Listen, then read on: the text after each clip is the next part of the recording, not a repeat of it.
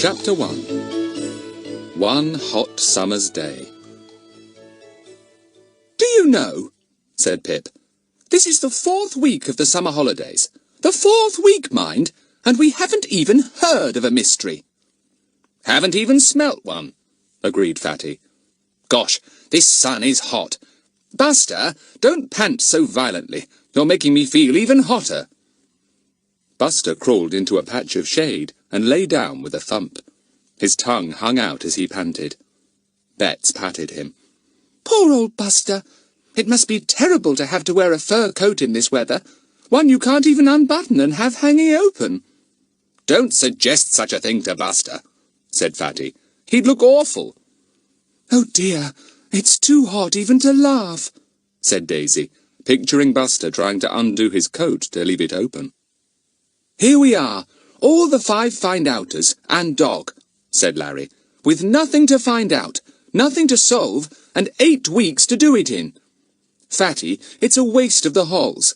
Though even if we had a mystery, I think I'd be too hot to think about clues and suspects and what-nots." The 5 children lay on their backs on the grass. The sun poured down on them. They all wore as little as possible, but even so they were hot. Nobody could bear poor Buster being near them for more than 2 seconds, because he absolutely radiated heat. "Whose turn is it to fetch the iced lemonade?" said Larry. "You know full well it's yours," said Daisy. "You always ask that question when it's your turn, hoping somebody will get it out of turn. Go and get it, you lazy thing." Larry didn't move. Fatty pushed him with his foot. "Go on," he said. "You've made us all feel thirsty now. Go and get it." A voice came up the garden. "Bets, have you got your sun hat on? And what about Pip?" Bets answered hastily. "Yes, Mother, it's quite all right. I've got mine on." Pip was frowning at her to warn her to say nothing about him. He had, as usual, forgotten his hat, but his mother was not to be put off. "What about Pip? Pip, come and get your sun hat. Do you want sunstroke again?" "Blow," said Pip, and got up. Larry immediately said what everybody knew he would say. "Well, you might as well bring back the iced lemonade with you." "You're very good at getting out of your turn," grumbled Pip, going off. "If I'd been quick enough, I'd have told you to get my hat when you got the lemonade." "All right, Mother, I'm coming." The iced lemonade revived everyone at once. For one thing, they all had to sit up, which made them feel much more lively. And for another thing, Pip brought them back a bit of news. "Do you know what Mummy just told me?" he said. "Inspector Jenks is coming to Peterswood this afternoon." "Is he?" said everyone, intensely interested. Inspector Jenks was a great friend of theirs. He admired the 5 find-outers very much because of the many curious mysteries they had solved. "What's he coming for?" asked Fatty. "There's not a mystery on, is there?" "No, I'm afraid not," said Pip. "Apparently his little goddaughter is riding in the gymkhana in Petersfield this afternoon, and he's promised to come and see her." "Oh, what a disappointment," said Daisy. "I thought he might be on the track of some exciting case or other." "I vote we go and say hello to him," said Fatty. Everyone agreed at once. They all liked the burly, good-looking inspector, with his shrewd, twinkling eyes and teasing ways. Bets especially liked him. Next to Fatty, she thought he was the cleverest person she knew. They began to talk of the mysteries they had solved, and how Inspector Jenks had always helped them and encouraged them. "Do you remember the missing necklace and how we found it?" said Larry. "And that hidden house mystery? That was super." "The most exciting one was the mystery of the secret room, I think," said Pip. "Gosh, I shall never forget how I felt when I climbed that tree by the big empty house, looked into a room at the top, and found it all furnished." "We've had some fun," said Fatty. "I only hope we'll have some more. We've never been so long in any holidays without a mystery to solve. The old brains will get rusty." "Yours could never get rusty, Fatty," said Bets admiringly. "The things you've thought of, and your disguises. You haven't done any disguising at all these holes. You aren't tired of it, are you?" "Gosh, no," said Fatty. "But for one thing, it's been too hot.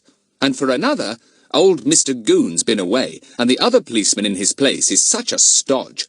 He never looks surprised at anything. I'll be quite glad when Mr. Goon comes back, and we hear his familiar yell of, 'You clear off!' Old Buster will be pleased too. You miss your ankle hunt, don't you, Buster?" Bets giggled. "Oh dear! The times Buster has danced round Mr. Goon's ankles and been yelled at. Buster really is wicked with him." "Quite right too," said Fatty. "I hope Mr. Goon comes back soon. Then Buster can have a bit of exercise capering round him." Buster looked up at his name and wagged his tail. He was still panting. He moved near to Fatty. "Keep off, Buster," said Fatty. "You scorch us when you come near. I never knew such a hot dog in my life. We ought to fix an electric fan round his neck or something." "Don't make jokes," begged Daisy. "It's honestly too hot to laugh. I don't even know how I'm going to walk to Petersfield this afternoon to see the inspector." "We could take our tea and ask the inspector plus goddaughter to share it," said Fatty. "Brilliant idea," said Daisy. "We could really talk to him then. He might have a bit of news. You never know. After all, if there's any case on, or any mystery in the air, he's the one to know about it first." "We'll ask him," said Fatty. "Get away, Buster! Your tongue is dripping down my neck." "What we want for a bit of excitement," said Pip, "is a nice juicy mystery, and Mr. Goon to come back and make a mess of it as usual, while we do all the solving." "One of these days, Mr. Goon will do all the solving, and we'll make a mess of it," said Daisy. "Oh, no," said Bets. "We couldn't possibly make a mess of it if Fatty's in charge." The others looked at her in disgust, except Fatty, of course, who looked superior. "Don't set Fatty off, for goodness sake," said Pip. "You're always hero-worshipping him. He'll be telling us of something wonderful he did last term now." "Well, as a matter of fact, I forgot to tell you, but something rather extraordinary did happen last term," said Fatty. "It was like this." "I don't know the beginning of this story, but I'm sure I know the end," said Larry gloomily. Fatty was surprised. "How can you know the end if you don't know the beginning?" he asked. "Easily, if it's to do with you," said Larry. "I'm sure the end will be that you solved the extraordinary happening in 2 minutes. You caught the culprit, you were cheered and clapped to the echo, and you had as brilliant as ever on your report. Easy." Fatty fell on Larry, and soon they were rolling over and over on the grass, with Buster joining in excitedly. "Oh, shut up, you two," said Pip, rolling out of the way. "It's too hot for that. Let's decide about this afternoon. Are we going to take our tea or not? If we are, I'll have to go and ask my mother now. She doesn't like having it sprung on her at the last minute." Larry and Fatty stopped wrestling and lay panting on their backs, trying to push Buster off. "Yes, of course we're going to take our tea," said Fatty. "I thought we'd decided that. There'll be tea in the marquee in Petersfield, of course, but it'll be stewing hot in there, and you know what marquee teas are like. We'll take ours and find the inspector. He won't like marquee teas any more than we do, I'm sure." "There's a dog show as well as the gymkhana," said Bets. "Couldn't we enter Buster, or is it too late?" "The only prize he'd win today is for the hottest dog," said Fatty. "He'd win that all right. Buster, keep away from me. You're like an electric fire." "We'd better go," said Larry, getting up with a groan. "It takes twice as long to get back home this hot weather. We simply crawl along. Come on, Daisy, stir yourself." Daisy and Larry went down the drive and up the lane to their own home.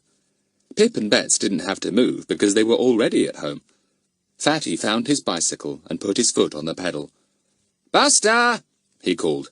"Come on, I'll put you in my bike basket. You'll be a grease spot if you have to run all the way home." Buster came slowly up, his tongue out as usual. He saw the cook's cat in the hedge nearby, but he felt quite unable to chase it. It was just as well, because the cat felt quite unable to run away. Fatty lifted Buster up and put him in his basket. Buster was quite used to this. He had travelled miles in this way with Fatty and the others. "You'll have to take some of your fat off, Buster," said Fatty as he cycled down the drive. "You're getting too heavy for words. Next time you see Mr. Goon, you won't be able to dance round him, you'll only waddle." A call came from Pip's house. "Lunch," said Pip, sitting up slowly. "Come on, I hope it's salad and jelly. That's about all I want. Don't let's forget to ask Mummy about a picnic tea for this afternoon. She'll probably be glad to get rid of us." She was. "That's a good idea," she said. "Tell Cook what you want, and if you take drinks, please leave some ice in the fridge. You took it all last time. Yes, a picnic is certainly a very good idea. I shall have a lovely, peaceful afternoon." Chapter 2. At the Gymkhana. The 5 children, and Buster of course, met in Petersfield about 3 o'clock. The Gymkhana had already begun, and horses were dashing about all over the place. Buster kept close to Fatty. He didn't mind passing the time of day with 1 or 2 horses in a field, but 30 or 40 galloping about were too much. "Anyone seen the inspector?" asked Daisy, coming up with a big basket of food and drink. "No, not yet," said Fatty, getting out of the way of a colossal horse ridden by a very small boy. "Is there any place in this field where there aren't horses tearing about? Buster will have a heart attack soon." "Look over there," said Bets with a giggle. "See the woman who's in charge of that hoopla stall, or whatever it is? She might be Fatty dressed up." They all looked. They saw what Bets meant at once. The woman had on a big hat with all kinds of flowers round it, a voluminous skirt, very large feet, and a silk shawl pinned round her shoulders. "Fatty could disguise himself like that beautifully," said Daisy. "Is she real, or somebody in disguise?" "Inspector Jenks in disguise," said Bets with a giggle, and then jumped as somebody touched her on the shoulder. "What's that you're saying about me?" said a familiar voice. All 5 of them swung round at once, their faces one big smile. They knew that voice. "Inspector Jenks!" said Bets, and swung on his broad arm. "We knew you were coming." "Good afternoon, sir," said Fatty, beaming. "I say, before anyone else gets hold of you, would you care to have a picnic tea with us, and bring your goddaughter too, of course? We've brought plenty of food." "So it seems," said Inspector Jenks, looking at the 3 big baskets. "Well, I wondered if I would see you here. Yes, I'd love to have tea with you, and so would Hilary. That's my small goddaughter. Well, find-outers, any more mysteries to report? What exactly are you working on now?" Fatty grinned. "Nothing, sir. Not a mystery to be seen or heard in Peterswood just now. 4 weeks of the hole's gone and nothing to show. Awful waste of time." "And Goon is away, isn't he?" said the inspector. "So you can't bait him either. Life must indeed be dull for you. You wait till he comes back, though. He'll be full of beans. He's been taking some kind of refresher course, I believe." "What's a refresher course?" asked Bets. "Oh, improving his police knowledge, refreshing his memory, learning a few new dodges," said the inspector. "He'll be a smart fellow when he comes back, bursting to try out all he's learnt. You look out, Frederick." "It does sound funny when you call Fatty by his right name," said Bets. "Oh, Fatty, let's hope we don't have a mystery after all, in case Mr. Goon solves it instead of us." "Don't be silly," said Pip. "We can always get the better of Mr. Goon. It's a pity something hasn't happened while he's been away. We could have solved it before he came back, without any interruptions from him." "Here's my small goddaughter," said the inspector, turning round to smile at a small girl in jodhpurs and riding jacket. "Hello, Hilary. Won any prizes yet?" Hilary sat on a fat little pony that didn't seem able to stand still. Buster kept well out of the way. "Hello," said Hilary. "I'm going to ride now. I haven't won anything yet. Do you want to come and watch?" "Of course," said the inspector. "Let me introduce you to 5 friends of mine who have helped me in many a difficult case. They want you and me to have a picnic tea with them. What about it?" "Yes, I'd like to," said Hilary, trying to stop her pony from backing onto an old gentleman nearby. "Thank you." The pony narrowly missed walking on Buster. He yelped, and the restless little animal reared. Hilary controlled him, and he tossed his head and knocked off the inspector's trilby hat. "Oh, sorry," said Hilary with a gasp. "Bonnie's a bit fresh, I'm afraid." "I quite agree," said the inspector, picking up his hat before Bonnie could tread on it. "All right, Hilary, I'll come and watch you ride now, and we'll all have tea together when you've finished." Hilary cantered off, bumping up and down, her hair flying out under her jockey cap. Buster was most relieved to see her go. He ventured out from behind Fatty, saw a friend he knew, and trotted over to pass the time of day. But what with horses of all sizes and colours rushing about, he didn't feel at all safe. It was a very pleasant afternoon. The policeman who had replaced Mr. Goon while he was on holiday stood stolidly in a shady corner, and didn't even recognise the inspector when he passed.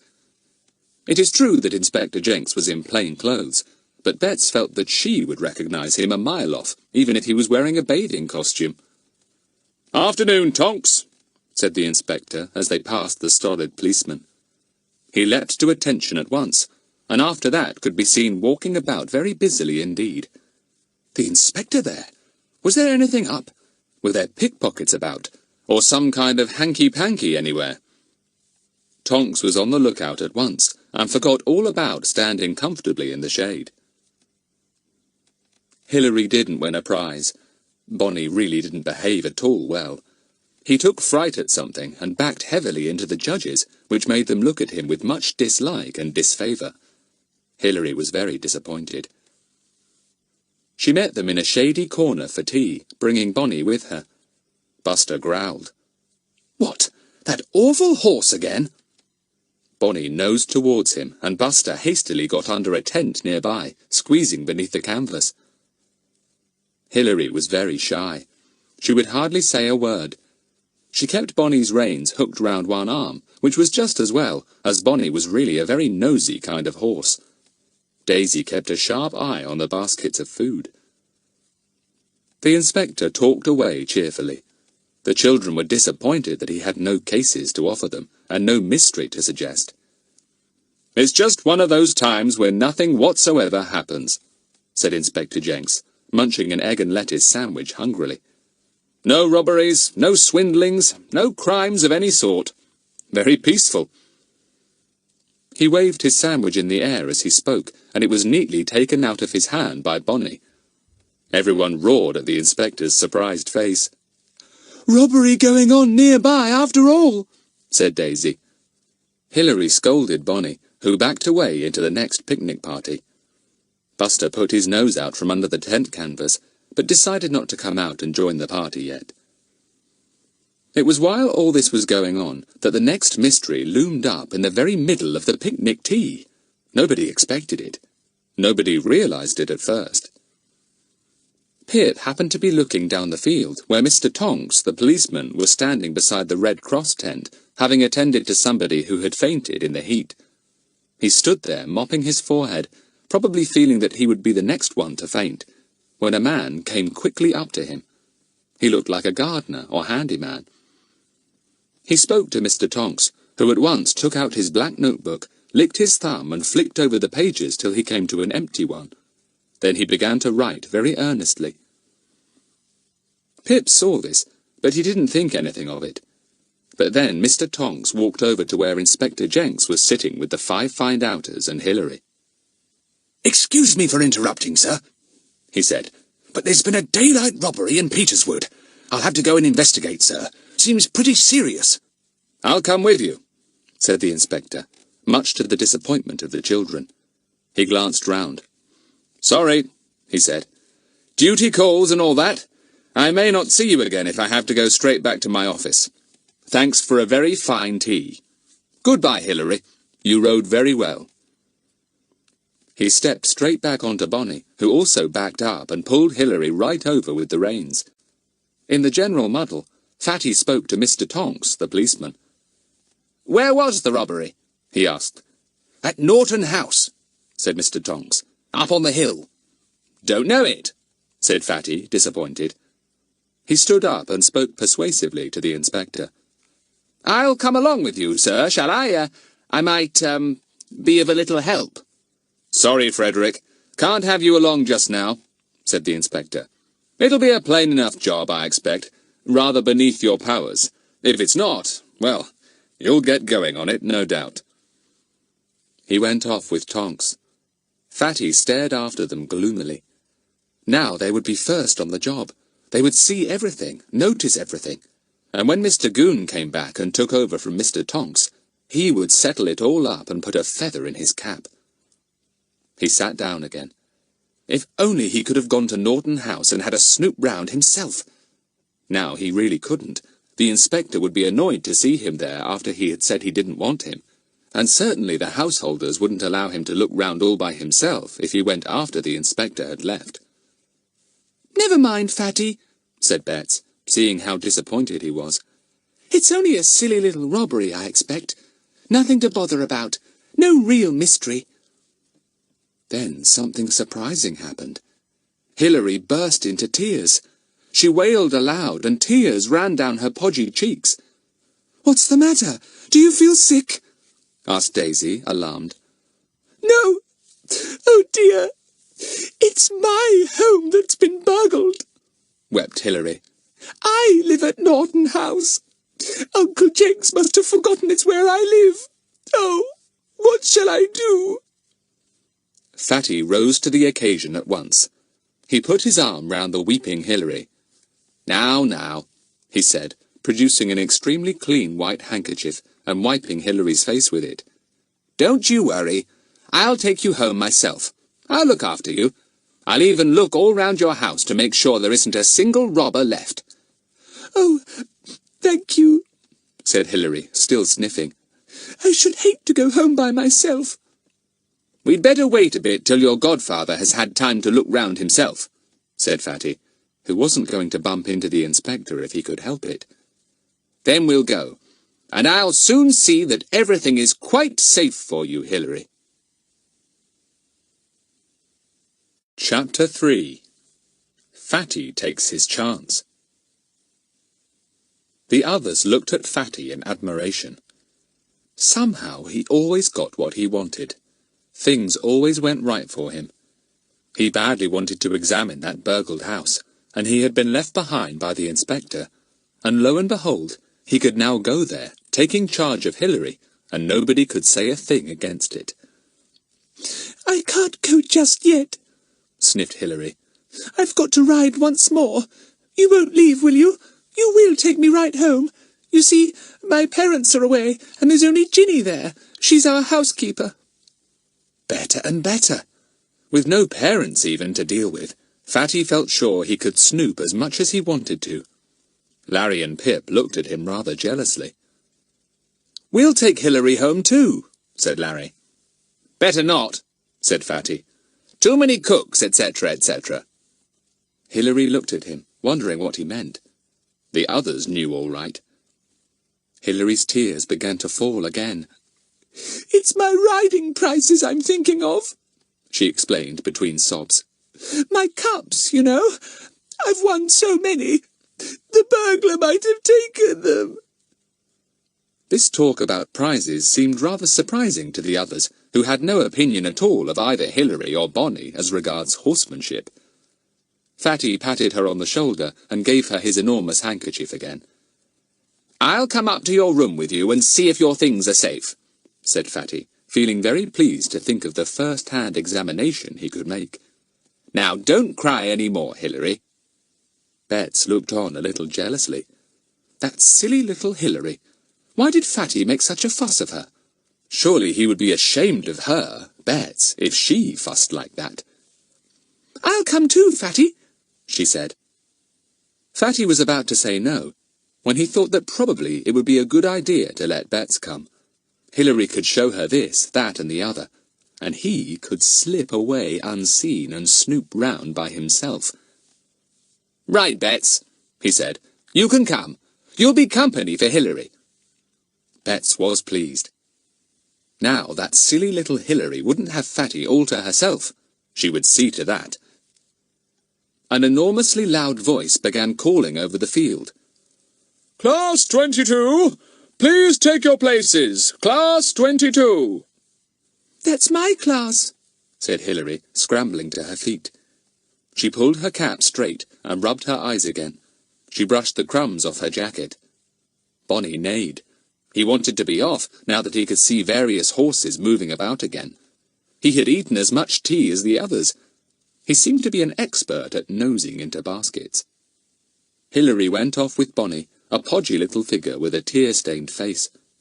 Fatty looked round triumphantly, winking at the others.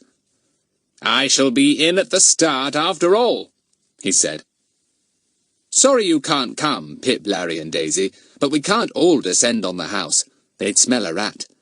Bets might be useful, though. She can take up Hilary's attention while I'm looking round."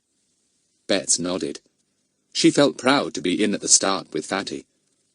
"Shall we go after Hilary's ridden in this show?" she asked. Fatty considered.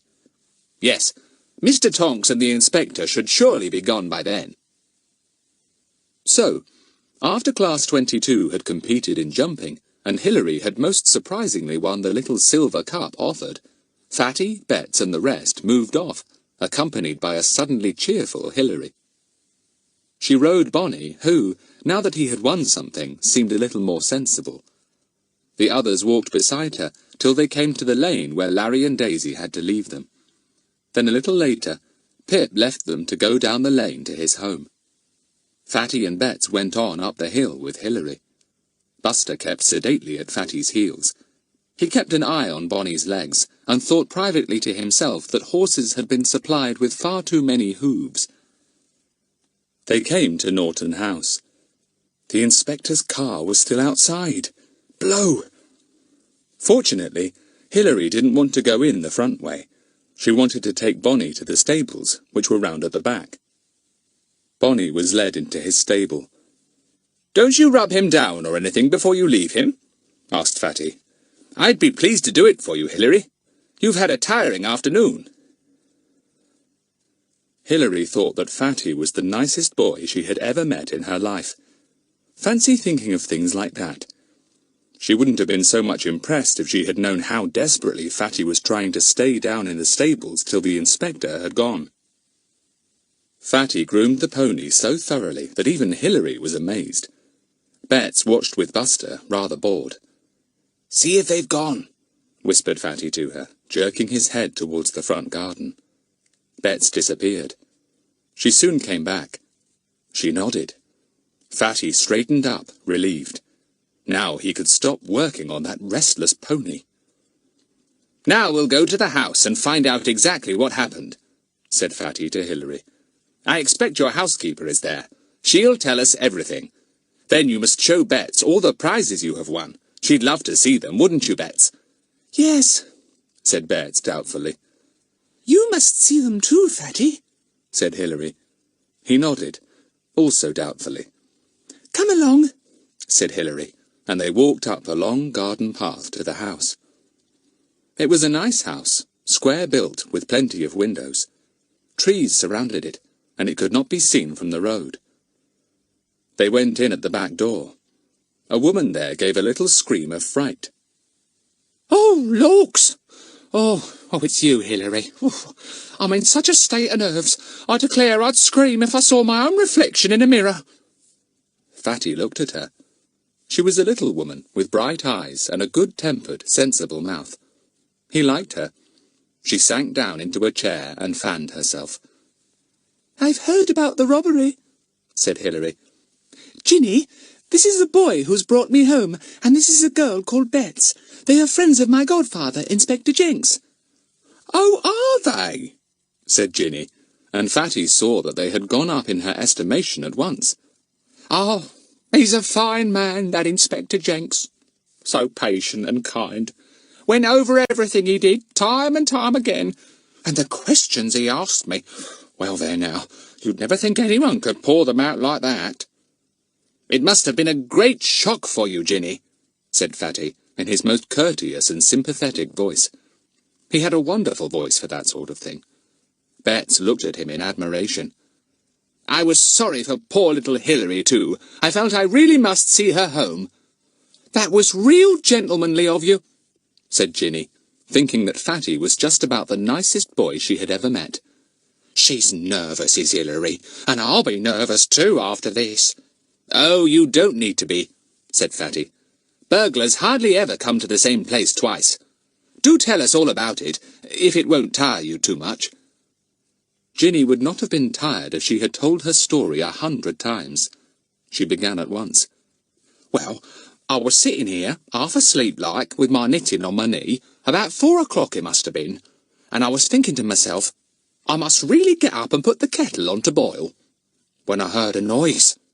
Oh, said Hilary faintly. What sort of noise? Asked Fatty, wishing he could take out his notebook and put all this down. Still, if he forgot anything, Bets would remember it. A sort of thudding noise, said Ginny. Out there in the garden somewhere, like as if somebody had thrown something out the window and it had landed plonk in the garden. Go on, said Fatty, and Bets and Hilary listened, all eyes. Then I heard a cough upstairs somewhere, said Ginny. A man's deep cough that was stifled quickly as if he didn't want to be heard. That made me sit up, I can tell you. A man, I says to myself, upstairs and all. Can't be the master come back. Anyway, that's not his cough. So up I gets, and I yells up the stairs, if there's anybody up there that shouldn't be, I'm getting the police. She paused and looked at the others, gratified to see their intense interest. Very, very brave of you, said Fatty. What happened next? Well, I suddenly sees a ladder outside, said Ginny, enjoying herself thoroughly. The gardener's ladder, it looked like, run up against the wall leading to the mistress's bedroom, and I thinks to myself, aha, Mr. Robber, whoever you are, I'll see you coming down that ladder. I'll take good notice of you too. If you got a bunion on your toe, I'll notice it, and if you got a squint in your eye, I'll know you again. I know how important it is to notice what you can, you see. Quite right, said Fatty approvingly. And what was the robber like? I don't know, said Ginny, and she suddenly looked bewildered. He never came down that ladder after all. There was a pause. Well, how did he leave the house then? Asked Fatty. Did you hear him? Never a sound, said Ginny.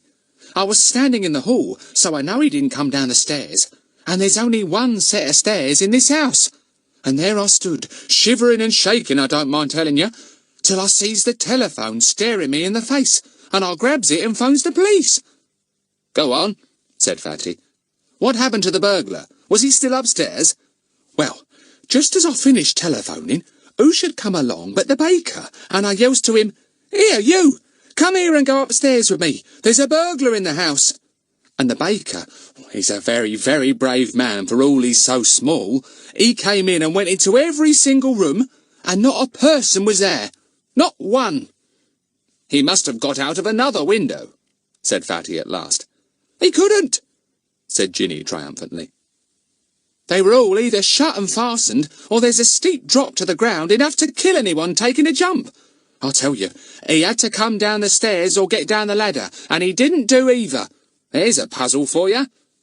Well, he must still be there then, said Fatty, and Hilary gave a scream. He's not, said Ginny. The inspector, he looked into every hole and corner, even in the chest in your ma's room, Hilary. I'll tell you what I think. He made himself invisible. Oh, laugh if you like. But how else could he have got away without me seeing him? Chapter 4. Plenty of Clues. Fatty asked Ginny a great many questions, and she seemed very pleased to answer them. Hilary got bored. Come on upstairs and see my riding prizes, she said. Ginny, those didn't get stolen, did they? No, Hilary dear, not one of them, said Ginny comfortingly. I went to look, knowing as how you set such store on them. It's things like your ma's little silver clock and some of the jewellery she left behind and your father's cigarette box that have gone. All things from the bedrooms, nothing from downstairs that I can see. Come on, Bets, said Hilary, pulling Bets out of the room. Let's go upstairs. You come too, Fatty. Fatty was only too pleased. Hilary ran on ahead up the stairs. Fatty had a chance to whisper to Bets. You must pretend to be awfully interested, Bets, OK?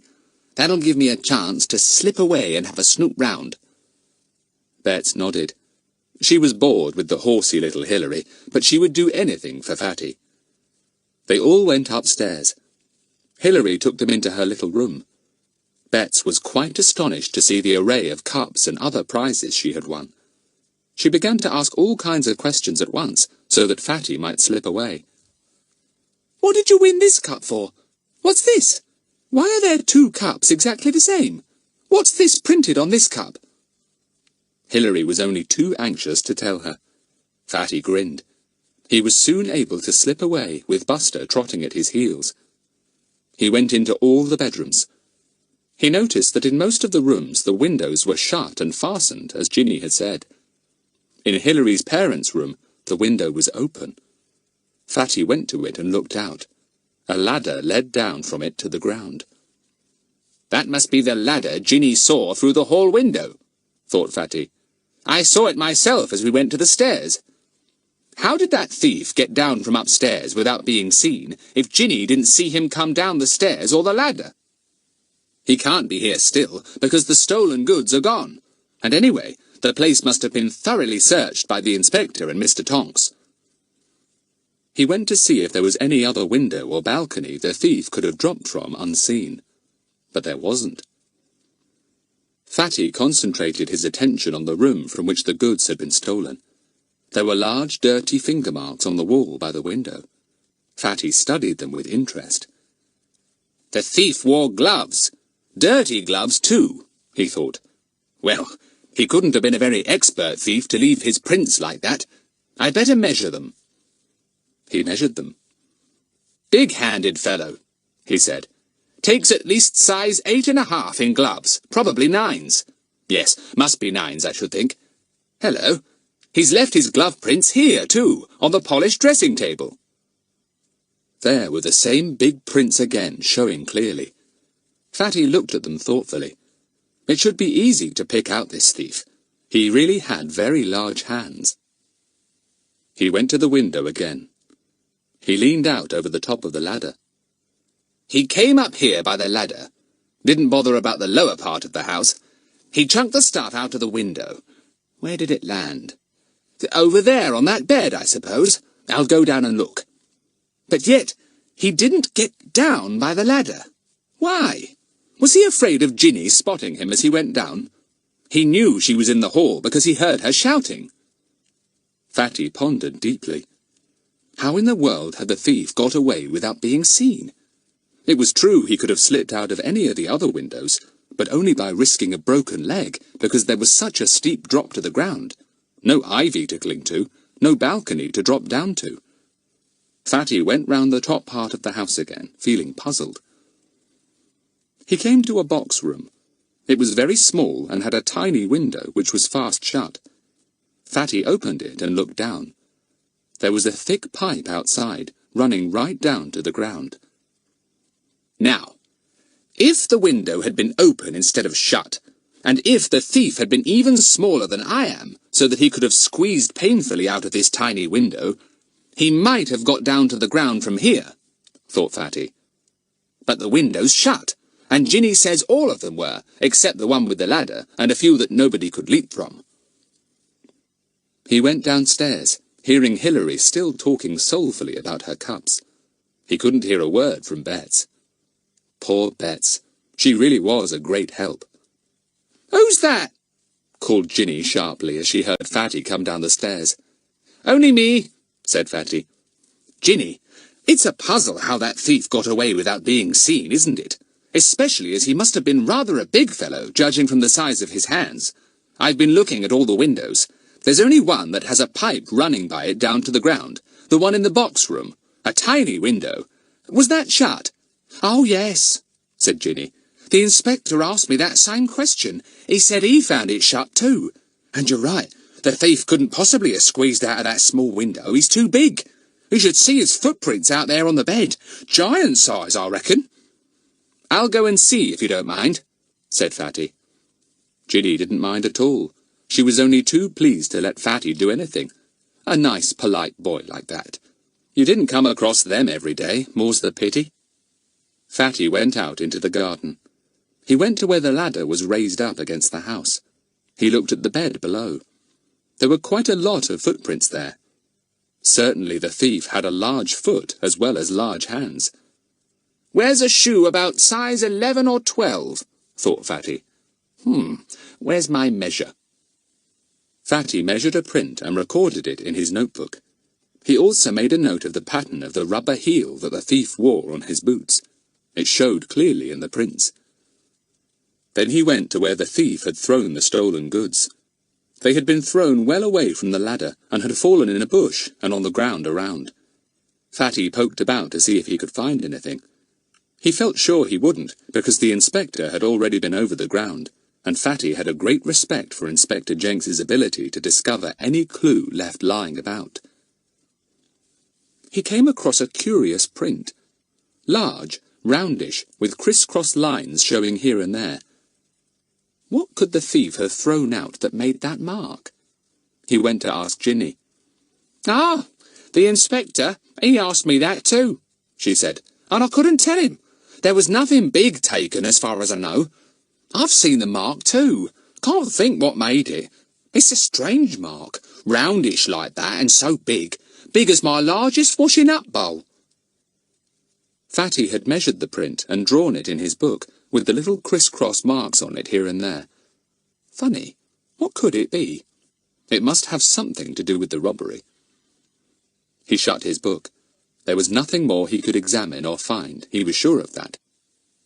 He was also sure that he hadn't discovered anything that the inspector hadn't. Probably he hadn't discovered so much. If the inspector had found anything interesting, he would have taken it away. What a pity Fatty hadn't been on the spot with him when he came with Mr. Tonks. It won't be much of a mystery, I suppose, thought Fatty, going upstairs with Buster to fetch Betts.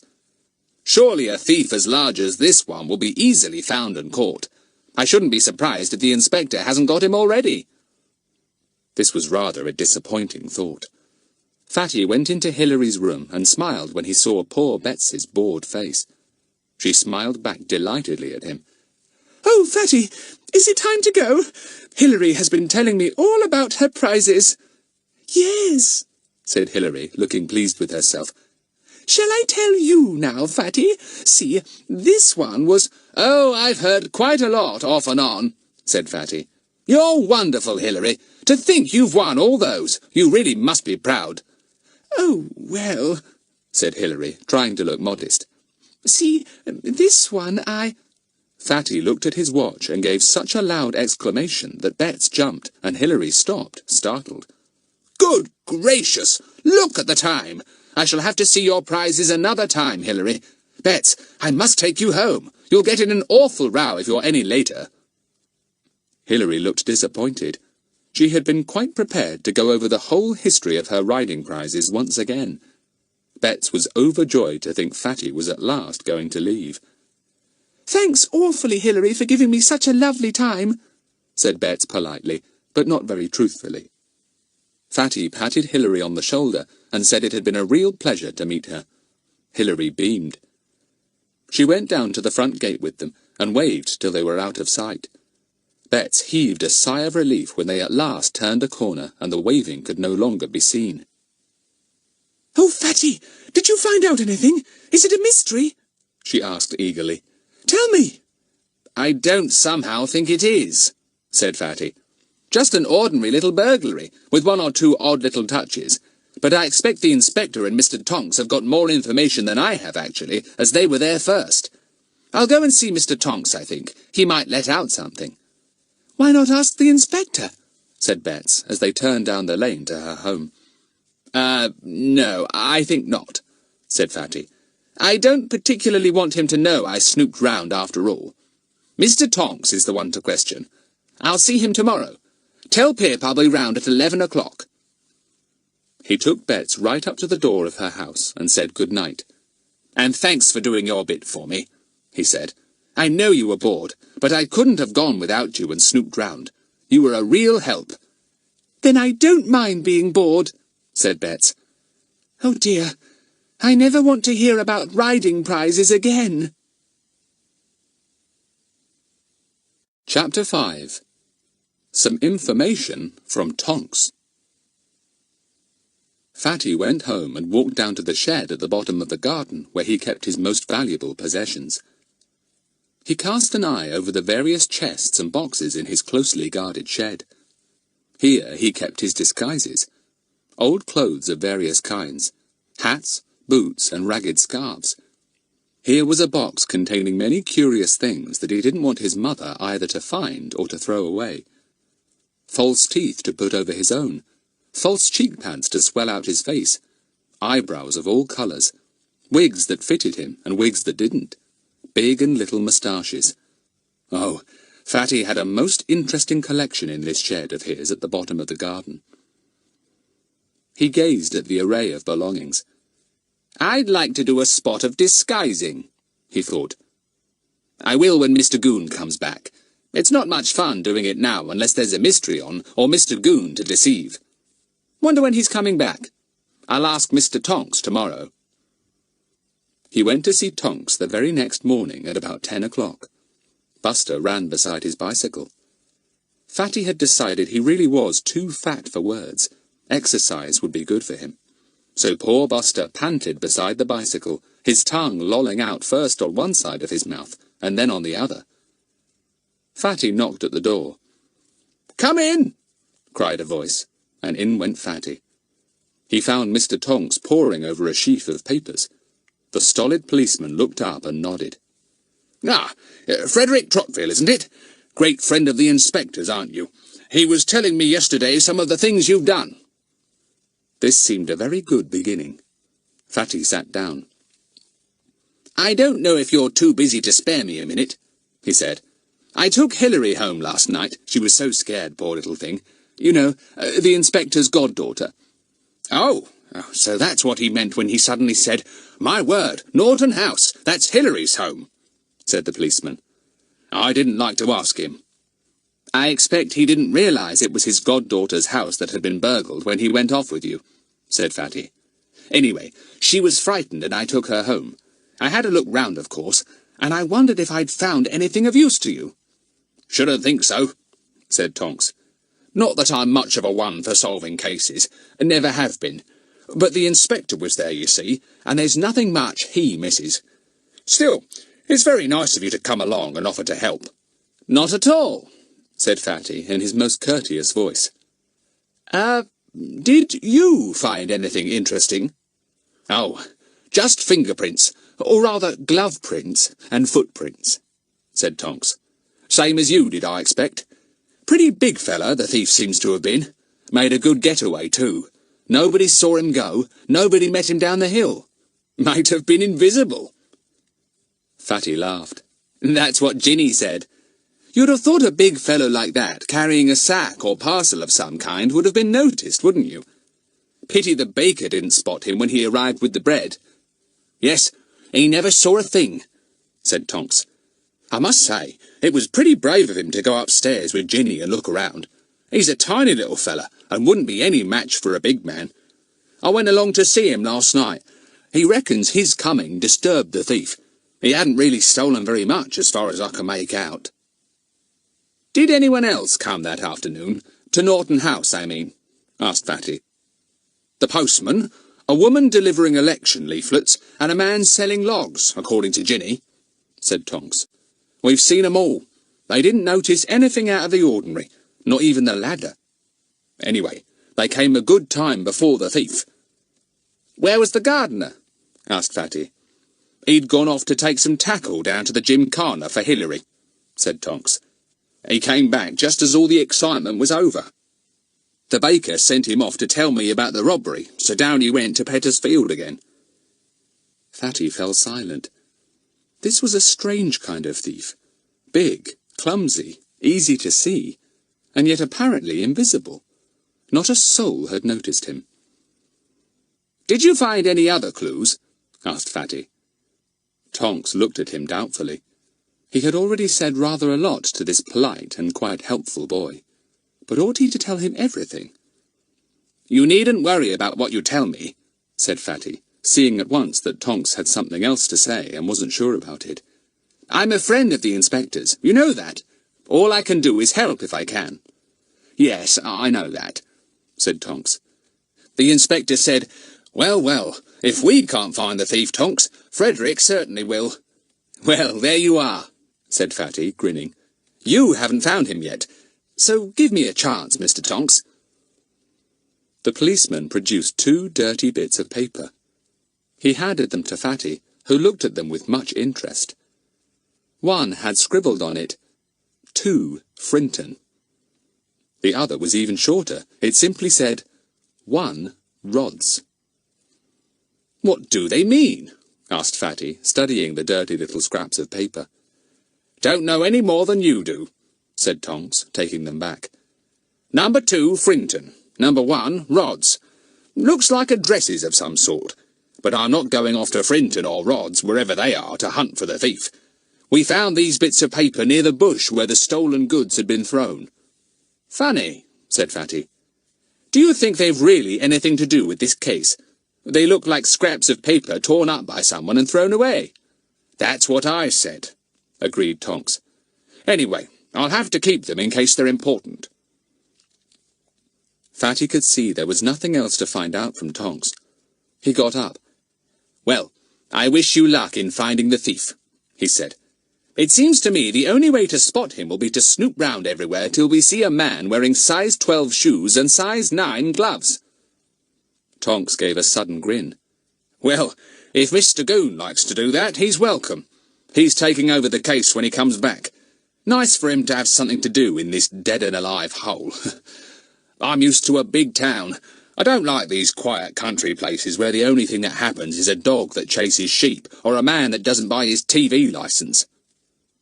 Fatty could have told Tonks how wrong he was. He could have told him of all the extraordinary and exciting mysteries that had happened in Peterswood. But he didn't, because of Mr. Tonks's unexpected piece of news about Mr. Goon. Did you say Mr. Goon was coming back? He asked. When? You sound pleased, said Tonks. I did hear you didn't like one another. He's coming back this afternoon. I hand over then. I won't be having any more to do with this case. Anyway, Mr. Goon ought to put his hands on the thief soon enough. He can't be far away. Fatty glanced at the clock on the mantelpiece. He must go, or he would keep the others waiting. He had found out all he wanted to know, though it wasn't much help, really. And Mr. Goon was coming back. Old Mr. Goon. Clear off, with his bombastic ways and his immense dislike of all the 5 find-outers and their doings, to say nothing of Buster. Fatty shook hands solemnly with Tonks, assured him that it had been a great pleasure to meet him, and went off on his bicycle, with Buster panting once again near the pedals. The others were waiting for him in Pip's garden. It was very hot again, and they lay on their backs with iced lemonade in a patch of shade. "Here's old Fatty," said Pip, hearing his bicycle bell ringing as Fatty came at 60 miles an hour up the drive. "How in the world can he ride at that pace when it's so hot?" But Fatty was the bringer of news, and he didn't think once about the heat as he came riding up the garden path to the others. He flung his bicycle down and beamed round at them all.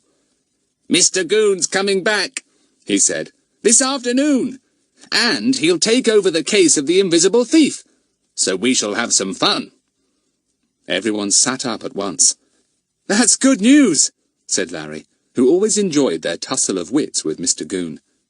"Did you see Mr. Tonks, then? Had he anything to say?" Fatty sat down. "Not much," he said. "He and the inspector didn't really find out any more than I did. I'll tell you what I found out yesterday in a minute, unless Bets has already told you." No, Bets hadn't. She had thought that Fatty ought to tell everything. So he got out his notebook and went into all the details of the new case. He told them of the setting up of the ladder, the large footprints in the bed below, the equally large glove prints in the bedroom above, the throwing out of the stolen goods, the apparently completely invisible getaway. "Only 2 ways of escape, down the ladder or down the stairs," said Fatty. "And Ginny, the housekeeper, was standing in the hall where she could see both, and she swears nobody came down either stairs or ladder." Must have got out of another upstairs window then, said Pip. All either fastened and shut, or too far from the ground, said Fatty. There's only one that might have been used, and that is a tiny window in a box room.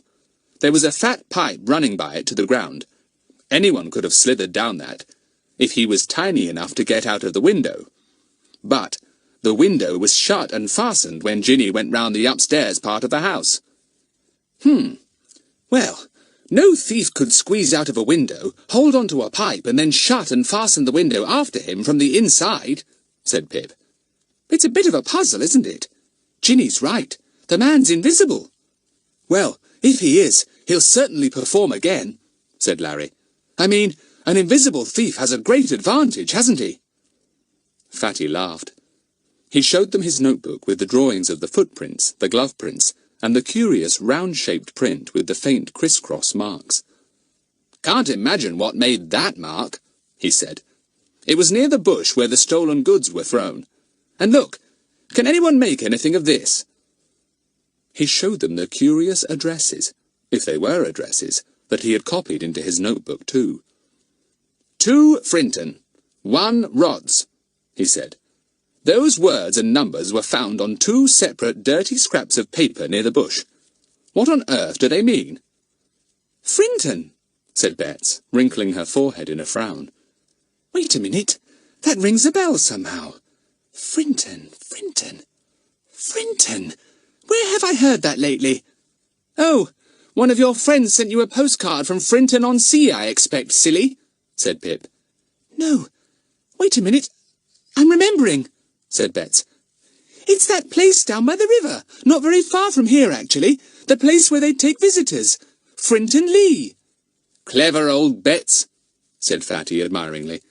There may be something in that. If we find a large-sized fellow slouching about there, we'll keep a watch on him. What about 1 Rods? Said Larry. Nobody could think up anything for that. We'll go round looking at the names of houses and find out if anyone has that name, said Fatty. Rods? It's a peculiar name somehow. Well, find outers. The mystery has begun. Chapter 6. The Second Robbery. Mr. Goon arrived back that afternoon, bursting with importance. His refresher course and the things he had learnt at it had given him completely new ideas about his job. He knew a lot more about the ways of wrongdoers now. He knew a good deal more about how to catch them, and he also knew an enormous amount about the art of disguising himself. It was entirely because of Fatty that Mr. Goon had applied himself to the course given in the arts of disguise. Fatty had bewildered, puzzled, angered, and humiliated poor Mr. Goon so many times because of his artful disguises. The times that boy had turned up as a red-headed cheeky telegraph boy, or an old man, or even a voluble and rude old woman. Mr. Goon gritted his teeth whenever he thought of them. Now, Mr. Goon himself knew a bit about disguises, and he had brought back with him quite a remarkable collection of clothes and other gadgets. He'd show that fat fellow he wasn't the only one to use disguises. Mr. Goon patted his pocket as he travelled home by coach. Grease paint, eyebrows, a beard, a wig. He was bringing them all back. He'd trick that toad properly. A real toad, that was what that boy was. Mr. Goon was most delighted to hear about the new robbery from Mr. Tonks. Here was something he could get his teeth into at once. With all the new things he had learnt, he could tackle this fresh case easily, finish with it long before Fatty had even begun it. He was a little upset to find that Fatty had apparently already heard about it, and was interested in it. "That boy," he growled to Tonks, "can't keep his nose out of anything." "Well, he couldn't very well help it this time," said Tonks stolidly. "He was there when I went and reported the robbery to the inspector." "He would be," said Goon, scowling. "Look here, Mr. Tonks, I'll tell you this. If the crown jewels were stolen one dark night, that boy would somehow know all about it. He'd be there." "Rather far-fetched, that," said Tonks, who thought Mr. Goon was a bit of a turnip head. Well, I'll be going. I've given you all the details. You've got those scraps of paper, haven't you, with those addresses on? Yes, I'm going to do something about those at once, said Goon pompously. I reckon if those places are watched, something'll come out. And watched they will be. Right, said Tonks. Well, goodbye, Mr. Goon. Good luck. He went off, and Goon heaved a sigh of relief. He sat down to look through the papers that Tonks had left. But he hadn't been studying them long before the telephone rang. Goon picked up the receiver and put it to his ear. Police here, he said gruffly. Someone spoke volubly and excitedly at the other end. Goon stiffened as he listened. Ah, another robbery. Things were getting interesting. I'll be along, madam. Leave everything as it is. Don't touch a thing, commanded Goon in his most official voice. He put on his helmet and went out to get his bicycle. And this time those interfering children won't be there to pester me, he thought as he cycled quickly along in the heat. I'll be in first on this. He cycled through the village, turned up a side road and came to a house. He got off his bicycle, wheeled it in at the gate and went up to the front door. It was opened by Fatty. Mr. Goon gaped. He scowled. He couldn't think of a word to say. Fatty grinned. "Good afternoon, Mr. Goon," he said in his politest voice, a voice that always infuriated Mr. Goon. "Come in. We've been expecting you." What are you doing here? said Mr. Goon, finding his voice at last. Tricking me? Getting me here for nothing? I thought it all sounded a bit funny on the phone. Silly sort of voice and silly sort of tale. I might have guessed it was one of your tricks. Just to welcome me home, I suppose. Well, you'll be sorry for this. I'll report you. You think because the inspector is friendly to you, you can get away with anything. You think... Woof! said somebody, and Buster darted out in ecstasy, so pleased to hear the voice of his old enemy that he wagged his tail for joy. That was enough for Goon. He departed hurriedly, muttering as he went, his bicycle wobbling down the path. "Well," said Fatty in surprise, "what's up with him? He can't really think I'm hoaxing him. Larry, come here. Mr. Goon's gone off his head." Larry and Daisy appeared. They looked after the departing Mr. Goon, who was now sailing out of the gate. "He's gone," said Fatty. "He came, he saw, and he didn't stay to conquer. What's up with him?" "You'd have thought that with another robbery he'd have stayed like a shot," said Daisy. "Well, Lucy reported it fully," said Fatty. "I heard her on the telephone." Somebody called out to them. "Was that the police? Tell them to come in here." "It was Mr. Goon," said Fatty. "He came, but he went at once. Funny." "Well, thank goodness you and Larry and Daisy are here," said Mrs. Williams. "I don't know what I should have done without you." It had all happened very suddenly indeed. Fatty had gone to tea with Larry and Daisy that afternoon, as Pip and Bets had gone out with their mother. They had been having tea in the garden, when someone from the house next door began to call for help. "Help! Robbers! Help! Help, I say!" "Gosh, that's Mrs. Williams yelling," said Larry, getting up quickly.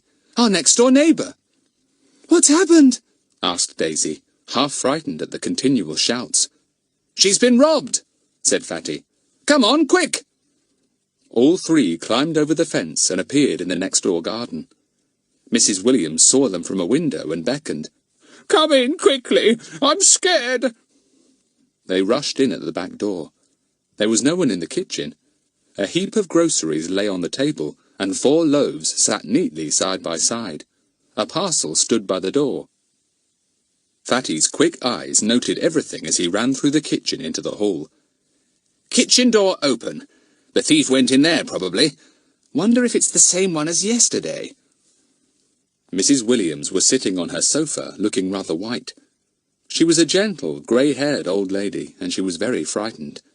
"Get me my smelling salts out of my bag," she said faintly to Daisy. Daisy got them, and she held them to her nose. "What happened, Mrs. Williams?" said Fatty. "Well, I was having my afternoon rest in here," said Mrs. Williams, and I suddenly heard the sound of heavy footsteps upstairs. Then I heard the sound of a deep, hollow sort of cough, rather like a sheep makes, really. A hollow cough, said Fatty at once, remembering that Ginny had also heard the same noise. Yes, I sat up, scared, said Mrs. Williams. I crept out of this room and went into the hall, and suddenly someone gave me a push into the cupboard there, and in I went. The door was locked on me, and I couldn't get out. Just as she was speaking, there came the sound of a key in the front door, and then the door was opened and shut. "Who's that?" asked Fatty. "Oh, that's Lucy, my companion. Miss Lucy," said Mrs. Williams. "Oh, I'm glad she's back. Lucy, Lucy, come here. A dreadful thing has happened." Miss Lucy came in. She was a little bird-like woman with very sharp eyes and a funny, bouncy way of walking. She went to Mrs. Williams at once. "What is it? Oh, you look pale." Mrs. Williams repeated what she had told the children. They waited patiently till she came to where she had been locked in the cupboard. "Well, there I was in the hall cupboard, and I could hear the thief walking about overhead again," said Mrs. Williams. "Heavy-footed, too, and clumsy by the way he knocked things over. Then he came downstairs. I heard him clearly because the stairs pass over the hall cupboard, and I heard that awful sheep-like cough again." She stopped and shuddered. "Go on," said Fatty gently. "How did you get out of the cupboard? Did the thief unlock it?" "He must have," said Mrs. Williams. "I was so scared when I heard him coming downstairs that I must have fainted, and when I came round again, I found myself lying in a heap on all the boots and shoes and golf clubs, and the door was unlocked. I tried it, and it opened." Said Fatty. "Miss Lucy, you'd better telephone the police, I think, and I'll take a little look round. This is very, very interesting." Chapter 7. Mr. Goon on the Job. Miss Lucy ran to telephone the police at once, and as we know, got on to Mr. Goon. Very excitedly and volubly, she told him all that had happened, and then the household waited for Mr. Goon to arrive. Fatty took a hasty look round while they waited. He was sure the thief was the same as the one who had been to Norton House the day before. For one thing, that deep hollow cough, and for another, the heavy-footed clumsiness sounded as if they belonged to the same burglar. Fatty ran upstairs. The first thing he saw in one of the bedrooms was a print on the wall, just by the door. A large glove print. He flicked open his notebook and compared it with the measurements detailed there. Yes, pretty much exactly the same. "Now, what about any footprints in the garden?" The ground was so dry now that unless the thief obligingly walked on a flower bed, he probably wouldn't leave any prints. Fatty was just going out to see when he caught sight of Mr. Goon coming up the front drive and went to the door. What a shock it would be for Mr. Goon to see him! Fatty really enjoyed opening the door. He was surprised when Mr. Goon dashed off so soon. Surely he couldn't be idiotic enough to really think that Fatty had hoaxed him. Well, well. If so, then he, Fatty, might as well get on with his job of snooping round. Mr. Goon wouldn't have let him do that if he had taken charge of the case, that was certain. So Fatty made hay while the sun shone, and slipped out into the garden, leaving Larry and Daisy to try and explain Mr. Goon's sudden departure to Mrs. Williams and Miss Lucy. They were most indignant. Fatty went out through the kitchen door. He had decided that the thief had come in that way, as the front door had been shut. He went down the path that led from the kitchen. He saw a bed of flowers and walked over to it. The bed was underneath the sitting-room window, and it was in that room that Mrs. Williams had been asleep. Fatty gave an exclamation. On the bed were a couple of very large footprints, the same ones as yesterday, he was sure of it. He flicked open his notebook again. The bed was drier than the one he had examined the day before for prints, and the rubber heel did not show this time, but the large prints were there, plain to see. The thief came and looked at the window, thought Fatty, and he saw Mrs. Williams fast asleep. Hello, here are some more prints, on this bed. Why did he walk here? There didn't seem any reason why the thief had walked on the second bed, but it was clear that the prints matched the others. In fact, everything matched. The glove prints, the footprints, the hollow cough. Would there also be any mark like that big roundish one that Fatty had seen at Norton House? He hunted about for one, and he found it. It was very faint, certainly, and the criss-cross marks could hardly be seen. The roundish print was by the kitchen door on the dusty path there. Something had been stood there. What was it?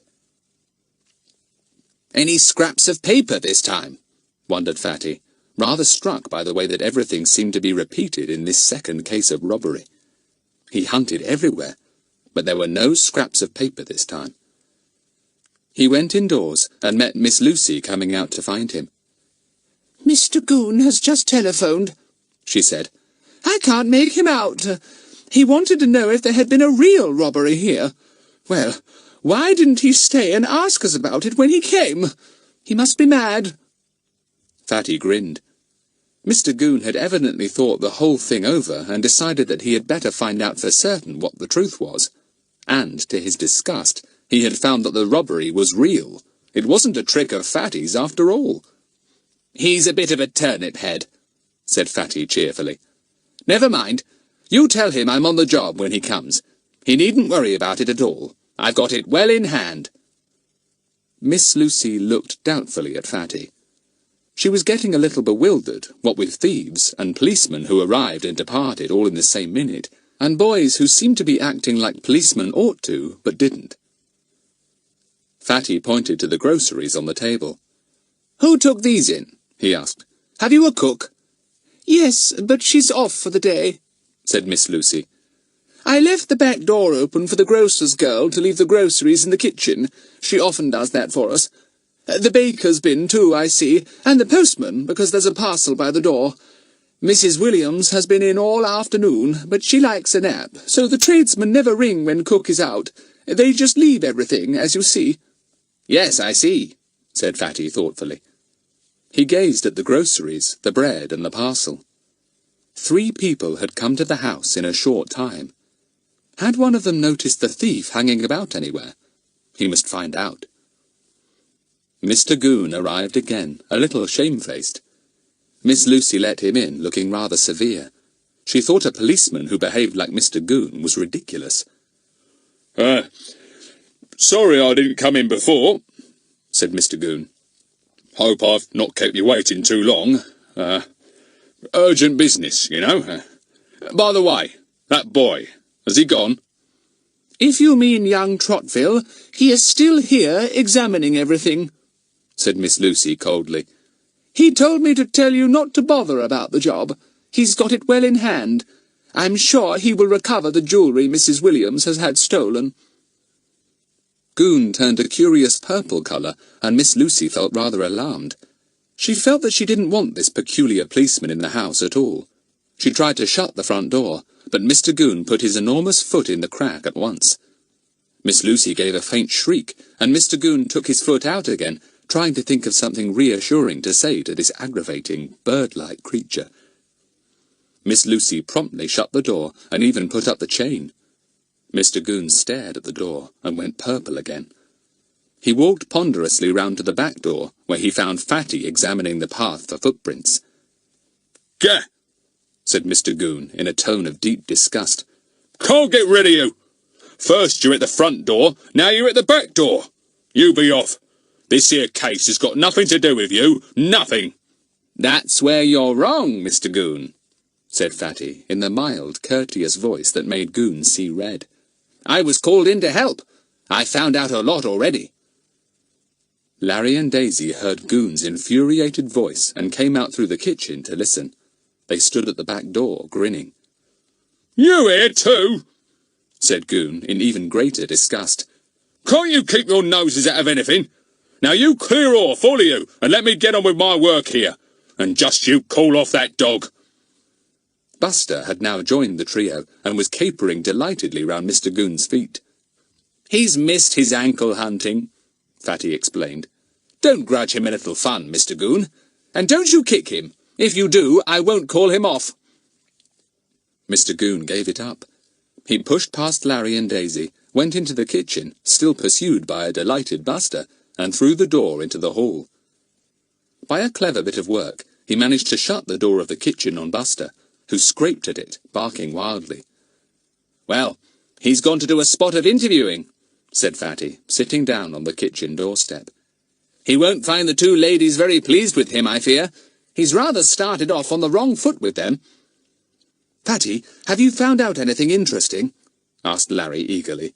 I saw you with your measuring tape out of the window. What have you discovered?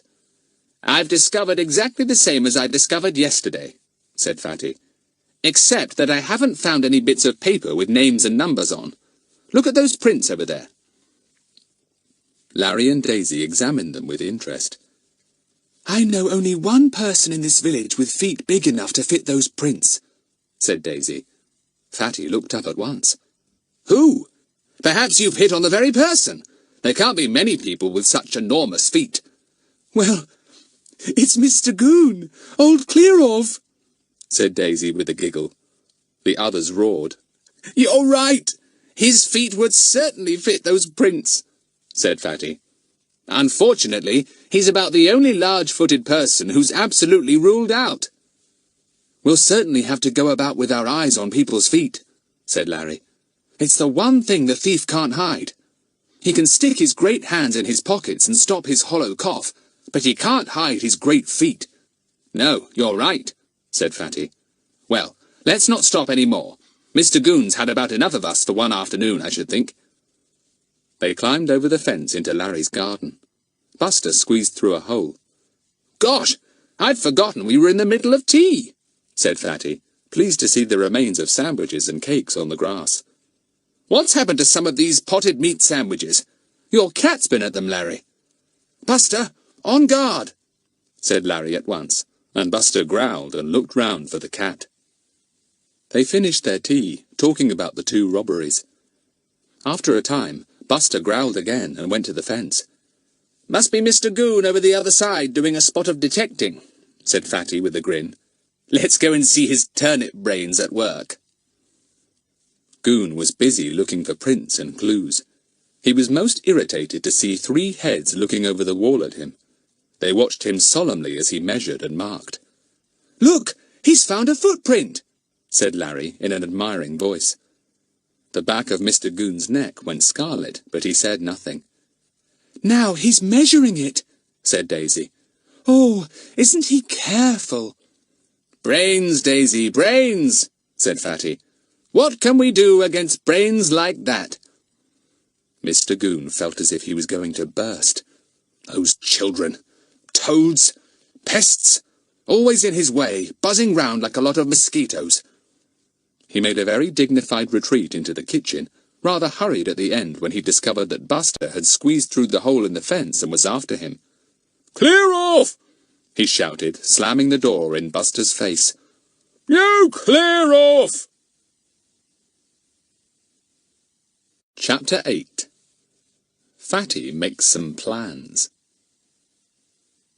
Fatty called a meeting down in his shed the very next day. Larry and Daisy arrived punctually, and Pip and Bet soon after. Buster greeted them all exuberantly, as if he hadn't seen them for years. This is a proper meeting, announced Fatty. An official one, I mean. We've got our mystery all right, and we've got just under 4 weeks to solve it. That ought to be plenty of time. Yes, it ought, for old hands like us, said Larry, grinning. Did you tell Pip and Bets all about yesterday's robbery next door to us? Do they know everything? Yes, I went to tell them last night, said Fatty. We've got to make plans this morning. What, lists of suspects and so on? asked Bets eagerly. We haven't got a single suspect, said Fatty. Not one. It's about the only mystery we've ever had with 2 crimes and no suspects at all. Most extraordinary. It's going to be difficult to get on with the case till we find a few suspects to inquire about. We've got plenty of clues, said Daisy. Footprints, glove prints, coughs, bits of paper. What's your plan, Fatty? Asked Pip. I bet you've got one. Well, I have, as a matter of fact, said Fatty modestly. It's like this. All we've got to go on at the moment is what we think the thief looks like. Big-footed, heavy-handed, clumsy, with a deep, hollow cough. And we've got 2 bits of paper possibly dropped by him. And if they are addresses or names, which they probably are, we must watch those addresses or people. Yes, said Larry. And what about asking the grocer, the baker, and the postman if they saw any sign of a big-footed fellow yesterday afternoon when they delivered their goods in our road? I was coming to that, said Fatty. It seems to me we must split up a bit and each do a job, as we usually do. Oh dear, said Betts. I'm really not much good by myself. You're one of the best of us, said Fatty warmly, and Betts blushed with pleasure. Who solved the mystery of the pantomime cat, I'd like to know? You did, Betts. Oh, yes, you did. Without your bright idea about it, we'd never have solved it. So just you do your bit this time, too. Oh, I will, Fatty, said Betts earnestly. Now you, Larry, go and interview the postman, said Fatty. And you, Pip, go to the baker. If he's the same one that Ginny at Norton House called in to help her, the one who searched the upstairs rooms for her, all the better. He may have noticed something about the 2 cases that we haven't. Right, said Pip. I believe he's our baker, too. And you, Daisy and Betts, go and interview the grocer's girl, said Fatty. Apparently it's a girl who delivers Harris's goods. That's the grocer. Go and get her to talk. Listen to all she says. Remember it, and we'll piece together everything when we meet again. There was a silence. Everyone wondered what little job Fatty had kept for himself. What are you going to do? Asked Betts. I'm going to disguise myself, said Fatty, and Betts gave a squeal of joy. And I'm going to go and watch Frinton Lee, just to see if any big-footed fellow lives there. If I watch the house all day long, I may see something. But, Fatty, you'll be noticed if you stand outside all day long, said Daisy. Besides, what about meals? I've thought of all that, said Fatty. Leave it all to me. I won't tell you my disguise. When you've done your jobs, you can come along and see if you recognize me. I'll be within 50 yards of the house all day long, visible to everyone, but I bet you anything you like that nobody will pay a moment's attention to me. They all stared at him. He stared back, his eyes twinkling. We shall spot you at once, said Daisy. All right, spot me then, said Fatty. Now come on, let's get going. Clear off, all of you, and let me disguise myself. They all went off laughing, wondering what Fatty was going to do. They were absolutely certain that they would spot Fatty at once. So would everyone else notice him? How could anyone loiter outside a house all day long without being noticed? And what about meals? There was nowhere down by Frinton Lee where he could even have a snack. There were fields behind, and the river ran just in front. I'm going back home to wait for the baker, said Pip. He comes to us about 12 o'clock, I think. Oh, that's an awfully good idea, said Larry. I'll come with you and wait for the parcel postman to come to your house too. Then we can keep each other company. He may not come, said Pip. We don't always have parcels. I'll have to chance that, said Larry. I don't feel like going to the post office and asking to interview the parcel postman there in front of everyone. I half thought I'd have to do that at first. What about the grocer's girl? Said Daisy. Do you have Harris for your grocer, Pip? If you do, Betts and I can be with you and Larry, and we can all be together. No, we don't have Harris, said Pip. Let me see now. What roads does the girl deliver to in the mornings? I've seen her somewhere. I know she only goes to your part of the town in the afternoon. I know. She delivers down the other end of the town, said Bet suddenly. I was at Mrs. Kendall's once with a message for Mummy, and the grocer's girl came then. We could go and wait about for her there, Daisy. Right, come on, said Daisy. Goodbye, boys. Don't start playing a game and forget all about your job. Don't be silly, Daisy, said Larry, quite annoyed. The boys went off to Pip's, and the girls went off to the other end of the town. They were lucky, because they didn't have to wait very long. They sat in the small dairy near Mrs. Kendall's, eating ice creams, keeping a watch for the grocer's van. "There it is!" said Bets suddenly, and Daisy looked up to see Harris's yellow van coming round the corner. It came to a stop nearby. Daisy and Bets paid quickly for their ice creams and hurried out. They were just in time to see the grocer's girl jump from the van, hurry to the back, undo the door, and drag out a big box piled with groceries. "Let her go in with it first, and then we'll speak to her when she comes out," said Daisy. They walked slowly to the back of the van. Then Bets saw that a little packet of soap powder had fallen out and was lying in the road. "It must have fallen out of the girl's box," she said to Daisy, and bent to pick it up just as the grocer's girl came out again, this time with her box empty. "You dropped this," said Bets, holding it out. "Oh, thanks very much," said the girl gratefully. "I missed it when I took the things in just now. I'm in an awful hurry this morning. Had an interview with the police, you know, about the robbery at Mrs. Williams's." This was just the opening the other two wanted. Daisy seized on it eagerly. "Oh, did you really? Did you know that my brother and I live next door to Mrs. Williams, and we rushed in to help her?" "No!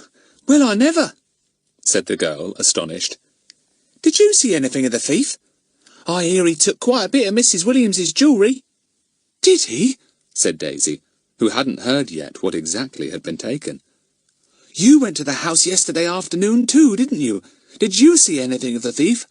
"No, not a thing," said the girl. "I didn't see anyone at all. I think I must have come before he was there. I never saw or heard anything." "Did you see any loaves or any parcel in the kitchen when you went in?" asked Bets, wondering if the grocer's girl had gone to the house before the others. "There were no loaves there when I went, and I didn't see any parcel," said the girl, getting into her van. "Mr. Goon asked me a lot of questions this morning, and I couldn't tell him a thing. To think I was there and might have brushed against the robber. Well, it just shows, doesn't it?" Bets and Daisy didn't know exactly what it showed, but they nodded their heads. "Sorry I can't stop," said the girl. "I'd love to hear what you did too, but I'm so very late. To think I didn't hear or see a thing. Bad luck, wasn't it?" She drove off. Daisy and Bets looked at one another. "Well, that was unexpectedly easy," said Bets. "It took us hardly any time. We may as well go back and see how the boys are getting on." So they went off to the boys, who were patiently waiting for the postman and the baker. They were swinging on the gate so as not to miss them. They looked most surprised to see Daisy and Bets so soon. "We had an easy job," said Daisy, "but nothing came of it. The grocer's girl delivered her goods before the others, and she didn't see or hear anything suspicious at all." "Nobody ever seems to see this thief," said Larry. "They hear him and see his footmarks and glove marks, but they don't see him. I bet neither the postman nor the baker will have seen him either." "Here is the postman," said Daisy. "Look, coming up the road on his little cycle van. Let's hope he's got a parcel for your house, Pip." The postman delivered 2 parcels next door. He came out again, mounted his saddle, and pedalled slowly to Pip's house. He stopped. He rummaged in his little van and produced a parcel. "Mrs. Hilton," he read out, and looked at the children. "Any of you at Hilton?" "Yes, I am," said Pip, going over to the van. "I'll take it to my mother. It'll save you a long ride up the drive and back." "Thanks," said the postman. "Sign for it, will you?" Pip signed. "I hope you won't bump into a thief today," he said, giving the postman back his stump of a pencil. "I hear you almost ran into one yesterday." "Yes," said the postman. "Mr. Goon, the policeman, has been trying to find out if I saw him. I didn't. I went to the back door, as the cook had told me to, so as not to disturb Mrs. Williams, and I saw all the groceries on the table, and I left my parcel by the door." "Were there any loaves on the table, too?" asked Larry. "Not as far as I remember," said the postman. "I just popped my hand in with the parcel and popped out again. I was in a hurry. I didn't see or hear anything at all. Off I went. I don't know whether the thief was there then or not. Skulking round, maybe, or hiding in a bush." He began to pedal slowly away. The children watched him go. "Nobody's much help," said Pip. "I never knew such a thief for not being noticed by anyone. You'd think they'd see his big feet anyhow, wouldn't you? Now we'll wait for the baker, said Larry. Then we'll scoot off down to Frinton Lee and spot Fatty. I bet we spot him. Even if he's disguised himself as a tree, we'll spot him. Hurry up, Baker, said Betts, swinging on the gate. You're the last one left, and I guess you won't have noticed the thief either. Chapter 9. The Peculiar Fisherman. The baker arrived at last. He was a cocky little bantam of a man, with a rather high voice, and a silly way of clearing his throat. He left his van at the bottom of the road, and came along carrying his basket on his arm. Hello, kids, he said as he came up to the gate. Having a swing-swong, eh? Shall we take the bread to our cook for you? Asked Pip. Well, there are thieves about, you know, said the baker, pretending to look scared. My word, I nearly ran into one yesterday up at Mrs. Williams's. Did you hear about that? What happened? Asked Larry, thinking it would be a good thing to let him talk. Well, nothing really as far as I'm concerned, said the baker. I goes up there as usual, carrying my bread on my arm in my basket like I always does. I knocks on the kitchen door before I remembers that Cookie is out. I sees the groceries on the table and a parcel by the door, and I says, the grocer's girl's been and left her things, and so's the postman. Now it's your turn, Baker. He grinned at them as if he had said something rather clever. And so I looks at the note Cookie's left for me, and I sees at how she wants 4 loaves, went on the cocky little baker, and I pops 'em down, and out I goes. And you didn't see or hear anything of the thief at all, then? Said Larry, disappointed. No, nothing, said the baker. All I see is some big footprints on a bed. Ah, you saw those? Said Pip and Larry together. The baker looked surprised. What do you know about them? He said. Yes, I see 'em, and I thinks, somebody's been walking their big feet all over the beds. Maybe the window cleaner or somebody. And off I goes. That means that the thief must either have come and gone, or was still there hiding somewhere while you were delivering your bread, said Larry. Gosh, you might easily have seen him. What a pity you didn't.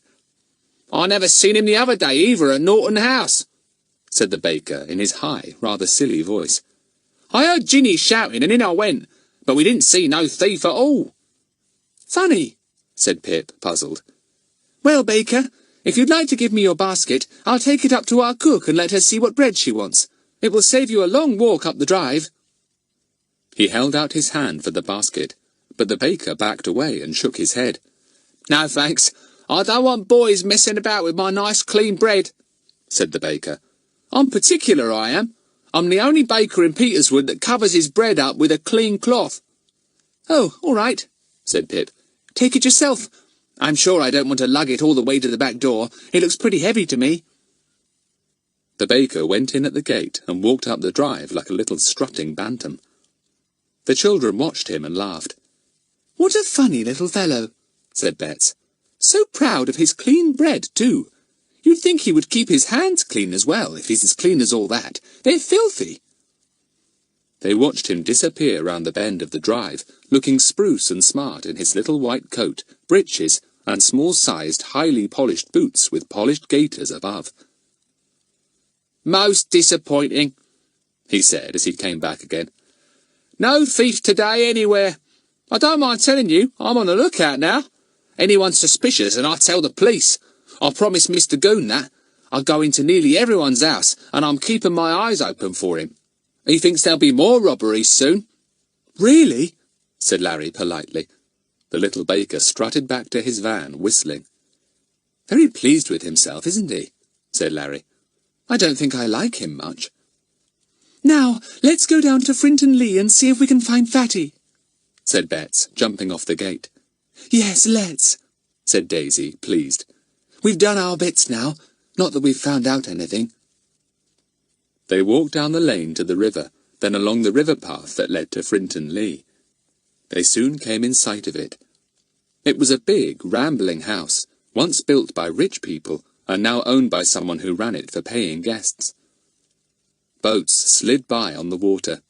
Fishermen sat by the bank, stolid and patient, almost like bits of the scenery, Each had his little camp stool, and each hunched himself over his rod, watching his float like a cat watching a mouse hole.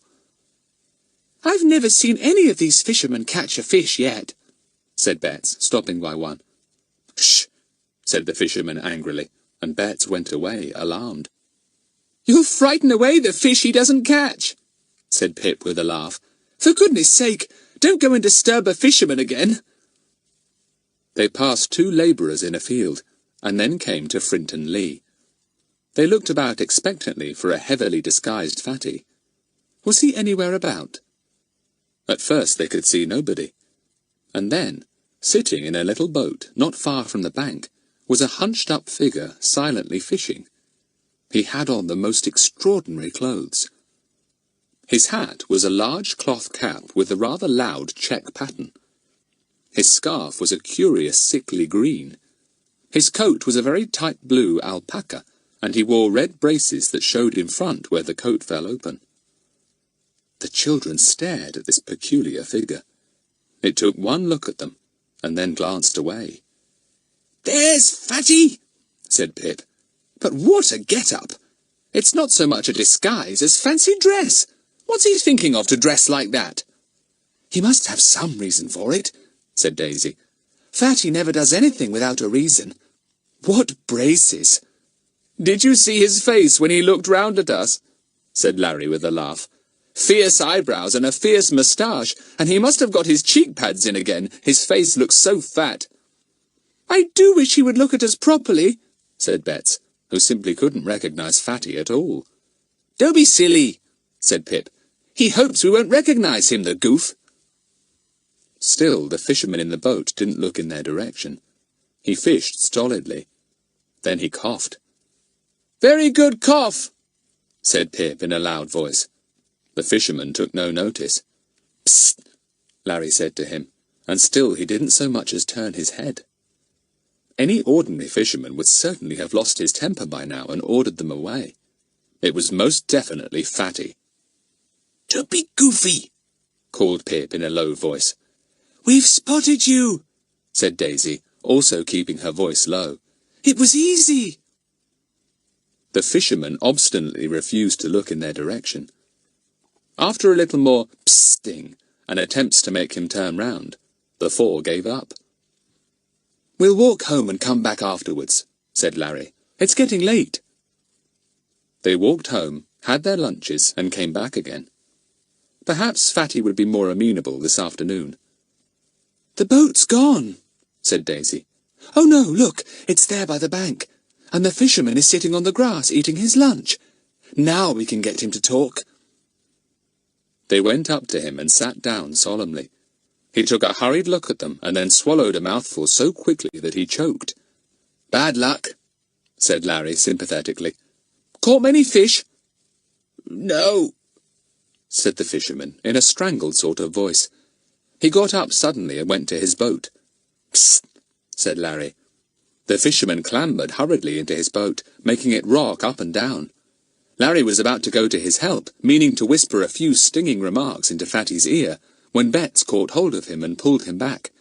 He looked down at her in surprise. She looked up at him and shook her head, her eyes wide and frightened.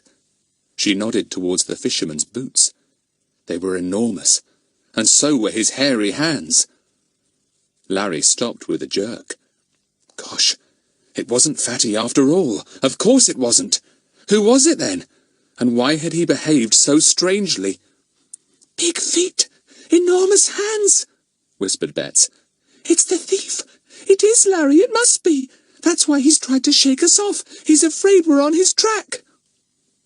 The fisherman had pushed off into the river again. He sat now with his back to the children, hunched up as before. They gazed at him silently. How could they possibly have thought he was Fatty? "What are we to do?" asked Daisy in a low voice. "We ought to tell Fatty. But where is he? Is he somewhere near, in disguise? We can't let the thief go now we've found him. Where is Fatty? I simply can't see him anywhere." Chapter 10. Telephone Call to Goon. Larry thought hard.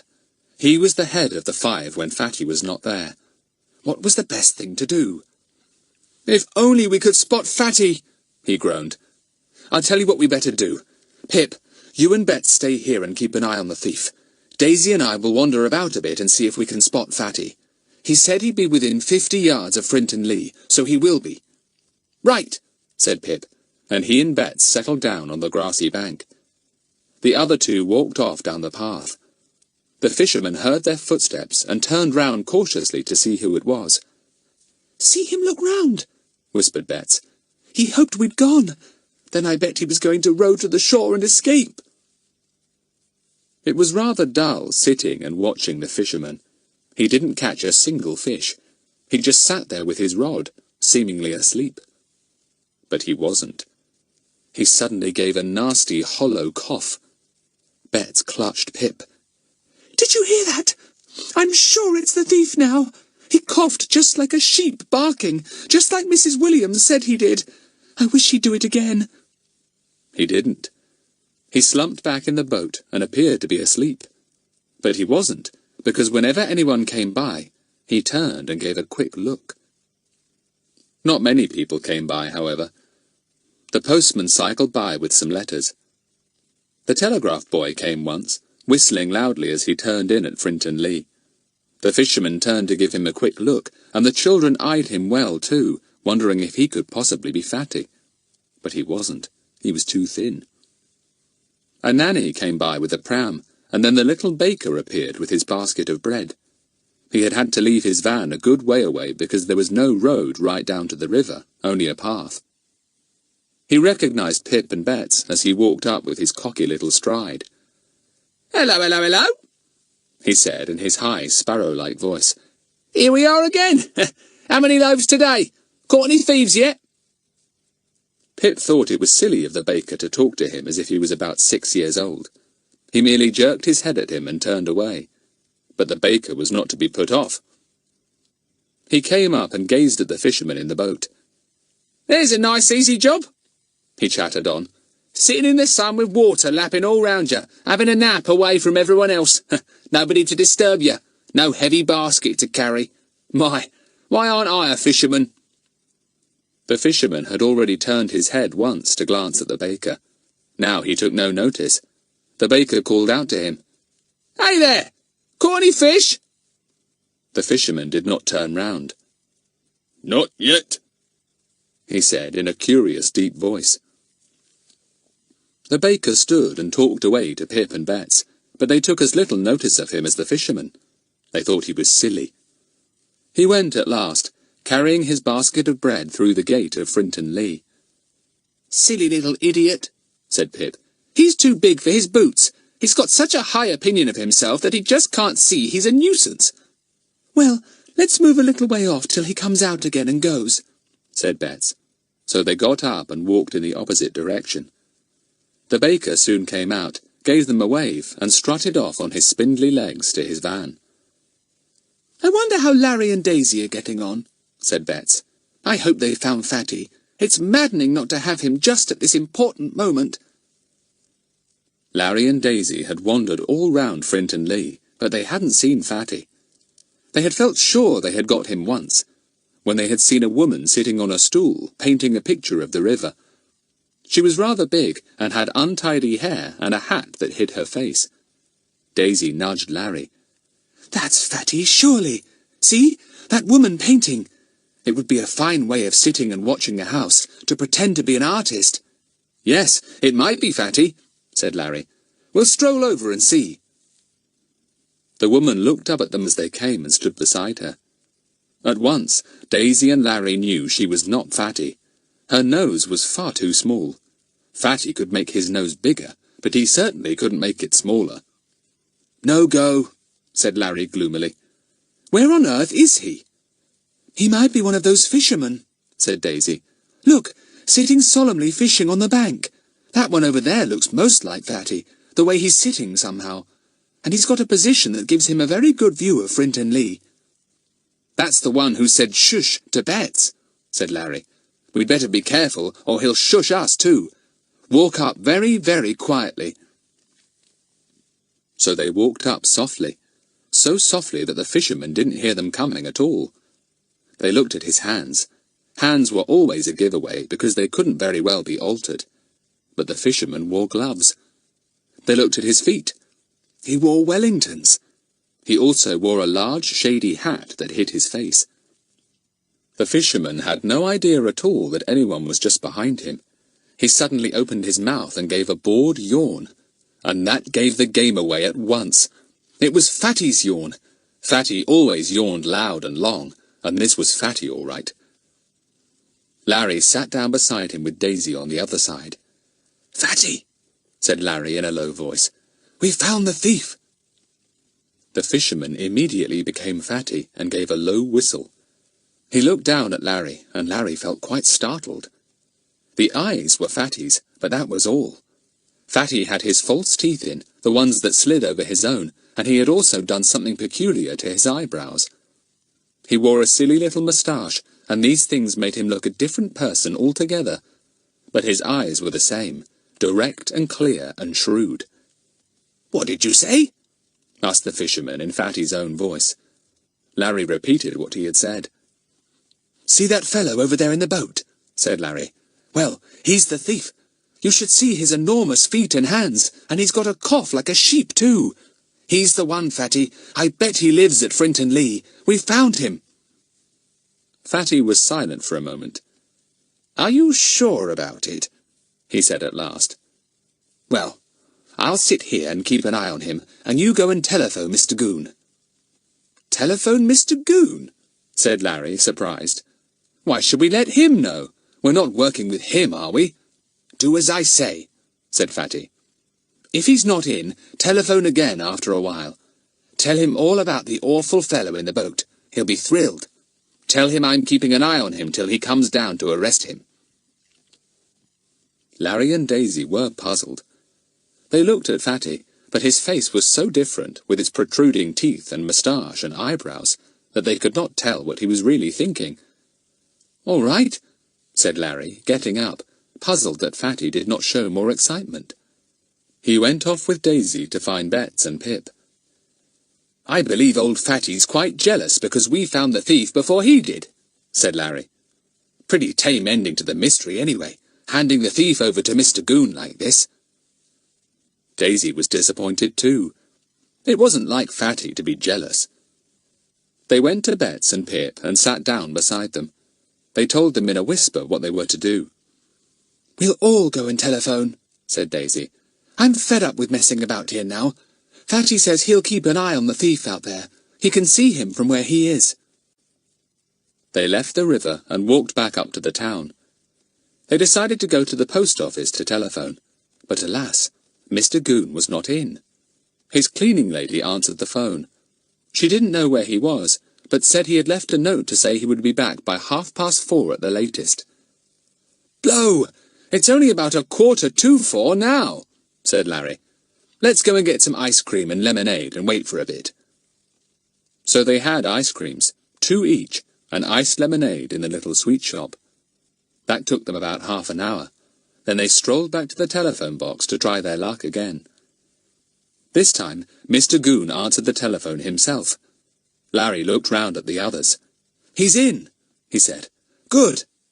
"Police here?" said Goon's voice, sounding gruff and sharp. "What is it?" "Mr. Goon, it's Lawrence speaking, Frederick Trotville's friend," said Larry. "I've something to report about that robbery case. The 2 cases, I mean." "Well, go on," said Goon sharply. "We've found the thief," said Larry, unable to keep the excitement out of his voice. "We saw him today." "Where?" asked Mr. Goon. "In a boat just opposite Frinton Lee," said Larry. "He's been there ages. Probably he lives at the boarding house. You remember there was a scrap of paper with Frinton on it?" There was a peculiar noise at the other end. "What did you say?" said Larry, but Mr. Goon was silent. Larry went on eagerly. "He's a frightful-looking fellow, Mr. Goon. We recognized him because of his colossal feet and huge hands. He's very ugly, puffy cheeks, rather protruding eyes, and he's got a cough like a sheep, just like Mrs. Williams and Ginny said. If you go down to the river now, you'll catch him. Fatty's keeping his eye on him for you." Larry paused. Goon didn't seem to be taking this in. "Mr. Goon, are you going to arrest him?" asked Larry. A loud snort came down the telephone, then a bang.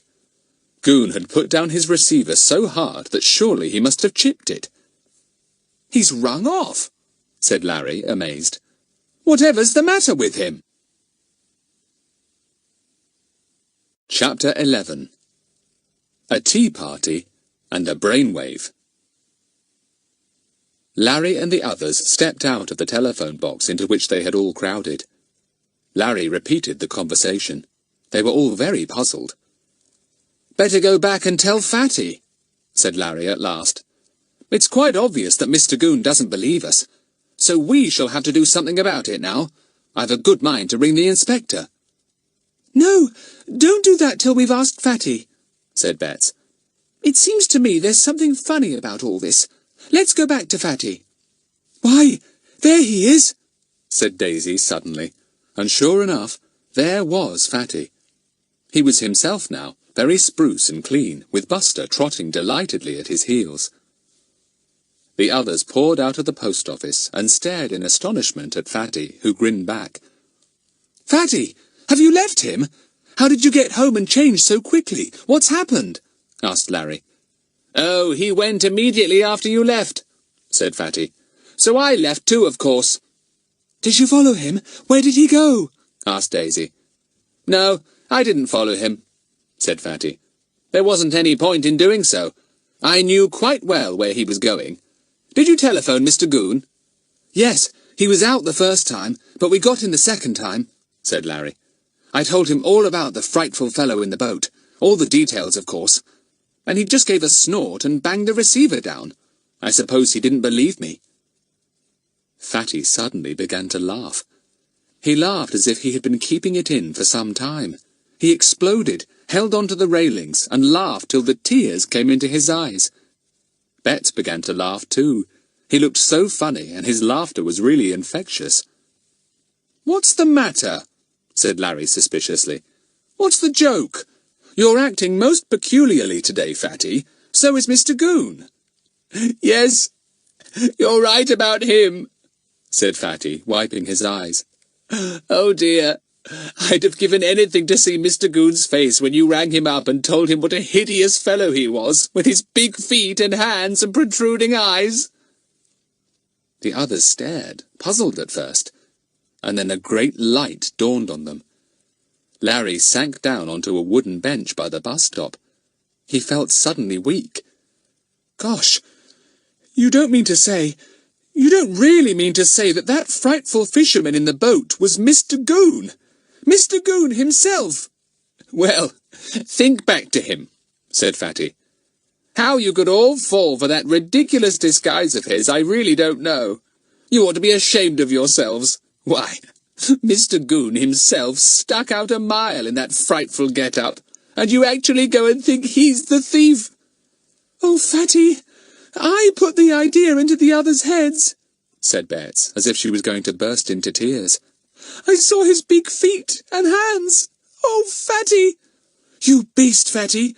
You told us to go and telephone Mr. Goon, and we've gone and described him to himself," said Daisy, full of horror. "Oh, Fatty, you really are a beast." "Serves you right," said Fatty unfeelingly, and began to laugh again. "Fine lot of detectives you are, I must say. Go and hunt for a thief and pick on the only policeman of the village in disguise. As Mr. Goon would say, gah!" "No wonder he snorted and banged the receiver down," said Daisy, still more alarmed. "I hope he won't go round and complain to our parents again." "He won't," said Fatty. "He doesn't know whether you really fell for his disguise or not. If he thinks you did, he'll be very happy to think he took you in. If he thinks you saw through his disguise and were pulling his leg when you phoned, he'll feel a bit of an idiot. He won't say a word either way. He'll only snort." "He won't be very fond of us now," said Pip. "He never was," said Fatty. "All the same, I was surprised to see him there this morning. I spotted him at once out in that boat." "You would," said Larry, half annoyed and half admiring. "When I saw him, I knew he'd had the same idea as we had about Frinton Lee," said Fatty. And what's more, he'll probably go and snoop outside Rod's now, wherever that is. Do you think it's much good snooping round either Frinton Lee or Rod's, wherever that is? Asked Larry. No, I don't think I do, said Fatty, considering the point.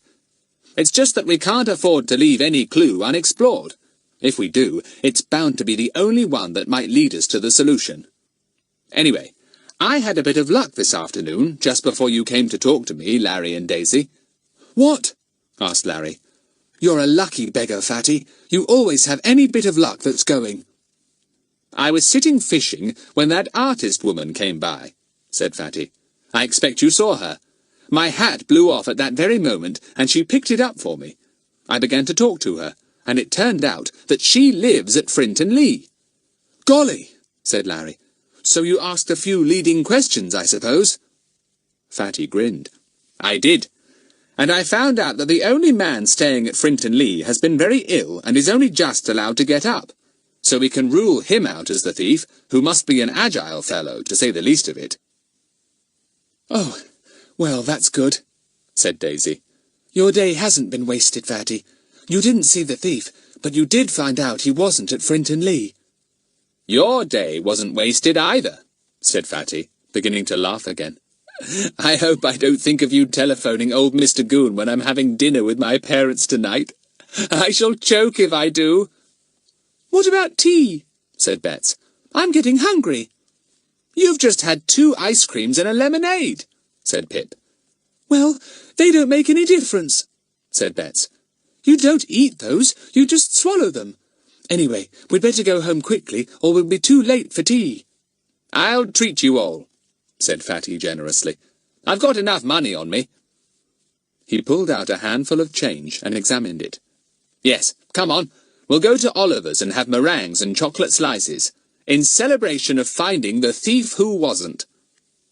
Everyone laughed. Betts took Fatty's arm. Dear, generous Fatty. He always seemed to have plenty of money, but he always shared it round. Betts squeezed his arm affectionately. The mystery's getting on, isn't it? She said. We've ruled out Frinton Lee.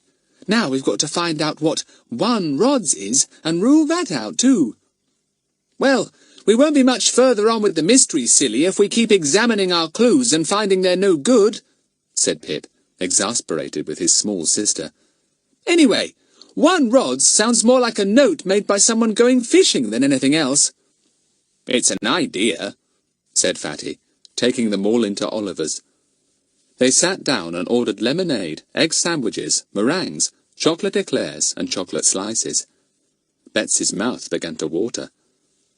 I never know whether to eat as quickly as possible so as to enjoy everything before I stop feeling hungry, or to eat slowly and taste every single bit, said Bets, eyeing the pile of delicious-looking cakes. Don't be silly, said Pip scornfully. You stop feeling hungry as soon as you've eaten a certain amount, whether you've eaten it quickly or not. You eat how you like, Bets, said Fatty, who always stuck up for Bets when her brother ticked her off. They all began on their tea, having a friendly argument as to whether the meringues were better than the eclairs. The dish was soon empty, and Fatty, after examining his money again, called for a fresh supply. About this Rod's place, said Fatty. It's either the name of a house, shortened, or else it's the name of a family, either complete or shortened. I've never heard of anyone called Rod's, though. How could we find out? Wondered Larry. We could look in the telephone book for names beginning with Rod or Rods. Yes, that's a good idea, said Daisy, taking her second eclair. And we've got a street directory at home, with everyone's house in it and the name or number. You're talking good sense, said Fatty, sounding pleased. Anyone got an idea for finding a person with enormous feet? Apart from examining the feet of everyone we meet, I mean.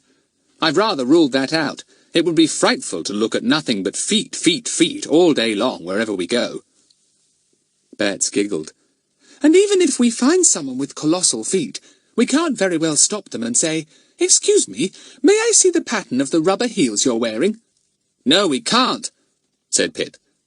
But I say, I tell you what we could do. I just thought of it. It's a brainwave. What? Asked everyone together. Pip dropped his voice. One or two people in the shop seemed rather too interested in what they were all saying, he thought. Why can't we go to the cobbler's?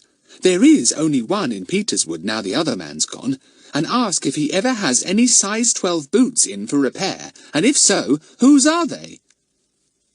There was a little silence after this remarkable suggestion. Then Fatty solemnly reached out and shook hands with Pip. First class, he said. Brilliant! Talk about a brainwave. Go up top, Pip. That really may lead us somewhere. Chapter 12. Fatty, the Cobbler, and Goon. The next day they set to work to follow up the suggestions made at the tea shop. Daisy and Larry said they would look up the streets directory and read down every single street to see if there was a house name beginning with Rod or Rods. Pip and Betts were to look in the telephone directory for names. Fatty was to go to the cobbler's. Nobody particularly wanted to do that, because they couldn't think how to go about it without making the cobbler think they were either mad or silly. "I'll manage it," said Fatty. "I'll think of a way. And for goodness sake, don't get taken in again by any disguise of Mr. Goon's. He's been studying hard, I can see, on his refresher course, and goodness knows what he'll produce next." "I shall just look at his feet," said Betts, "and if they're enormous, I'll know they belong to Mr. Goon." Fatty considered carefully how to approach the cobbler. He was known to be a hot-tempered man who would stand no nonsense at all. He would have to go to him with a sensible idea of some sort. But what? Fatty remembered an old second-hand shop he had once seen in Sheepbridge. He tried to remember if they sold boots. Yes, he had an idea that they did. In that case, it would be a good idea to catch the bus to Sheepbridge, look in the second-hand shop, and buy the biggest pair there. They would presumably want mending, and he could take them to the cobbler. Fatty felt certain that with that opening, he could soon find out if the cobbler had any customers with really enormous feet. "Then I'll get their names and see if any of them might be the thief," he thought. So off he went to catch the bus to Sheepbridge. He found the second-hand shop, and feeling as if he wanted to hold his nose because of the musty, dusty smell, he went inside. There was a special box of boots and shoes. Fatty turned them all over, and at the bottom he found what he wanted, a pair of 11s down at heel and with a slit in one side. He bought them very cheaply and went off with them, feeling pleased. He caught the bus back to Peterswood and went home. He debated whether or not to disguise himself, and then decided that he would, just for practice. He went down to his shed and looked round at his things. An old tramp. He was rather good at that. Yes, that wouldn't be a bad idea at all. He could wear the frightful old boots too. They would make him limp, but what did that matter? It would look all the more natural. Fatty began to work deftly and quickly. He hoped his mother wouldn't come and look for him. She would be scared to see a dirty old tramp in the shed. After about half an hour, the door opened, and the tramp came out and peered round cautiously. He looked dreadful. Fatty had blacked out 2 of his front teeth, and had put in 1 cheek pad so that it looked as if he had toothache on the right side of his face. He had put on grey, untrimmed eyebrows, and had stuck on a bristly little grey moustache. His face was lined with dirty creases and wrinkles. Fatty was adept at creasing up his face. His wig was one of his best, grey straggling hair with a bald patch in the middle. Fatty had laughed at himself when he looked in the long glass he kept in his shed. What a tramp! He wore holey old gloves on his hands, dirty corduroy trousers, an equally dirty shirt, and the boots. Fatty could only hobble along in them, so he took an ash stick he had cut from the hedge on one of his walks to help him along. He stuck an old clay pipe in the corner of his mouth and grinned at himself.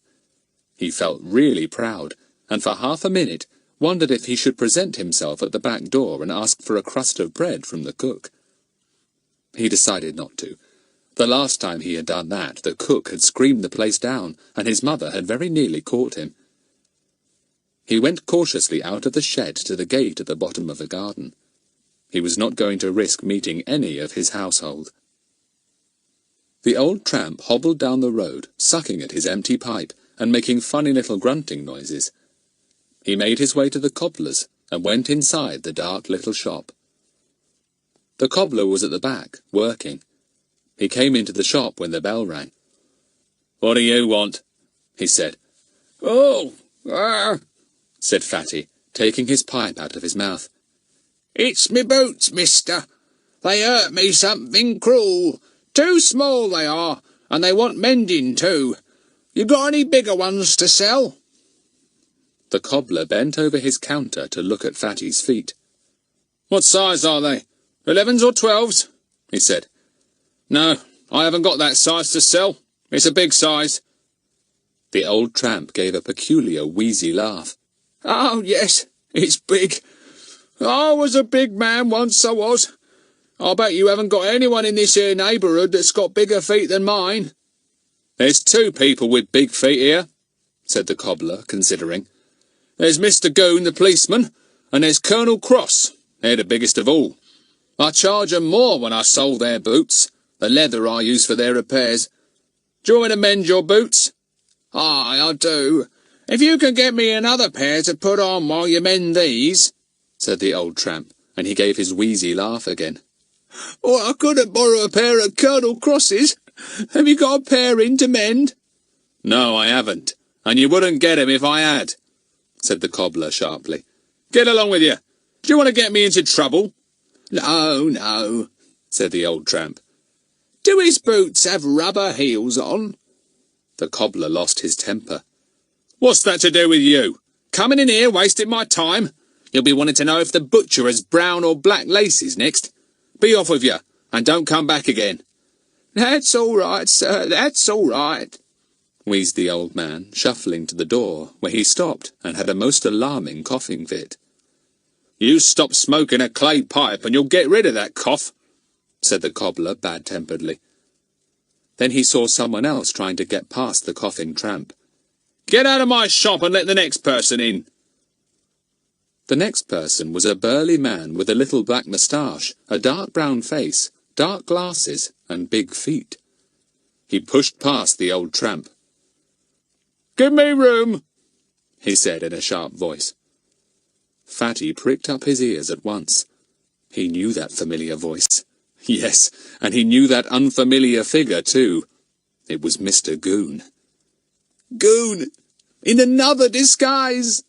thought Fatty in amazement and mirth. "He's done better this time, with dark glasses to hide his frog eyes and some stuff on his red face to make it look tanned."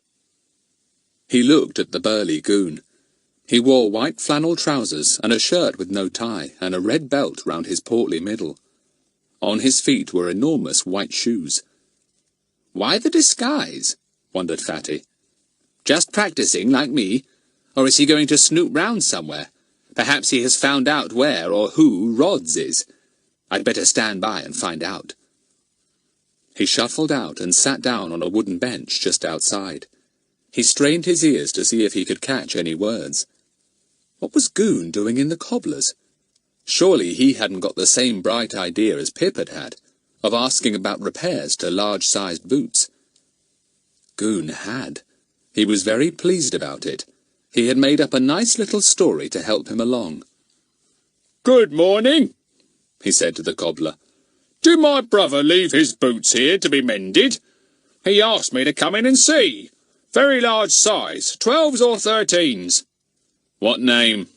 asked the cobbler. "He didn't give his name," said Mr. Goon. "Just left the boots, he said." "Well, I haven't got any boots as big as that here," said the cobbler. "I've only got 2 customers with feet that size." "Who are they?" asked Goon. "What's that to you?" said the cobbler impatiently. "Am I going to waste all my morning talking about big boots?"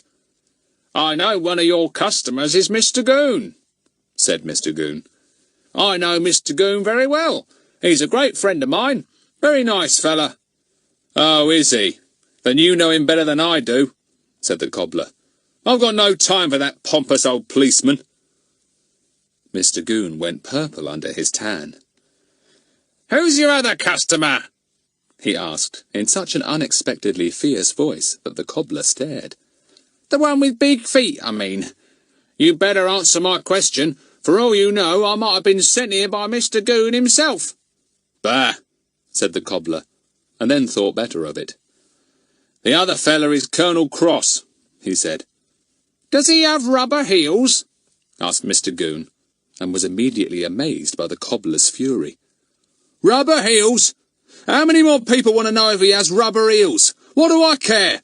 Go and ask him yourself, raged the cobbler, going as purple as Mr. Goon.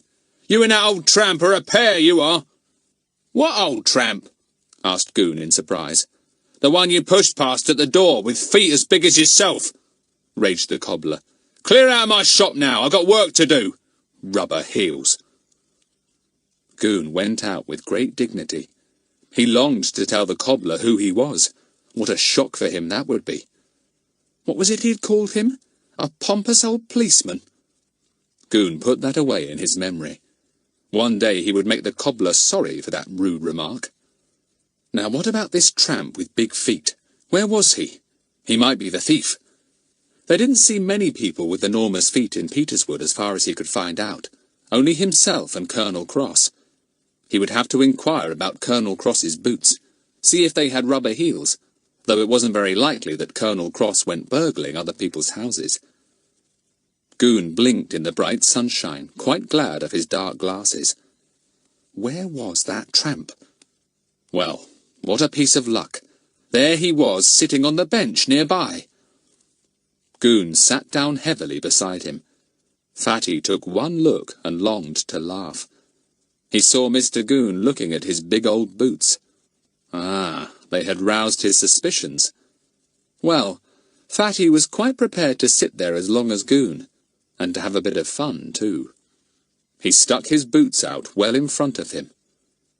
Come on, Mr. Goon. Say something. Chapter 13. A Little Bit of Fun. Goon hadn't the slightest idea that he was sitting next to Fatty. He looked through his dark glasses at the old man. Could he be the thief? He tried to see his hands, but Fatty was still wearing the holy old gloves. "Want some baccy?" said Mr. Goon, seeing that Fatty's clay pipe was empty. Fatty looked at him and then put his hand behind his ear. "Want some baccy?" said Goon, a little more loudly. Still Fatty held his hand behind his ear and looked inquiringly at Goon, sucking at his dirty old pipe and squinting horribly. "Want some baccy?" roared Goon. Oh, yes, I've got a bad backache," answered Fatty. "Oh, my backache, something cruel it is." "I said, want some baccy," yelled Goon again. "I heard you the first time," said Fatty with dignity. "I'm having treatment for it at the hospital, and for me poor old feet too." He gave a long, wheezy cough and rubbed the back of his hand over his nose.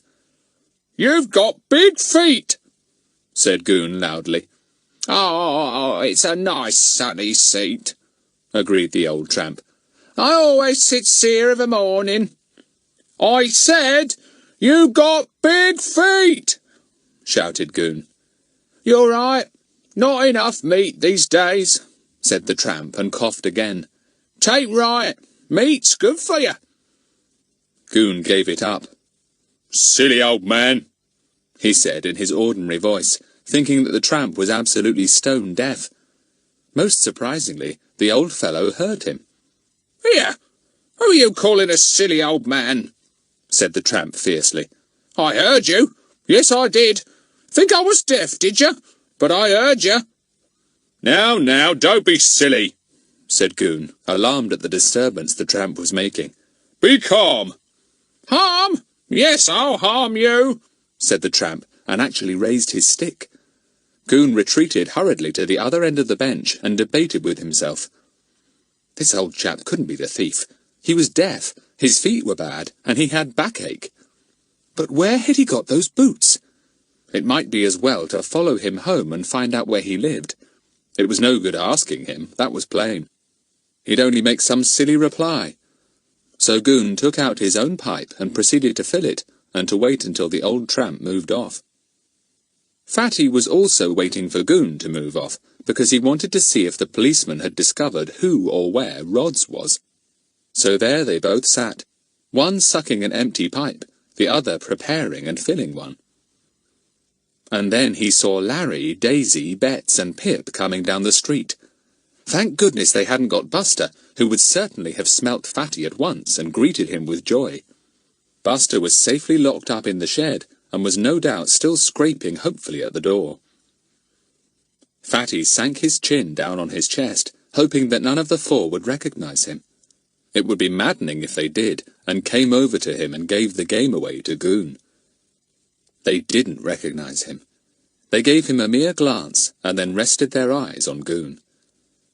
They walked by, giving backward glances at the disguised policeman, who pulled at his pipe desperately, praying that the four would go away. Thank goodness that big boy was not with them.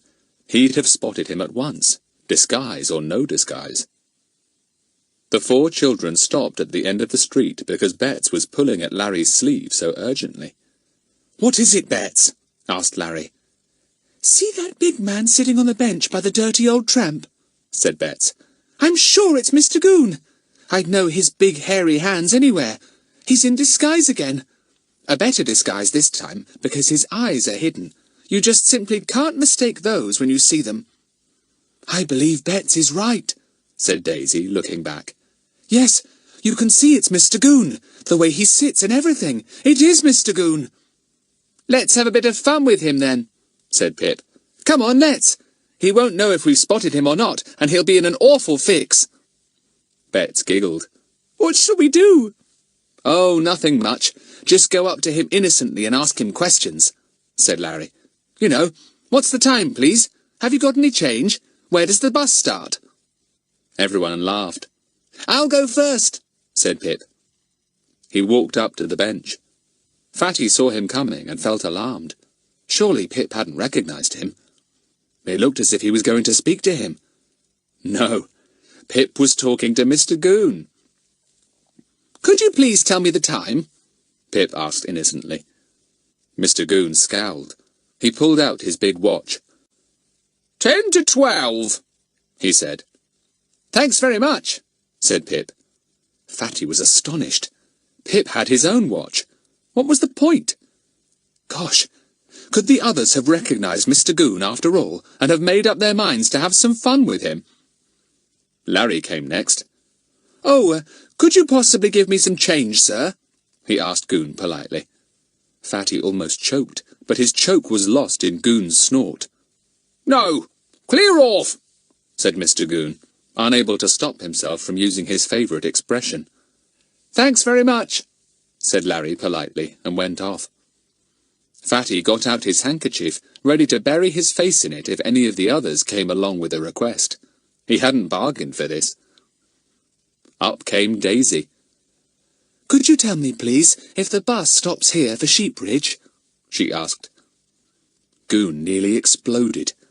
Those kids! Here he was, in a perfectly splendid disguise, one good enough to prevent anyone from knowing him, one that should be absolute protection against these pests of children, and here they all were making a beeline for him. Did they do this sort of thing to everybody? He'd have to report them, complain to their parents. "Go and look at the bus timetable," he snapped at Daisy. "Oh, thank you very much," she said. Fatty chortled again into his handkerchief, and Daisy looked at him in surprise. What a funny old man. Betts was the last to come. "Please, have you seen our little dog, Buster?" she asked. "No," roared Goon. "and if I do, I'll chase him out of town." "Oh, thanks very much," said Betts politely, and departed. Fatty was nearly dying of laughter, trying to keep back his guffaws. He had another coughing fit in his handkerchief, and Goon looked at him suspiciously. "Nasty cough of yours," he said. Poor Fatty was quite unable to answer. He prayed that the others wouldn't come back to ask any more questions. Goon was debating with himself again. With those children about, pestering him like this, he'd never get anywhere. Had they seen through his disguise, or was this kind of thing their usual behaviour? He saw Daisy bearing down on him and rose hurriedly. He strode off in the direction of the police station. He could bear no more. Fatty collapsed. He buried his face in his handkerchief and laughed till he cried. Daisy looked at him in alarm. "Are you all right?" she said timidly. Fatty recovered and sat up. "Yes, thanks, Daisy," he said in his normal voice, and Daisy stood and stared at him, her mouth open in amazement. "Fatty," she whispered. "Oh, Fatty! We recognized Goon, but we didn't know the tramp was you. Oh, Fatty!" "Listen," said Fatty. "I don't want to have to change out of this disguise. It takes ages to take off and put on, and I want to see if Mr. Goon has found out anything about rods. He's using his brains over all this, you know. Thought about going to see the cobbler and everything, just as we did. I don't want him to get ahead of us. I think I'd better trail him today." "All right," said Daisy, sitting down near to him and speaking in a low voice. "You want us to get you some lunch, I suppose? There's a bus stop near Mr. Goon's house. You could sit there and eat your lunch and read a paper and watch for Mr. Goon at the same time." "Yes, that's what I'll do," said Fatty. "I feel somehow as if Mr. Goon's got going on this. If he's going to get ahead of us, I want to know about it." "I couldn't find the streets directory this morning," said Daisy, talking straight out in front of her, so that nobody would think she was talking to an old tramp. "Larry's borrowing one this afternoon. Pip found 2 names in the telephone directory that might help. One is Rodney, the other is Roderick. The Rodneys live up on the hill, and the Rodericks live near you." "Oh, yes, I remember now," said Fatty. "Well, we can rule the Rodericks out, I think. There's only an old lady, a Mrs. Roderick, and a young one, a Miss. There's no one there who wears size 12 shoes. I don't know about the Rodneys, though." "Shall I and the others go and see if we can find out anything at the Rodneys?" said Daisy. "We could go this afternoon. Mummy knows them, so I could easily go on some excuse." "There's a jumble sale on in the town," said Fatty. "Couldn't you go and ask for jumble? Especially old boots. Large size, if possible, as you know an old tramp who wears them." Daisy giggled. "You do have bright ideas, Fatty," she said. "I suppose you're the old tramp who wears them. Yes, I'll go and ask for jumble. Bets can go with me. I'll go over to the others now. They're standing there wondering what on earth I'm doing talking to myself."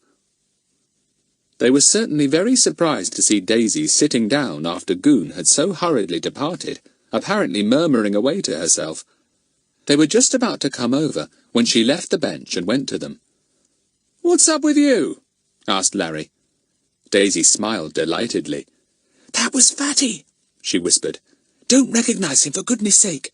We've got to get some lunch for him somehow, because he thinks Mr. Goon is on the track of something, and he wants to trail him." The 4 marched solemnly past Fatty on the bench, and each got a wink from the old tramp. "We're going off to get lunch," said Daisy loudly, as if she was speaking to Larry.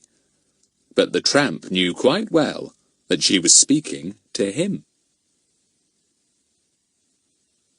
Chapter 14. A very busy afternoon. Fatty shuffled his way to the bus-stop bench near Goon's house. He let himself down slowly, as if he indeed had a bad back. He let out a grunt. An old lady on the bench looked at him sympathetically. Poor old man. She leaned across and pressed some money into his hand. Fatty was so taken aback that he almost forgot he was a tramp. He remembered immediately, though, and put his finger to his forehead in exactly the same way that his father's old chauffeur did when he came to see him. "Thank you kindly," he wheezed. There was no sign of Mr. Goon. He had gone hurriedly into the back door of his house and was now engaged in stripping off his disguise. He was going out in his official clothes this afternoon, P.C. Goon, and woe betide any cobblers or others who were rude to him. Soon Daisy came slipping back with a picnic lunch done up in a piece of newspaper. Fatty approved of that touch. Just what he would have his lunch in if he really was an old tramp. Good for Daisy. His troop were coming along well, he considered. Daisy sat down on the bench, bending over to do up her shoe. She spoke to Fatty out of the corner of her mouth. "Here's your lunch. Best I could get. Larry's looked up the names of houses in the directory he'd borrowed. There's only one beginning with Rod, and that's one called Rodway's down by Pip's house. Thanks. You go to the Rodneys about the jumble with bets, and tell Larry and Pip to go to Rodway's and snoop, said Fatty. Find out if there's anyone there with large feet who might be the thief. Rodway's is only a little cottage, isn't it? Yes, said Daisy. All right. And you're going to trail Goon, aren't you, to see if he's up to something? We'll meet at your shed later. She laced up her shoe, sat up, and whispered goodbye. Then off she went, and behind her she left the newspaper of food. Very clever, thought Fatty, opening it. Good old Daisy. He had a very nice lunch of egg sandwiches, tomato sandwiches, and a large slice of fruit cake. Daisy had even slipped in a bottle of ginger beer. Fatty ate and drank everything, and then put his clay pipe back into his mouth again. He opened the newspaper, which was that day's, and began to read very comfortably. Goon went into his little front room and sat down to go through some papers. He glanced out of the window and saw the old tramp on the bench. Turned up again like a bad penny, said Goon to himself. Well, I can certainly keep an eye on him if he sits there. Still, he can't be the thief. He's too doddery. The tramp read his paper and then apparently fell asleep. Goon had his lunch, did a little telephoning, and then decided to get on with his next job. He looked at his notes. Frinton Lee. He had crossed that out. What with watching it all day and inquiring about it, he had come to the conclusion that he could forget about that. Now for the other people or places. The Rodericks, the Rodneys, and that house down the lane. What was it called? Rodway's. One of them must be the rods on this scrap of paper. Rods. There's some sort of clue, that's certain. Good thing those children don't know about these bits of paper. Ha! I'm one up on them there. Poor Mr. Goon didn't know that P.C. Tonks had shown them to Fatty, or he wouldn't have been nearly so pleased. He put his papers together, frowned, thought of his plan of campaign, and got up heavily, his great boots clomping loudly as he went out into the hall. The old tramp was still on the bench. Lazy old thing, thought Mr. Goon. He wheeled his bicycle quickly to the front, got on it, and sailed away before Fatty could even have time to sit up. Blow, said Fatty. He's out of disguise, and on his bike. I'm stuck. I never thought of his bike. I can't trail him on that. He wondered what to do. Well, the others were taking care of the Rodneys and the house called Rodway's. He'd better go and find Colonel Cross's house. As he was apparently the only other person in Peterswood who wore size 12 or 13 shoes, he certainly must be inquired into. Goon had shot off to the Rodericks first. There he found out what Fatty already knew, that there was no man in the house at all. Right, he could cross that off. He then went to see the Rodneys, and the very first thing he saw there were 2 bicycles outside the front fence. Girls' bicycles, with Daisy and Bets just coming out of the gate towards them. Those kids again. What were they doing here? And whatever were they carrying? Goon glared at them. Good afternoon, Mr. Goon, said Daisy cheerfully. Want to come and buy a pair of shoes at the jumble sale? Goon eyed the 4 or 5 old pairs of boots and shoes wrathfully. Where did you get those? He said. From Mrs. Rodney, answered Daisy. We're collecting for the jumble sale, Mr. Goon. Have you got anything that would do for it? An old pair of big boots, perhaps? Mrs. Rodney let us look all through her cupboard of boots, said Bets, and she gave us these. Goon had nothing to say. He simply stood and glared. The Rodneys. So these pests of kids had got onto that clue too. They were rounding up the Rods just as he was, but they were just one move in front of him. He debated whether to go in or not now. Mrs. Rodney might not welcome somebody else inquiring after shoes. He cast his eye again on the collection of old boots and shoes that Daisy and Bets were stuffing into their bicycle baskets. Daisy saw his interest in them. No, none size 12, she said with a giggle. Size 10 is the very largest the Rodneys have. That will save you a lot of trouble, won't it, Mr. Goon? Gah! Said Mr. Goon, and leapt angrily on his bicycle. Interfering lot. And how did they know about the rods, anyway? Had Tonks shown those scraps of paper? He'd bite Tonks's head off if he had. He rode off to Rodway's, the cottage down the lane that led to the river. He was just putting his bicycle against the little wall when he noticed 2 more there. Boys' bicycles this time. Well, if it was any of those little pests' bikes, he'd have something to say. Larry and Pip were there. They had stopped outside the cottage, apparently to have a game of ball, and one of them had thrown the ball into the cottage garden. Careless idiot! Pip shouted loudly to Larry. Now we'll have to go and ask permission to get the ball. They went in and knocked at the door, which was wide open. An old woman, sitting in a rocking chair, peered at them from a corner of the room inside. What do you want? She asked in a cracked old voice. We're so sorry, said Larry politely. Our ball went into your garden. May we get it? Yes, said the old woman, beginning to rock herself. And just tell me if the milkman's been, will you? If he has, the milk bottle will be outside. And did you see the baker down the lane? No, we didn't, said Pip. There is a bottle out here on the step. Shall I bring it in? Yes, thank you kindly, said the old woman. Put it in the larder, there's a good lad. That baker, he gets later every day. I hope I haven't missed him. I fall asleep, you know. I might not have heard him. Larry looked round the little cottage. He saw a big sou'wester hanging on a nail and an enormous oilskin below it. Aha! Somebody big lived here, that was certain. What a big oilskin, he said to the old woman. Giant size. Ah, that's my son's, said the old woman, rocking away hard. He's a big man, he is, but kind and gentle, just like a big dog, I always say. Pip had pricked up his ears too by this time. He must be enormous, he said. Whatever size shoes does he wear? 16s? The old lady gave a cackle of laughter. Go on with you. 16s? Look over there on that shelf.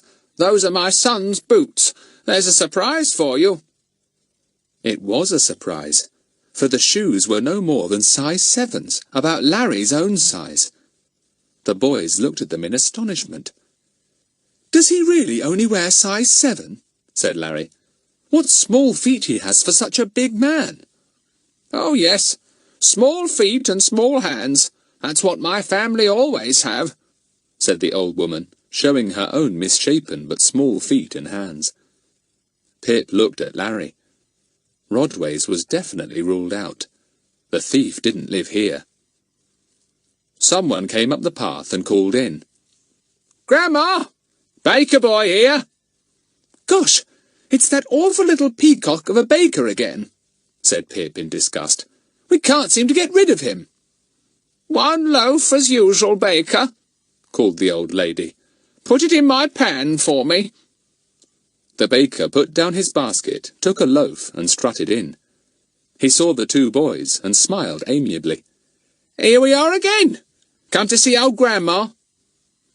He flung the bread into the pan in the larder and strutted out again. He picked up his basket and went off whistling, turning out his feet like a duck. Now you go and look for your ball, said the old woman, settling herself comfortably. I can go to sleep now I know the milk and the bread have come. They went out, found their ball, and Larry threw it out into the road. There was an angry shout. Now then, you there! What are you doing throwing your ball at me? Mr. Goon's angry red face appeared over the hedge. The boys gaped in surprise. Golly! Did it hit you, Mr. Goon? said Pip, with much concern. We didn't know you were there. Now look here. What are you here for? demanded Mr. Goon. Everywhere I go, you're there before me. What are you playing at? Ball, said Larry, picking up the ball and aiming it at Pip. It missed him, struck the wall, bounced back, and struck Mr. Goon on the helmet. He turned a beetroot colour, and the boys fled. Toads, muttered Mr. Goon, mopping his hot neck. Toads! Anyone would think this was their case. Anyone would think they were running the whole show. Under my feet the whole time. Gah! He strode up the path to the front door.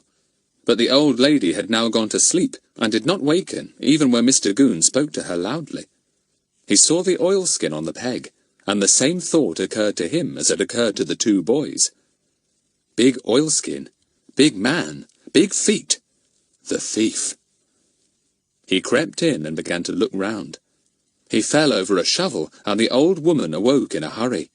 She saw Mr. Goon and screamed, "Help! Help! Robbers! The thieves! Help, I say!" Mr. Goon was scared. He stood up and spoke pompously. "Now, madam, it's only the police come to call. What size shoes does your son take?" This was too much for the old woman. She thought the policeman must be crazy.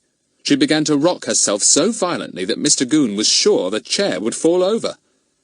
He took one last look round and ran, followed by the old woman's yells. He leapt on his bicycle and was off up the lane in a twinkling. Poor Mr. Goon. He was no match for an angry old woman. Chapter 15. Mostly about boots. Fatty had gone off to find Colonel Cross's house. It was a pleasant little place, not far from the river. Sitting out in the garden was a big man with a white moustache and a very red face. Fatty studied him from the shelter of the hedge. He looked a bit fierce. In fact, very fierce. It was quite a good thing he was asleep, Fatty thought. Not only asleep, but snoring. Fatty looked at his feet. Enormous! The cobbler was right. The Colonel certainly wore size 12 or 13 boots. Fatty thought he could see a rubber heel on one of them, too. Goodness! Suppose he had at last hit on the right person? But Colonel Cross didn't look in the least like a thief or burglar. Anything but, thought Fatty. Fatty wished he had a small telescope or long-sighted glasses so that he could look more closely at the rubber heel. He didn't dare go crawling into the garden and look at the heels. The Colonel was certainly very fast asleep, one leg crossed over the other, but he might be one of those light sleepers that woke very suddenly. The Colonel did wake suddenly. He gave an extra loud snore and woke himself up with a jump. He sat up and wiped his face with the tablecloth of a handkerchief. He certainly was enormous. He suddenly caught sight of Fatty's face over the hedge and exploded. "Did you wake me up? What are you doing there? Speak up, man!" "I didn't wake you, sir," said Fatty in a humble voice. "I was just looking at your feet." "Bless us all, my feet! What for?" demanded the Colonel. "I was wishing you had an old pair of your boots to give me," said Fatty very humbly. "I'm an old tramp, sir, and tramping's hard on the feet. Very hard, sir, and I've big feet, sir, and it's hard to get boots to fit me. Cast-off boots, I mean." "Go round and ask my housekeeper," said the Colonel gruffly. "But see you do something in return if there's an old pair to give you."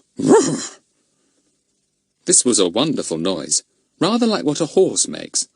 Fatty stored it away for future use. Fine. He would startle the others with it one day. "Thank you, sir. I'll chop up wood or do anything if I can have a pair of your boots," he said. He left the hedge and went round to the back door. A kindly-faced woman opened it. "Good day, ma'am. The Colonel says, have you got a pair of his old boots for me?" asked Fatty, his hat in his hands so that his straggly grey hair showed. "Another old soldier," sighed the housekeeper. "There's not a pair of boots, but there may be an old pair of shoes, and even so, they're not really worn out yet. Dear me, the Colonel only came back yesterday, and here he is giving his things away as usual." Fatty pricked up his ears. "Where has he been?" he asked. "Oh, India," said the woman, "and now he's home for the last time. Arrived by air yesterday." "Ah," thought Fatty, "then that rules out the Colonel. Not that I really thought it could be him. He doesn't look in the least like a burglar. Still, All suspects have to be examined. All clues have to be followed." The woman came back with a pair of old shoes. They had rubber heels on. Fatty's eyes gleamed when he saw them. The pattern of the heels looked extremely like the pattern he had drawn in his notebook. How interesting. "Did you say you often give your master's shoes away?" he asked. "Not only shoes, anything," she said. "He's fierce, you know, but he's kind, too, always handing out things to his old soldiers. But since he's been away, I've sent his things to the jumble sales each year." "My, I hope you didn't send any of this size boots or shoes," said Fatty jokingly. "They would have done fine for me." "I sent a pair of boots last year," said the woman. "They would just have done for you. But who would buy such enormous ones, I don't know. I said to Miss Kay when she asked me for them, 'Well, there now, you can have 'em, but you won't sell 'em, I'll wager.'" Fatty made a mental note to find Miss Kay and ask her if she remembered who bought the big boots belonging to the Colonel. It might have been the thief. "The Colonel said I was to do a job for you," said Fatty, remembering. "Well now, you go and weed that bed out in the garden," said the housekeeper. "I can't seem to get down to it. He's asleep again. I can hear him snoring, so you won't disturb him." "I'll be pleased to do it," said the old tramp, and shuffled off. The housekeeper stared after him. He seemed so feeble that she felt rather guilty at having asked him to weed that bed. Fatty knelt down and began to weed. He spent a pleasant 10 minutes pulling out groundsel and chickweed, and in sorting out the thoughts in his head. He was beginning to think that the clues of 2 Frinton and 1 Rods were not clues at all, simply bits of paper blown by chance into the Norton House garden. The real clues were the big footprints and glove prints, and perhaps the strange print with the criss-cross marks on it. Still, if the Colonel's boots led him to the thief who had bought them, the scraps of paper would have come in useful after all, Fatty thought swiftly as he weeded. He heard the sound of bicycle tires on the lane outside. The sound stopped as someone got off the bicycle. A head looked cautiously over the hedge. Fatty looked up at the same moment. Goon was peering over the hedge. He saw Fatty at the same moment as Fatty saw him, and gave a startled grunt. That tramp! He'd left him asleep on the bench outside his house, and now here he was weeding in the Colonel's garden. Goon couldn't believe his eyes. Fatty nodded and smiled amiably. Goon's eyes nearly dropped out of his head. He felt very angry. Everywhere he went there was somebody before him. First those girls, then those boys, now this deaf, old, dirty tramp. If Goon had been a dog, he would have growled viciously. "What are you doing here?" said Goon in a low, hoarse voice. "Weeding," answered Fatty, forgetting to be deaf. "Nice job, weeding." "Any cheek from you," began Goon, forgetting not to wake the Colonel. But it was too late. Colonel Cross awoke once more with the jump. He sat up and mopped his forehead. Then he caught sight of Goon's brilliant red face over the top of the hedge. Goon was still addressing Fatty. "What are you doing in this neighbourhood?" Goon was saying aggressively. The Colonel exploded. "What's that? What's that? Are you addressing me, my man? What are you doing, I should like to know?" The last noise startled Goon very much. Fatty chortled as he weeded. "It's all right, sir. I was speaking to that tramp," said Goon with dignity. I had occasion to speak sternly to him this morning, sir. Can't have loiterers and tramps around, what with robberies and things." "I don't know what you're talking about," said Colonel Cross. "Go away. Policemen should know better than to come and wake me up by shouting to tramps who have been given a job in my garden." "I came to have a word with you, actually, sir," said Goon desperately. "Privately. If you think I'm going to get up and go indoors and hear a lot of nonsense from you about robberies and tramps and loiterers, you're wrong," said the old Colonel fiercely. "If you've got something to say, say it here. That old tramp won't understand a word." Fatty chortled to himself again. Goon cleared his throat. "Well, I came, sir, just to ask you about your boots." "Mad," said the Colonel, staring at Goon. "Mad! Must be the hot weather. Wants to talk about my boots. Go away and lie down. You're mad." Goon was afraid to go on with the matter. He wheeled his bicycle down the lane and waited a little while to see if the old tramp came out. He meant to have a word with him. He'd teach him to cheek him in the Colonel's garden.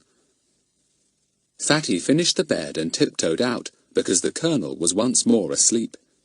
He said good day to the housekeeper and went off down the path with the old pair of shoes slung round his neck. He was longing for a moment to open his notebook and compare the pattern of those rubber heels. He didn't see Mr. Goon till he was almost on top of him. Then the policeman advanced on him with fire in his eye. He stopped short when he saw the enormous pair of shoes slung round Fatty's neck. To think he'd come all the way down there to talk politely to the Colonel about his boots, and had been ordered off and told he was mad. And this dirty old tramp had actually begged a pair and was wearing them round his neck. Shoes that might be great big clues. "Gimme those," ordered Goon, and grabbed at the shoes. But the feeble, shuffling old tramp twisted cleverly out of the way and raced off down the road as if he was a schoolboy running in a race. As indeed he was. Fatty put on his fastest speed and raced away before Mr. Goon had recovered sufficiently from his surprise even to mount his bicycle. Fatty turned a corner and hurled himself through a hedge into a field. He tore across it, knowing that Goon couldn't ride his bicycle there. He would have to go a long way round to cut him off. Across the field, over the stile, across another field, down a lane, round a corner, and here was the front gate of his own house. Into the gate and down the path to the shed. The cook caught a brief glimpse of a tramp-like figure from the kitchen window, and then it was gone. She hardly knew if she had seen it or not. Fatty sank down in the shed, panting, and then got up again to lock the door. Phew! What a run! Goon was well and truly left behind. Now, to examine the rubber heels. Chapter 16. On the track at last. Fatty pulled out his notebook and turned over its pages eagerly till he came to the drawings he had made of the footprints. He glued his eyes to his sketch of the pattern of the rubber heel shown in one of the prints. Line going across there, 2 little lines under it, long one there, and 3 lines together, he noted. Then he compared the drawn pattern with the rubber heel on one of the shoes. It's the same, he said exultingly. The absolute same. That proves it. Although it's not the Colonel, it's somebody who wears his old boots. Somebody who bought a pair last year at Miss Kay's jumble sale. I'm on the track at last. He was thrilled.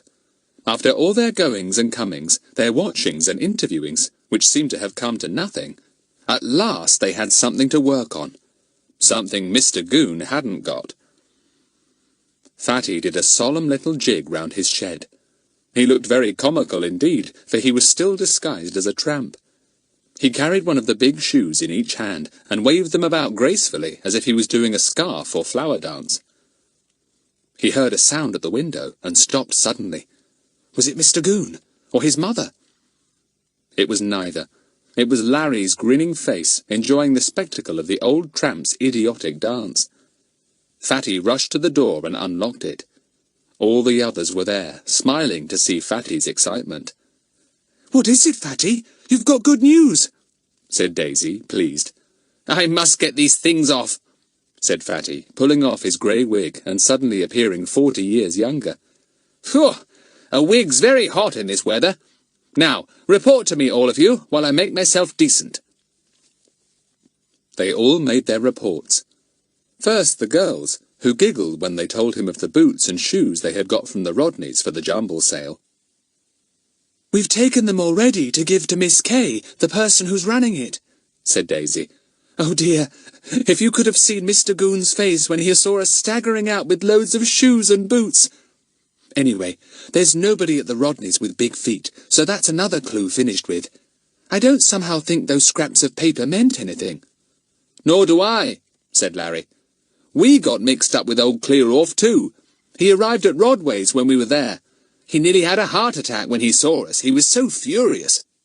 We really thought we'd got something at that place, though, when we saw a colossal sou'wester and oilskin hanging up.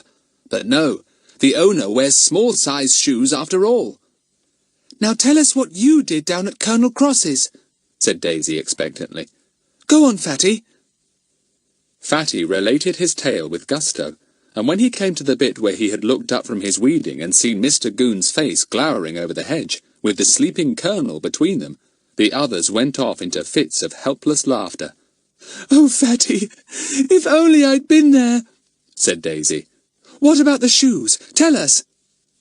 Fatty told them everything, and proudly displayed the shoes. And now, the greatest news of all, he said, turning up the shoes suddenly so that they displayed the rubber heels. See the rubbers? Well, look. He placed his notebook down beside one of the shoes, so that the drawing and the rubber heel were side by side. The children exclaimed at once. It's the same pattern! The very same! Golly, we're getting somewhere now! But surely it can't be the Colonel who's got anything to do with the robbery? No, said Fatty, and explained about how a pair of his boots had been sent to last year's jumble sale. And if we can find out who bought them, I think we've got our hands on the thief, said Fatty exultingly. We shall find that the person who bought them is somebody else with big feet, somebody the cobbler doesn't know about, because probably the fellow mends his own boots. We're on the track at last. Everyone felt thrilled. They watched Fatty become his own self again, rubbing away the greasy lines on his face, removing his eyebrows carefully, sliding his aching feet out of the stiff old boots he wore. He grunted and groaned as he took off the boots and rubbed his sore feet. I had 3 pairs of socks on, he said, because the boots are so big and stiff. But even so, I bet I'll limp for days. You do everything so thoroughly, Fatty, said Bets admiringly, watching him become the Fatty she knew. Secret of success, Bets, said Fatty with a grin. Now then, what do we do next? I feel that our next move is very, very important, and it's got to be done quickly before old Mr. Goon gets another move on. Daisy gave a little giggle when she remembered how they had seen through Mr. Goon's disguise that morning and pestered him. Poor old Clear-Off. Please can you tell us the time? Please can you give us change? Oh dear, however dared they be such pests? Anyone know Miss Kay? Asked Fatty, putting on his shoes and lacing them up. She apparently ran the jumble sale last year. Is she running it this year? Yes, said Daisy. She's the one we took the Rodneys' shoes to. But, Fatty, we can't very well go barging up to her and ask her straight out who bought those boots at the Colonel's last year. She'd think it awfully strange. I'm not thinking of doing any barging or blurting out of silly questions, said Fatty with dignity. I've got a very fine idea already.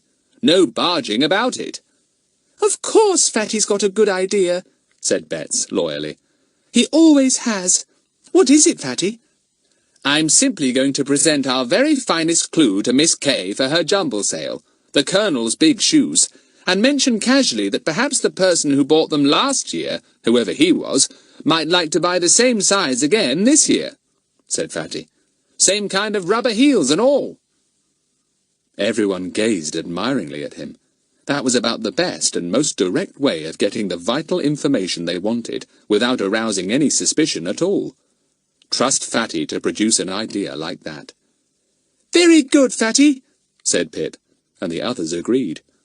Let's have tea now, said Fatty, looking at the time. I'll go and see if I can get something out of our cook. You come with me, Bets, because she likes you, and we'll take it out under that tree over there and have a picnic and relax a bit after all our hard work today. He and Bets went off together. They came back with an enormous tea on 2 trays and an excited Buster. The cook had looked after him all day and kept him from following Fatty. Now he was wild with delight to be with his friends again. It's a marvel both the trays haven't crashed, said Fatty, putting his down carefully. I never knew such a dog for getting under your feet when you're carrying anything heavy. Get away from that cake, Buster. Daisy, do stop him licking it all over. There'll be no icing left. Oh, golly, now he's stepped on the buns. Bets caught Buster and held him down beside her. He can't help dancing about. He's so pleased we're back, she said. See what lovely things we've brought you all. I feel we've earned a good tea. They talked over their day as they ate, giggling whenever they thought of poor Mr. Goon and his despair at finding them just in front of him wherever he went. I'm going down to Miss Kay's this evening, said Fatty, taking the shoes. Oh, wonderful, magnificent shoes that will solve the mystery for us. And before 7 o'clock comes, I'll be back with the name of the thief. A little telephoning to the inspector, and a little explaining, and we shall be able to let Mr. Goon know tomorrow that the case is closed. The mystery is solved, as usual, by the 5 find-outers and Doc. Hip, hip, hurrah, said Pip. I say, Bets, don't give Buster any more of those potted meat sandwiches. I want some too. Fatty, stop her. Buster's fat enough as it is. If he gets much fatter, he won't be able to help in any more mysteries. Not that he's really helped in this one much. Now you've made him put his tail down, said Bets, and gave him another sandwich. Oh, Fatty, do let me come with you to Miss Kay's. You know who she is, don't you? She's the cousin of that horrid little baker, the one who always tries to be funny. She's just as silly as he is, said Daisy. I told you that we took the Rodneys' boots and shoes to her this afternoon. She's got a dreadful collection of things there. Honestly, I think Jumble is awful. She was very pleased with the boots and shoes. She says they go like hot cakes at a sale. Well, I think I'll go now, said Fatty, getting up and brushing the crumbs from his front. Coming, Bets? Yes, you can come too, Buster. Bets, Buster and Fatty went out. Fatty carried the Colonel's shoes wrapped in a bit of brown paper. Well, so long, said Fatty cheerfully. Get out the flags for when we come back. We'll bring you the name of the thief. Chapter 17. A Bitter Disappointment. Fatty and Bets walked off to Miss Kay's with Buster trotting at their heels. They kept a sharp lookout for Mr. Goon. Fatty felt sure that he had guessed who the old tramp was that afternoon, and he didn't particularly want to meet him just then. Miss Kay lived in a tiny cottage next to her cousin and his wife. Bets hoped they wouldn't see the little baker. I'd get so tired of trying to smile at his silly jokes, she said to Fatty. Look, here we are. Don't you think it looks like a place where Jumble is taken? Daisy and I thought so anyway. Bets was right. The cottage in its little garden looked untidy and jumbly, as Bets put it. A broken-down seat was in the little front garden, and a little, much-chipped statue stood in the centre. The gate was half off its hinges, and one of its bars had gone. The curtains at the window looked dirty and didn't match. I should think Miss Kay buys most of the jumble for herself, whispered Bets, nodding at the broken seat and chipped statue. Miss Kay looked a bit of a jumble herself when she opened the door to them. She was as small and sprightly as her baker cousin, but not nearly so neat and spruce. She's all bits and pieces, thought Bets, looking at her. Hung about with all the jumble nobody else buys. Bead necklaces, a torn scarf, a belt with its embroidery spoilt, and that awful red comb in her hair. Miss Kay seemed delighted to see them. Do come in, she said, in a kind of cooing voice. It isn't often I get a nice young gentleman to see me, and this dear little girl again, too. You came this afternoon, didn't you, dearie? Yes, said Bets, who didn't like being called dearie by Miss Kay. And what have you brought me this time, love? asked Miss Kay, leading the way into a little room so crowded with furniture that Fatty had great difficulty in finding where to step. He knocked over a small table and looked down in alarm. I'm so sorry, he said, and bent to pick up the things that had fallen. Miss Kay bent down at the same time, and their heads bumped together. Oh, sorry, said Fatty again. Miss Kay gave a little giggle and rubbed her head. Oh, it's nothing. My cousin says I've got a wooden head, so a bump never matters to me. She gave another silly little giggle, and Bet smiled feebly. This kind little girl brought me such a lot of nice things for the jumble sale this afternoon, chattered Miss Kay. And I'm hoping you've brought something too. What's in that parcel? She put her head on one side, and her comb fell out. She gave a little squeal and picked it up. Oh dear, I seem to be falling to bits. You know, that cheeky cousin of mine says one day I'll be a bit of a jumble myself and be sold for a penny. Fatty felt rather sick. He didn't like the baker, her cousin, but he liked Miss Kay even less. He opened his parcel and took out the shoes. All he wanted to do now was to get the information he needed and go. Miss Kay gave another squeal. Oh, what an enormous pair of shoes! Are they yours? That's just a joke, of course. I didn't mean it. I'm such a tease, aren't I? My, it's quite a good pair, though. It's a pair of Colonel Cross's, said Fatty. He sent a pair of boots last year, too. I thought perhaps the same person who had feet big enough to fit last year's boots would probably like to buy these. Do you know who it was?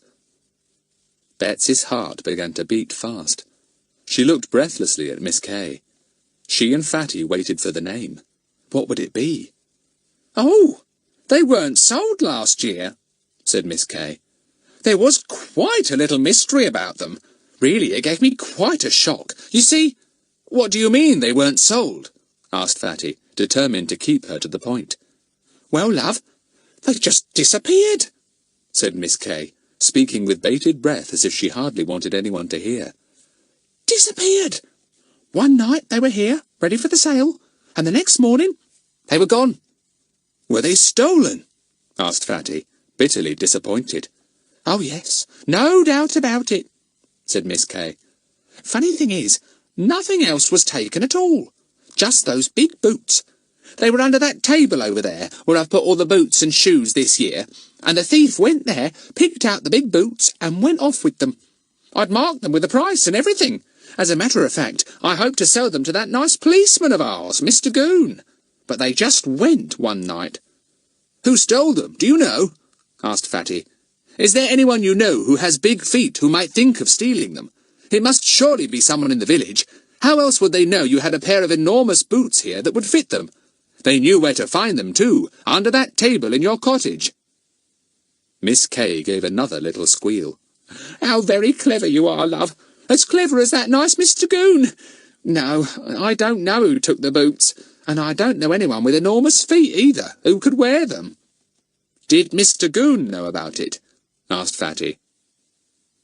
Oh, no. My cousin said that as I'd only marked the boots cheaply, it wasn't worth taking up the time of the police over a pair of jumble boots, said Miss Kay. He's very good like that, my cousin is. He gave me some money towards the stolen boots, and I gave some myself, and we put the money into the jumble box, so the sale didn't lose by it. I do hope you think I was right. Quite right, said Fatty, bored with all this niggling over jumble boots, and wild to think that their wonderful idea was no good. The boots had been stolen, and nobody knew who had taken them. Nobody even seemed to know anyone with outsized feet. There seemed to be a dearth of large feet in Peterswood. It was really most annoying. He seemed to run into a blank wall no matter what clue he followed. Fatty felt very down in the dumps. I think, on the whole, I won't leave these big shoes here, said Fatty, wrapping them up again. I mean, if there are thieves about here who have an urge for enormous boots and shoes, these might disappear as well. I'll bring them down to you on the day of the jumble sale, Miss Kay. Fatty wasn't going to leave his precious shoes with their rubber heels at Miss Kay's now that he hadn't got the information he wanted. It would be a waste of his clue. He was quite determined about that. Miss Kay looked as if she was going to burst into tears. Fatty hurriedly went to the door with Bets before this disaster happened. He saw someone in the next garden. The little baker, Miss Kay's cousin. He groaned. Now there would be another volley of silly talk. Hello, hello, hello, said the baker genially. If it isn't Frederick Trottville, the great detective. Solved the mystery of the robbery yet, young man? Fatty always hated being called young man, and he especially disliked it from the little baker. He scowled. Bets spoke up for him. He's nearly solved it. He soon will. We just want to find the name of the man with big feet, that's all. We almost got it tonight." "Shut up, Bets," said Fatty in a low and most unexpectedly cross voice. Bets flushed and fell silent, but the little baker made up for her sudden silence. "Well, well, well, we shall expect to hear great things soon. I suppose the same man did both the robberies. I saw his prints all right. Me and Mr. Goon, we had a good old chinwag over it. Ah, Mr. Goon'll get the thief all right. Before you do, young man. He's on the track. Yes, he's on the track.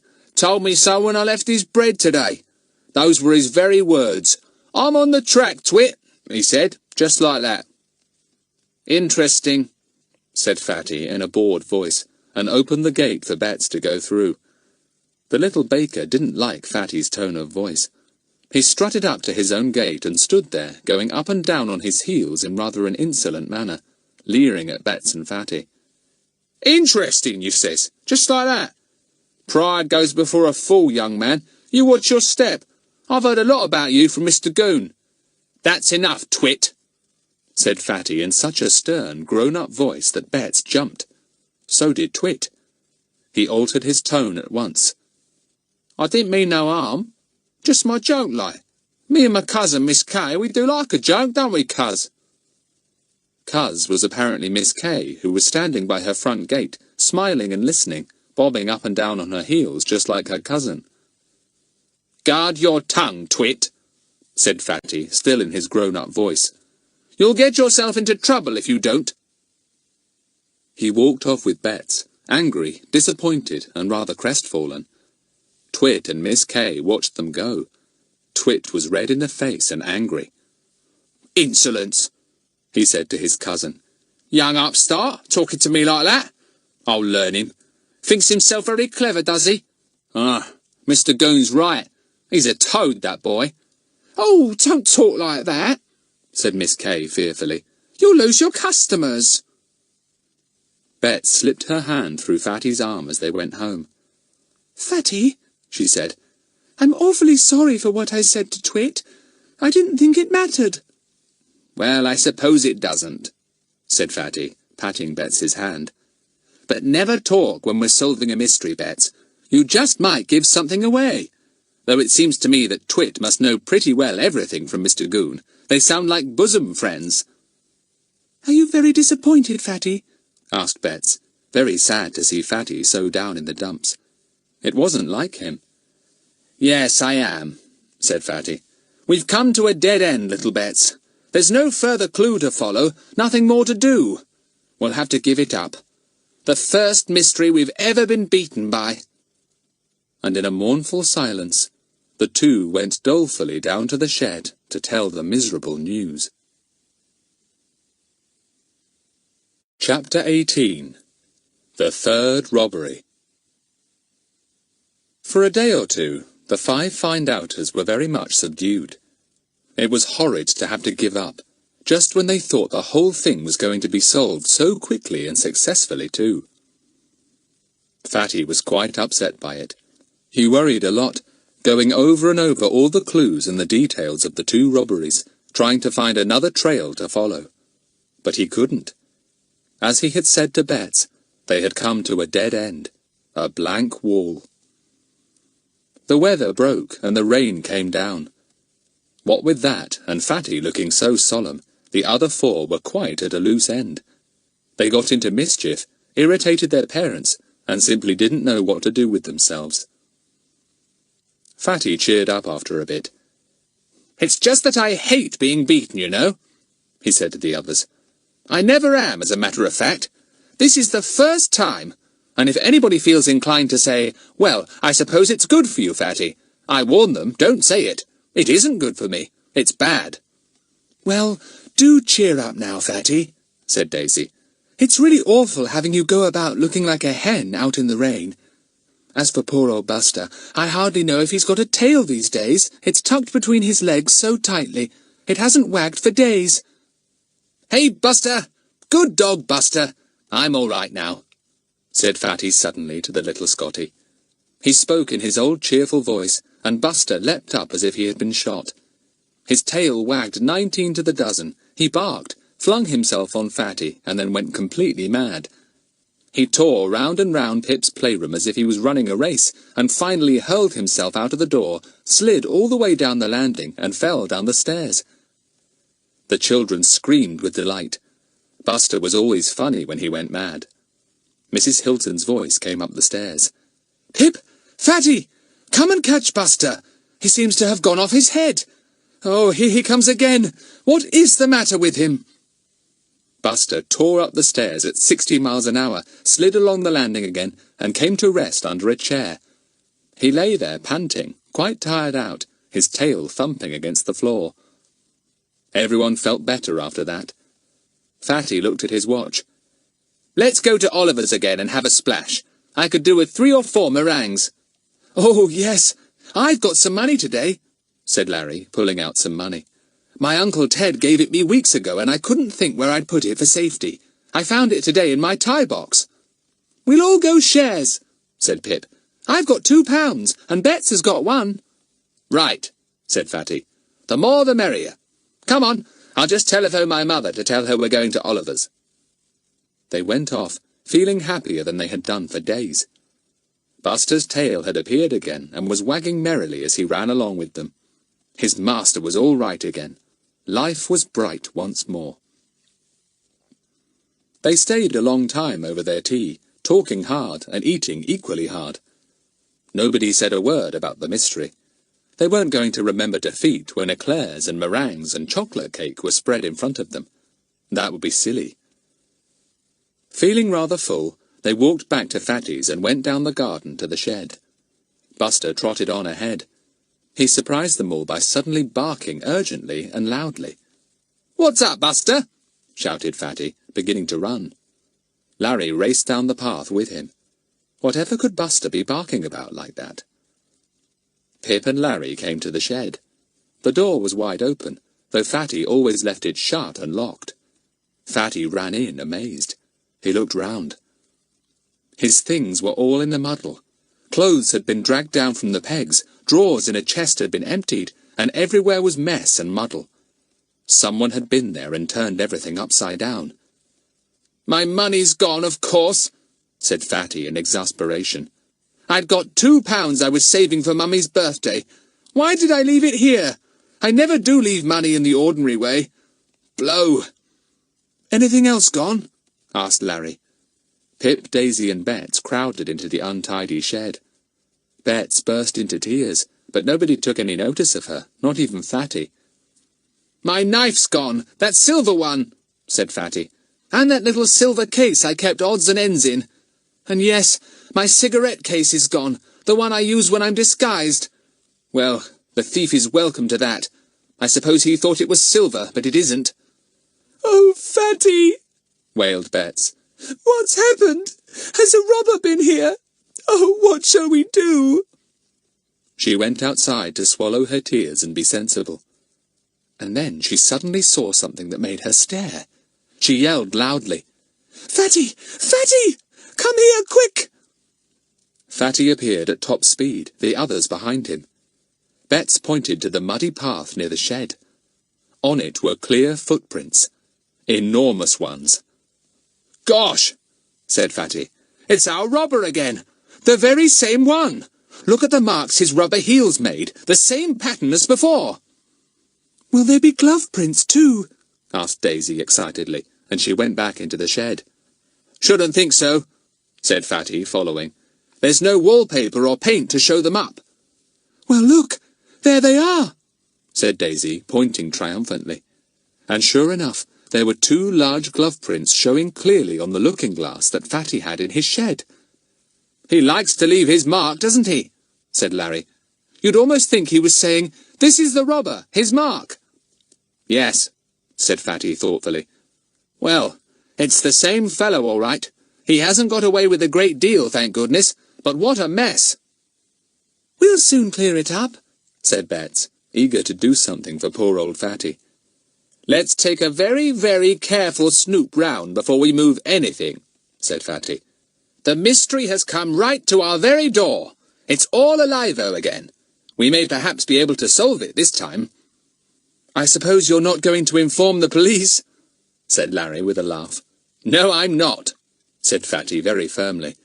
First thing I'm going to do is to measure the footprints to make absolutely certain they're the same ones that we saw before, at Norton House and at Mrs. Williams's. They were, of course, exactly the same. No doubt about it at all. The glove prints were the same too. We can't find out whether there was a hollow cough this time, said Pip, because there was nobody here to hear it. I suppose there aren't any scraps of paper, are there, Fatty? None, said Fatty. But there weren't at Mrs. Williams's either, you know. I'm beginning to think that they really had nothing to do with the robberies. They don't really link up with anything. Daisy went wandering off down the path a little. She came to another print by the side of the path, almost under a shrub. She called Fatty. Look, she said. Isn't this strange print like the ones you found in both the other robberies? Fatty knelt to see. On the wet ground under the shrub, the mark was quite plain. A big roundish print with criss-cross lines here and there. Yes, said Fatty, puzzled, turning over the pages of his notebook to compare his drawing with the print. It's the same. I cannot imagine what makes it, or why it appears in all the robberies. It's extraordinary. They all gazed down at the strange mark. Pip wrinkled his forehead. You know, somehow I feel as if I've seen it somewhere else besides the robberies. Where could it have been? Think, Pip, said Fatty. It might help. But Pip couldn't think. All he could say was that he thought he had seen it somewhere on the day when they all went interviewing. That's not much help, said Fatty with a sigh.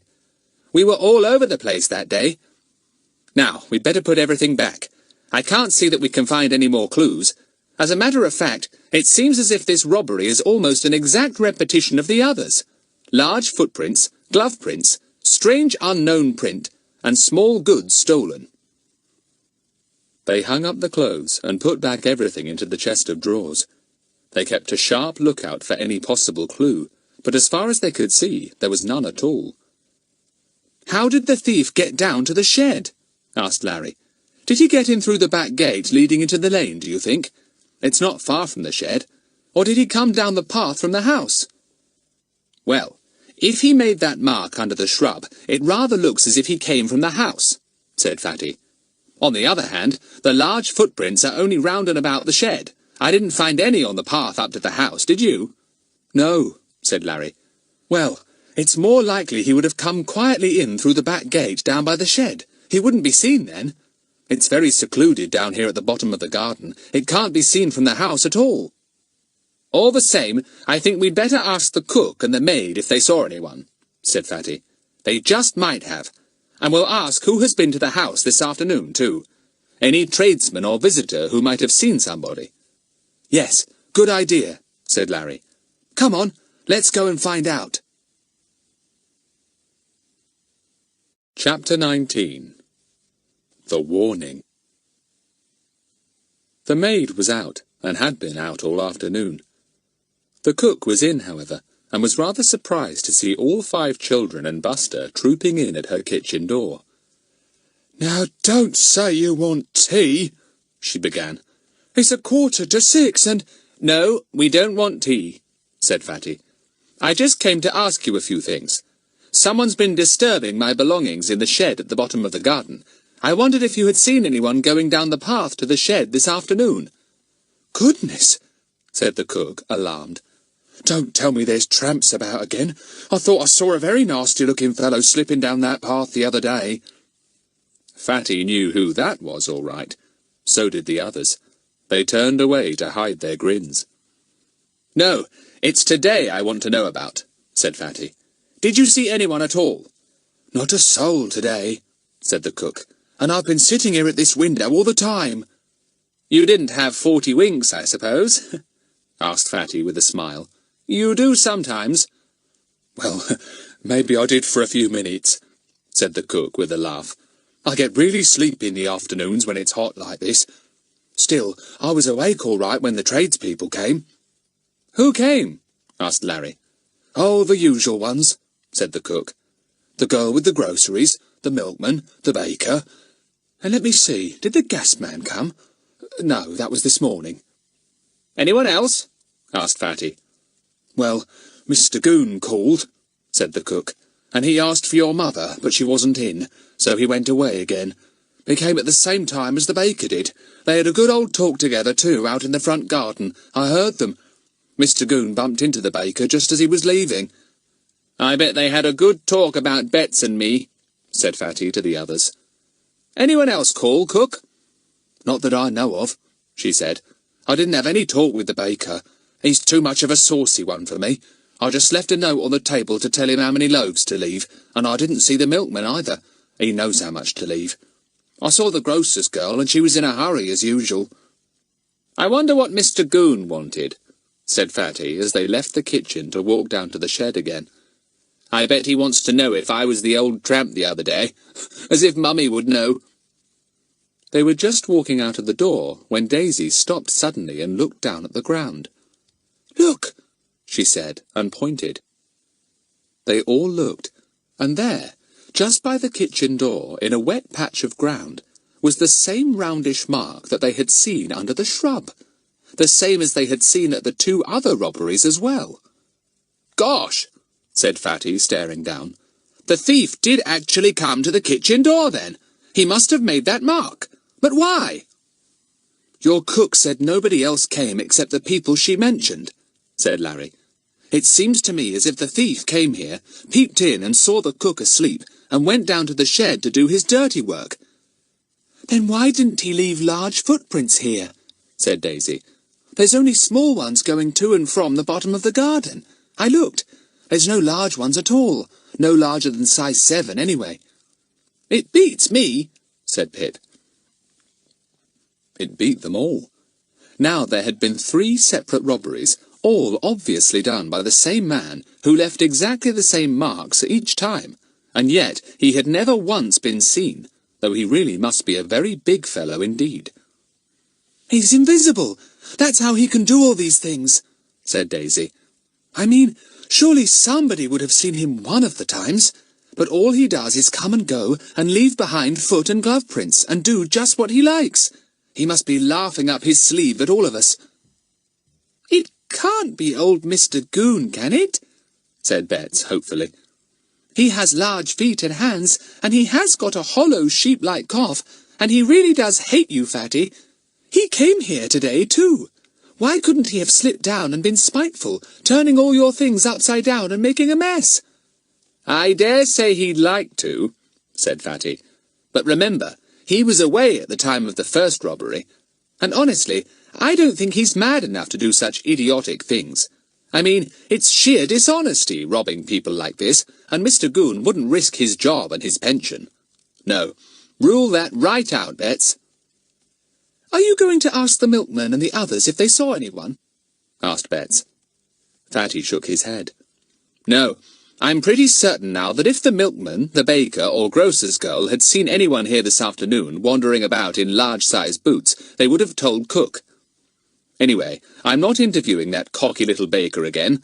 Wouldn't he be pleased if he knew I'd been robbed? He'd rub his little hands like anything and rock to and fro on his toes and heels with glee. Yes, he would, said Bets, rocking to and fro as she remembered how he had gone up and down on his heels. Nasty little man. I hope he doesn't hear about this. No one is to, said Fatty firmly. I'm not going to have Mr. Goon strolling down the garden and fingering everything in my shed. How he'd love to look through my make-up box and pick up all my moustaches and eyebrows and wigs.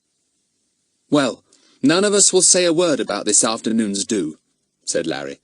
We'll keep the thief guessing. He'll wonder why there's no news of his last robbery. The thief burst the lock on your door, Fatty, said Bets. How will you lock it tonight? I'll slip out and buy a padlock, said Fatty. That'll be the easiest thing to do tonight. Put a padlock on the door. I'll come with you when you go home. I can get one at the garage. It stays open till 7. So at 10 to 7, Fatty and the others strolled up the lane to the garage in the village. They bought a strong little padlock and came out examining it. A voice behind them made them jump. It was Mr. Goon, starting on his first night round. Huh! A padlock? Maybe you'll need that, Frederick. You'd better be careful. Everyone swung round in astonishment. What do you mean, Mr. Goon? said Fatty. I've had notice that you'll be the next on the robbery list, said Goon importantly. I came to warn your mother this afternoon.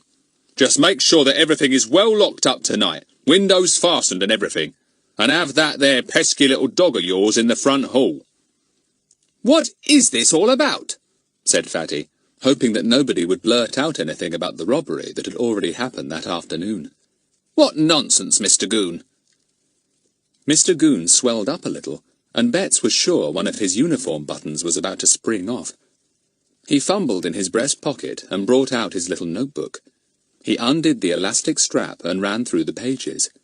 Everyone watched in silence. He took out a scrap of dirty paper and handed it to Fatty. There you are. If that isn't a plain warning, I don't know what is.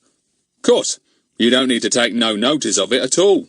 And anyway, I'll be sure to be round 2 or 3 times tonight to see as everything is all right round at yours.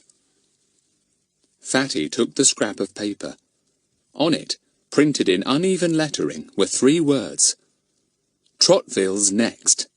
Big feet. Fatty silently passed it round to the others. They knew what Goon didn't know, that the warning was too late. Big Feet, the robber, had already been to the Trotvilles. There you are, said Mr. Goon, enjoying the interest he was causing. The impertinence of it! Good as saying, fat lot of good you are, I'll tell you where I'm going to strike next. Signing himself Big Feet, too. He's got some sauce. Mr. Goon, have you got the other scraps of paper on you? Asked Fatty. The ones found at Norton House with 2 Frinton and 1 Rods on. It would be useful to compare them. Goon gave a scornful little snort. Think I didn't compare them, Mr. Smarty? 'Cause I did. But this here note's in printed capitals and the others aren't. Can't see any likeness at all. I think you're wrong, Mr. Goon, said Fatty, suddenly speaking like a grown-up again. And if you like, I'll show you the likeness. Gah, said Goon in disgust. Think you know everything, don't you? Well, I tell you, I've compared the 3 scraps of paper, and this one's different. I don't believe it, said Fatty. That stung Mr. Goon, and he glared. He felt in the little pocket of his notebook and produced the other 2 notes. He showed them to Fatty, together with the 3rd one. See? No likeness at all, he said triumphantly. I'm not thinking of the words written on the papers, said Fatty. I'm thinking of the paper they're written on. It's exactly the same. Whoever wrote the first notes wrote this one too. So those first scraps of paper were clues after all, though they led to nothing. Mr. Goon stared at the scraps of paper. Fatty was right. They had obviously been torn from the same notebook or sheets of paper. They were all rather yellowed, and the surface was a little fluffy. Mr. Goon cleared his throat. He felt a little awkward. That boy, always putting him in the wrong. He put the scraps back into his pocketbook. He cleared his throat again. Think I didn't notice that, he said. Why, it hits you in the eye. It didn't seem to have given you a very hard blow then, said Fatty. Well, I'm not heeding that warning, Mr. Goon, so you can sleep in peace tonight. There will be no robbery at the Trotvilles, I can tell you that. Chapter 20. Mostly about Goon. The 5 children, with Buster, went on their way, Fatty thinking deeply. The others respected his thoughts and said nothing. They came to the corner where they had to part with Larry and Daisy.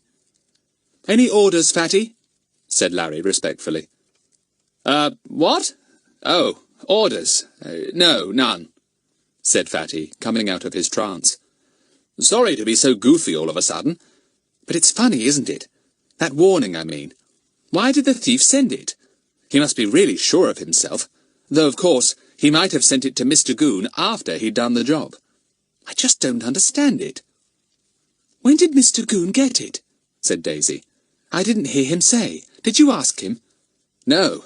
I was so surprised to find that the 3rd scrap of paper was the same as the first 2, which meant they really did have something to do with the thief, that I didn't ask any of the questions I should, said Fatty, vexed. That means I'll have to go back and get a little more information. Mr. Goon will be pleased. Is the mystery on again? asked Betts. Very much on, Betts, said Fatty. Oh, very much. Blow, Big Feet. I shall dream about him tonight. It really is a puzzle how that fellow can get about without being noticed. I mean, there's all of us on the watch, and Mr. Goon, and the baker, and the grocer's girl, and goodness knows how many other people too, looking for a large-footed man, and yet the fellow has the nerve to walk up the road to my house, go in at one of the front gates, walk up to the kitchen door, and all the way down to the shed, and then out again with his stolen goods, and not a single soul sees him. He must be invisible, said Betts, quite convinced. The case of the invisible thief, or the mystery of Big Feet the robber, said Fatty. It's a funny case, this. Lots of clues, all leading nowhere. They said goodbye and parted. Fatty went back to Mr. Goon's house. He must find out where that paper had been put when it was delivered, and what time it was sent. He came to Mr. Goon's house. Goon was back again, and was spending an interesting 10 minutes trying on a supply of new moustaches that had arrived by post that day. He was sitting in front of the mirror, twirling a particularly fine moustache, when he heard the knock at the front door. He peered out of the window. Ah, that boy. Goon grinned to himself. He crammed a hat down on his head, frowned, twisted his new moustache up, and leaned out of the window. "What do you want?" he asked in a deep, rather sinister voice. Fatty looked up, and was extremely startled to see this scowling, moustached face above him. In a trice he recognized Goon. There was no mistaking those frog-like eyes. However, if Goon wanted to think he could make himself unrecognizable by adding a moustache and a scowl, Fatty was quite willing to let him. Good evening, said Fatty politely. Could I speak to Mr. Goon, or is he busy? "He's busy," said the face in a hollow voice, and the moustache twitched up and down. Oh, what a pity. It's rather important, said Fatty. "I'll see if he'll see you," said the face, and disappeared. Fatty chuckled. The door opened half a minute later, and Mr. Goon appeared, minus scowl and moustache. Actually, he felt quite amiable for once. His disguise had deceived that boy. Fatty wasn't as clever as he thought he was. Good evening, Mr. Goon, said Fatty. Did your friend tell you I wanted to see you? "He did," said Goon. "What do you want?" I forgot to ask you how you got that third note, and when, said Fatty. It might be important. "I don't know how or when it came," said Mr. Goon annoyingly. Well, when did you find it? asked Fatty. "I was going through some papers in the office," said Goon, "and I was lost in them. Very important papers they were, see? Well, the milkman and the baker came and left the bread and the milk as usual, and when I came into the kitchen to get myself a cup of tea, I picked up the bottle of milk, and there was the note on top of it." Thank you, said Fatty. So you don't really know what time it came, except that it must have come after the milkman and baker. Did you hear them come? As Mr. Goon had been fast asleep all afternoon, he had heard no one at all, but he wasn't going to tell Fatty that. "I expect I heard them come," he said. "But when I read through official papers, very important ones too, I get lost in them. I dare say the tradesman came about the usual time, 3 o'clock or so." Thanks, said Fatty. That's all I wanted to know. You came along to my house then to give us the warning. Our cook told me you came. "Yes, I came along at once," said Goon, "as was my bounden duty. Pity you won't take no notice of that warning. Still, I'll be along tonight, all right." As is your bounden duty, said Fatty. Well, I'll be off. I'm sorry to have disturbed that friend of yours, Mr. Goon. "Oh, he won't mind," said Goon, most gratified to find that Fatty apparently hadn't recognized who the friend was. Good-looking fellow, isn't he? said Fatty innocently. Goon agreed instantly. "Yes, quite. Fine moustache," he said. Very, very fine, said Fatty. Actually, that is what made him good-looking.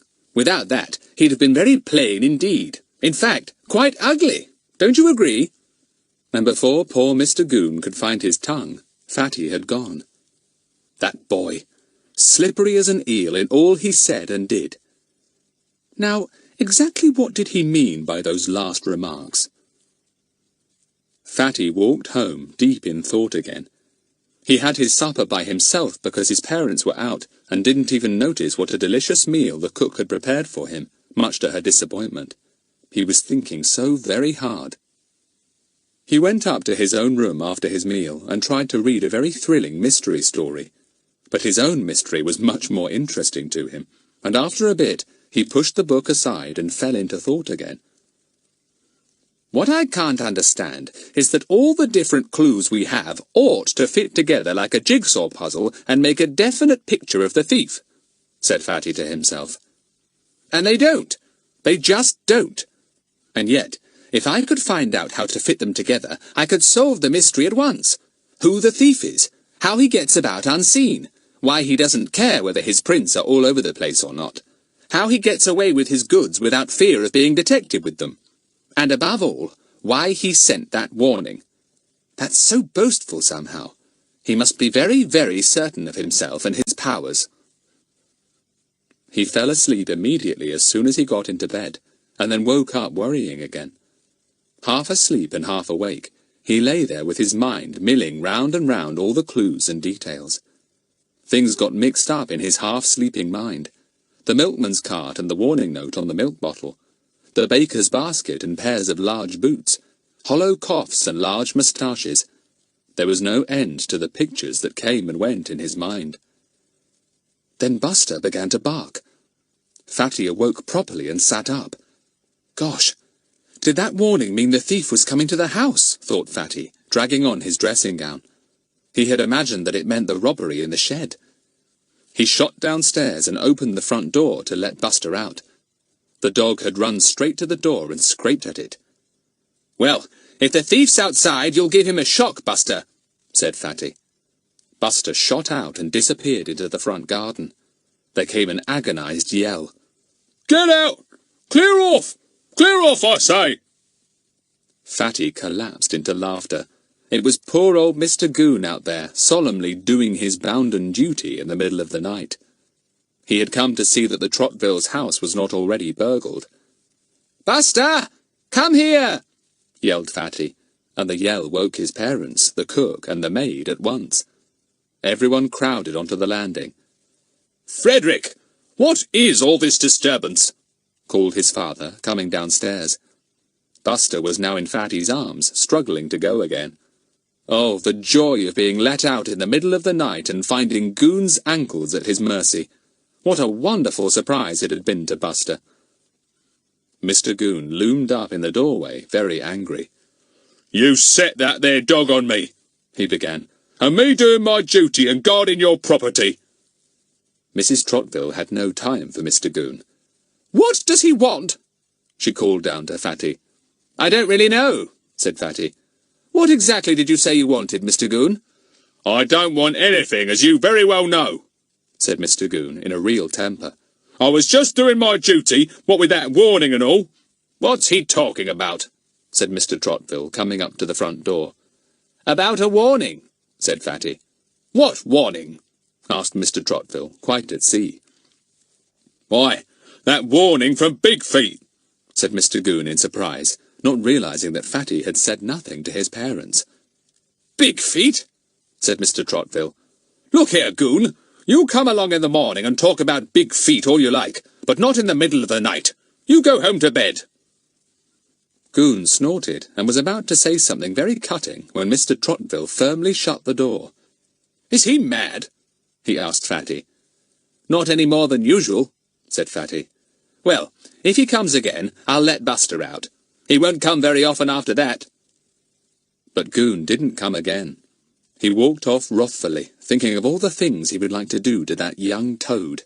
Yes, and to that pest of a dog, too. And me doing my bounden duty, he said to himself.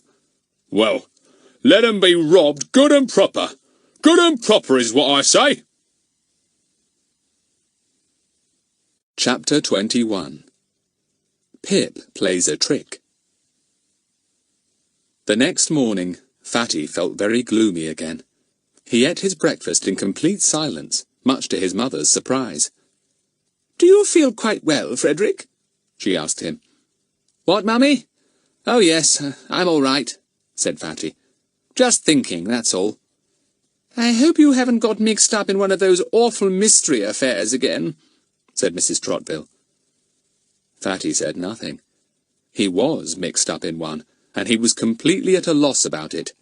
3 different robberies, one in his own shed, heaps of clues, and no solution at all unless he made up his mind that the thief was invisible, which was obviously impossible.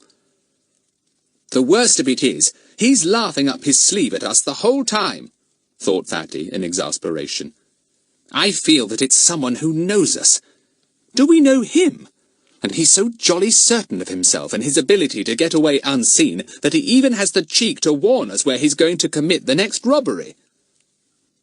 He thought of his visit to Miss Kay and his high hopes when he went there. If only those boots hadn't been stolen, everything would have been so easy. "Frederick, you really must go and get your hair cut this morning," said Mrs. Trottville. "It's far too long." "All right, Mummy," said Fatty, who had been expecting this suggestion for the last 2 weeks. He knew his hair was rather long, but it made disguises a bit easier if his hair was long and he wasn't going to wear a wig. He could pull it about a bit and make it go different ways under a hat. "Ring up and make an appointment," said Mrs. Trottville. "Then you won't have to wait for ages." When the others came at 10 o'clock to meet in Fatty's shed and see if anything further had happened, they were met by a gloomy Fatty. "Got to go and get my hair cut," he said. "I'll be back in about half an hour. You can either wait for me here or go and have your first ice cream of the day while I'm at the hairdresser's." "All right," said Larry. "Anything further happened?" "Nothing much, except that Mr. Goon came in the middle of the night to see if we'd been burgled or not, and I really thought it might be the thief and let old Buster out. Gosh, he was thrilled to find Mr. Goon's ankles out there." Everyone laughed, and Fatty cheered up a bit. "Well, what are you going to do? Wait here?" asked Fatty. "Yes, I think we will," said Larry. "We're all a bit short of cash today. We'll laze here under the trees till you come back. Don't be long." Fatty went off, still looking gloomy. The others looked at one another. It was not very nice when Fatty was in low spirits. It didn't often happen, but when it did, it cast a definite gloom over the party. "I wish we could do something to cheer Fatty up," said Bets. "Well, let's play a trick on him or something," said Pip. "Too hot," said Larry. "Not enough time, either. He'll be back so soon." Pip wandered into Fatty's shed. He looked round. He wondered what he could do. Dress up and disguise himself so that Fatty wouldn't know him? No, there wasn't time to do that properly. His eyes fell on the enormous pair of shoes that Fatty had got from Colonel Cross's housekeeper and had refused to leave with Miss Kay. There they were, hanging on a peg by their laces. Pip looked at them, and an idea came into his head. He grinned. Gosh, he certainly had got an idea, one that would make Fatty and the others sit up properly. He would enjoy himself over this idea. Talk about a little bamboozling. He took off his rubber shoes and slipped them into his pocket. He took down the big shoes and pulled them on. They slip-slopped about on his feet, but he could just walk in them. Pip went cautiously out of the shed unseen by the others, who were on the other side of a bush. He knew Fatty would come back through the garden gate not far from the back of the shed. He also knew that there was a bed there that had just been dug over and prepared by the gardener for lettuces. Pip walked painfully over to the nice smooth bed. He took a few steps this way on the earth and a few steps that way. Then he stopped to see his footwork. Marvellous! It looked for all the world as if Big Feet the thief had visited them once again and left his giant-sized footprints plainly to be seen. Pip grinned again. He took a few more steps, treading as hard as he could. Then he walked quietly back to the shed, took off the shoes, and put on his own once more. He'd like to see old Fatty's face when he came back and saw those footprints. He walked out to the others. "Shall we go and meet Fatty?" he said. "Come on, he'd be pleased. It's only a little way." "All right," said Larry, and Bets and Daisy agreed at once. "I can see Mrs. Trottville in the front garden," said Pip, peering through the trees. "We'd better go and say hello to her." He didn't want to take the others past his beautifully prepared footprints.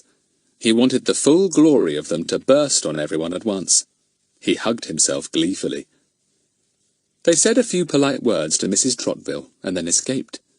They walked almost to the hairdresser's before they met Fatty. He came towards them looking very smooth-headed indeed. Buster trotted as usual at his heels. "Hello, come to meet me," said Fatty, pleased. "Right, ice creams for everyone in return." "Oh, no, Fatty," said Daisy. "You're always spending your money on us." "Come on," said Fatty, and they went to have ice creams. Pip sat as patiently as he could with his. He hoped everyone would hurry up. Suppose the gardener went down to that bed and raked over the footprints. His trick would be ruined. They finished their ice cream at last and walked back to Fatty's. Pip wished they would hurry, but they wouldn't, of course. "We'll go in the garden gateway," said Fatty, as Pip had hoped he would say. "It's nearer." They all went in. The bed with the footprints was not very far from the gate. Bets was running ahead with Buster when she suddenly saw them. She stopped at once, amazed. Then Fatty saw them. He stopped dead and stared as if he couldn't believe his eyes. Larry and Daisy looked down in astonishment. "Gosh," said Fatty, "what do you make of that? Fresh made, too." Pip grinned and tried to hide it, but nobody was looking at him at all. Their eyes were glued to the enormous footprints. "I say, the thief's been here whilst we were gone," said Daisy. "Just those few minutes." "There's the gardener over there. We'll ask him who's been here," said Fatty. But the gardener shook his head. "Nobody came down the garden while I've been working here," he said. "And I've been here for an hour or more. Never saw a soul." "Invisible as usual," groaned Fatty. "I just can't make it out. He comes and goes as he likes, does what he likes, and nobody ever sees him." He took out a magnifying glass and bent to look closely at the prints. He frowned a little and then got out his notebook. He opened it at the drawings there. Then he straightened up. "This is odd," he said. "I don't understand it. These prints are the same size, and the rubber heel pattern is the same, but the print isn't quite the same. The thief didn't wear the same boots." "Clever old Fatty," thought Pip. "He even spotted that the prints were made by those big shoes and not by big boots worn by the real thief. He really is a marvel." The 5 children walked to the trees and sat down. Pip kept his head turned away because he simply couldn't help grinning all over his face. What a joke! How marvellous to see the others taken in like this, all serious and solemn and earnest. "It beats me," said Fatty. "It absolutely beats me. Running all over the bed like that for apparently no reason at all. He must be mad as well as a thief. I mean, what's the point? Just to show off, I suppose." Pip gave a little snort of laughter and tried to turn it into a cough. Bets looked at him in surprise. "What are you grinning for?" she asked. "What's the joke?" "No joke," said Pip, trying to straighten his face. But a moment later his mouth twisted into broad smiles again, and he was afraid he was going to laugh out loud. "At any moment I shall expect to see footprints suddenly walking in front of me now," said Fatty gloomily. "I've really got the things on my mind." Pip gave a squeal and burst into laughter. He rolled over on the ground. He laughed till he almost burst his sides. The others looked at him in amazement. "Pip, what's the joke?" demanded Fatty. "It's oh dear, I can't tell you," stuttered Pip, and rolled over again. "He's gone potty," said Larry in disgust. Fatty looked at Pip hard.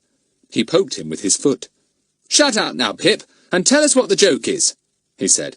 "Go on, you've been up to something. What is it?" "Oh my, it's those footprints," gasped Pip. "I took you all in beautifully, didn't I?" "What do you mean?" cried everyone, and Fatty reached out and shook Pip. "I made them," said Pip, helpless with laughter. "I put on those big shoes and made those prints myself." Chapter 22. Meeting at 2:30. Larry, Daisy and Bets fell on Pip until he cried for mercy. Buster joined in and barked madly. Only Fatty did nothing. He just sat as if he was turned to stone. The others realized at last that Fatty was not joining in Pip's punishment. They sat up and looked at him. Pip wiped his streaked, dirty face. Fatty sat there as if a thunderbolt had struck him. He gazed out through the trees with such a tense concentration that it really impressed the others. They fell silent. "Fatty, what are you thinking about?" asked Betts timidly at last. He turned and looked at them all. "It's Pip's joke," he said. "Gosh, "To think I never guessed how the thief did it. Pip's solved the mystery." The others gaped in surprise. "How do you mean?" asked Larry at last. "Can't you see even now?" said Fatty impatiently. "What did Pip do to make us think he was a large-footed thief? He took off his small shoes and put on big ones, and simply danced about over that bed in them. But he's no more got big feet than Betts here. Yet we all fell for his trick." I'm beginning to see," said Pip. "And we fell for the thief's trick, which was exactly the same," said Fatty. He smacked himself hard on the knee. "We're idiots! We're too feeble for words! We've been looking for a big-footed fellow, and the real thief has been laughing at us all the time. A fellow with small feet, and small hands, too." "Oh, do you mean he wore big gloves over his hands?" asked Betts. "To make people think he had both big hands and big feet?" "Of course. He probably wore somebody's big old gardening gloves," said Fatty. "And no wonder he left so many clear marks. He meant to. He didn't want to be careful. The more prints, the merrier, as far as he was concerned." Light was beginning to dawn very clearly in everyone's mind now. All that hunting for large-footed, burly, big-handed men. They should have looked for just the opposite. But who was the thief? They knew now he wasn't big, but that didn't tell them the name of the robber. "I suppose that deep cough was put on too," said Larry. "What about those scraps of paper, Fatty? Do they really belong to the mystery?" "I think so," said Fatty, frowning. "I'm beginning to piece things together now. "Gosh! What?" said everybody together. "I think I know who it is," said Fatty, going scarlet with excitement. "Who?" yelled everyone. "Well, I won't say yet in case I'm wrong," said Fatty. "I'll have to think a bit more, work things out. But I think I've got it. I think so." It was most exasperating that Fatty wouldn't say any more. The others stared at him, trying to read his thoughts. "If I'm right," said Fatty, "all our clues, including the scraps of paper, belong to the mystery. Yes, even that roundish print with the criss-cross marks. And I believe I know how it was that the thief was able to take those big boots about without anyone ever seeing them, and remove the stolen goods, too, without anyone ever guessing. Golly, he's clever." "Who is it?" asked Betts, banging Fatty on the shoulder in excitement. "Look, I want to go and think this out properly," said Fatty, getting up. "It's important I should be sure of every detail. Very important. I'll tell you for certain this afternoon. Meet here at 2:30. And with that, Fatty disappeared into the shed with Buster and shut the door. The rest of the company looked at each other in irritation. Blow Fatty! Now they would have to puzzle and wonder for hours. Fatty opened the door and stuck out his head for one moment. "If I can think of everything, so can you. You know just as much as I do. Use your brains, too, and see what you can make of it all." "I can't make anything," said Pip, kicking at the grass. "The only thing I'm pleased about is that my trick set old Fatty on the right track. I think he's right, don't you, about the thief wearing boots too big for him?" "Yes, I think he is," said Daisy, and everyone agreed. She got up. "Well, come on. Fatty doesn't want us mooning around if he's really going to solve everything and have it all cut and dried. My word, I do hope he thinks it all out before Mr. Goon does." They all thought hard during the hours that followed. Fatty thought the hardest of all. Bit by bit, he pieced it all together. Bit by bit, things became clear. Of course, all those clues did fit together. did make a picture of the thief, and it could only be one thief, nobody else. Fatty did a spot of telephoning early that afternoon. He telephoned Inspector Jenks and asked him if he could possibly come along at 2:30 that afternoon. The inspector was interested. Does this by any chance mean that you have solved the latest mystery? The mystery of the big-footed thief? He asked. I hope so, sir, said Fatty modestly. May I ask Mr. Goon to come along too, sir?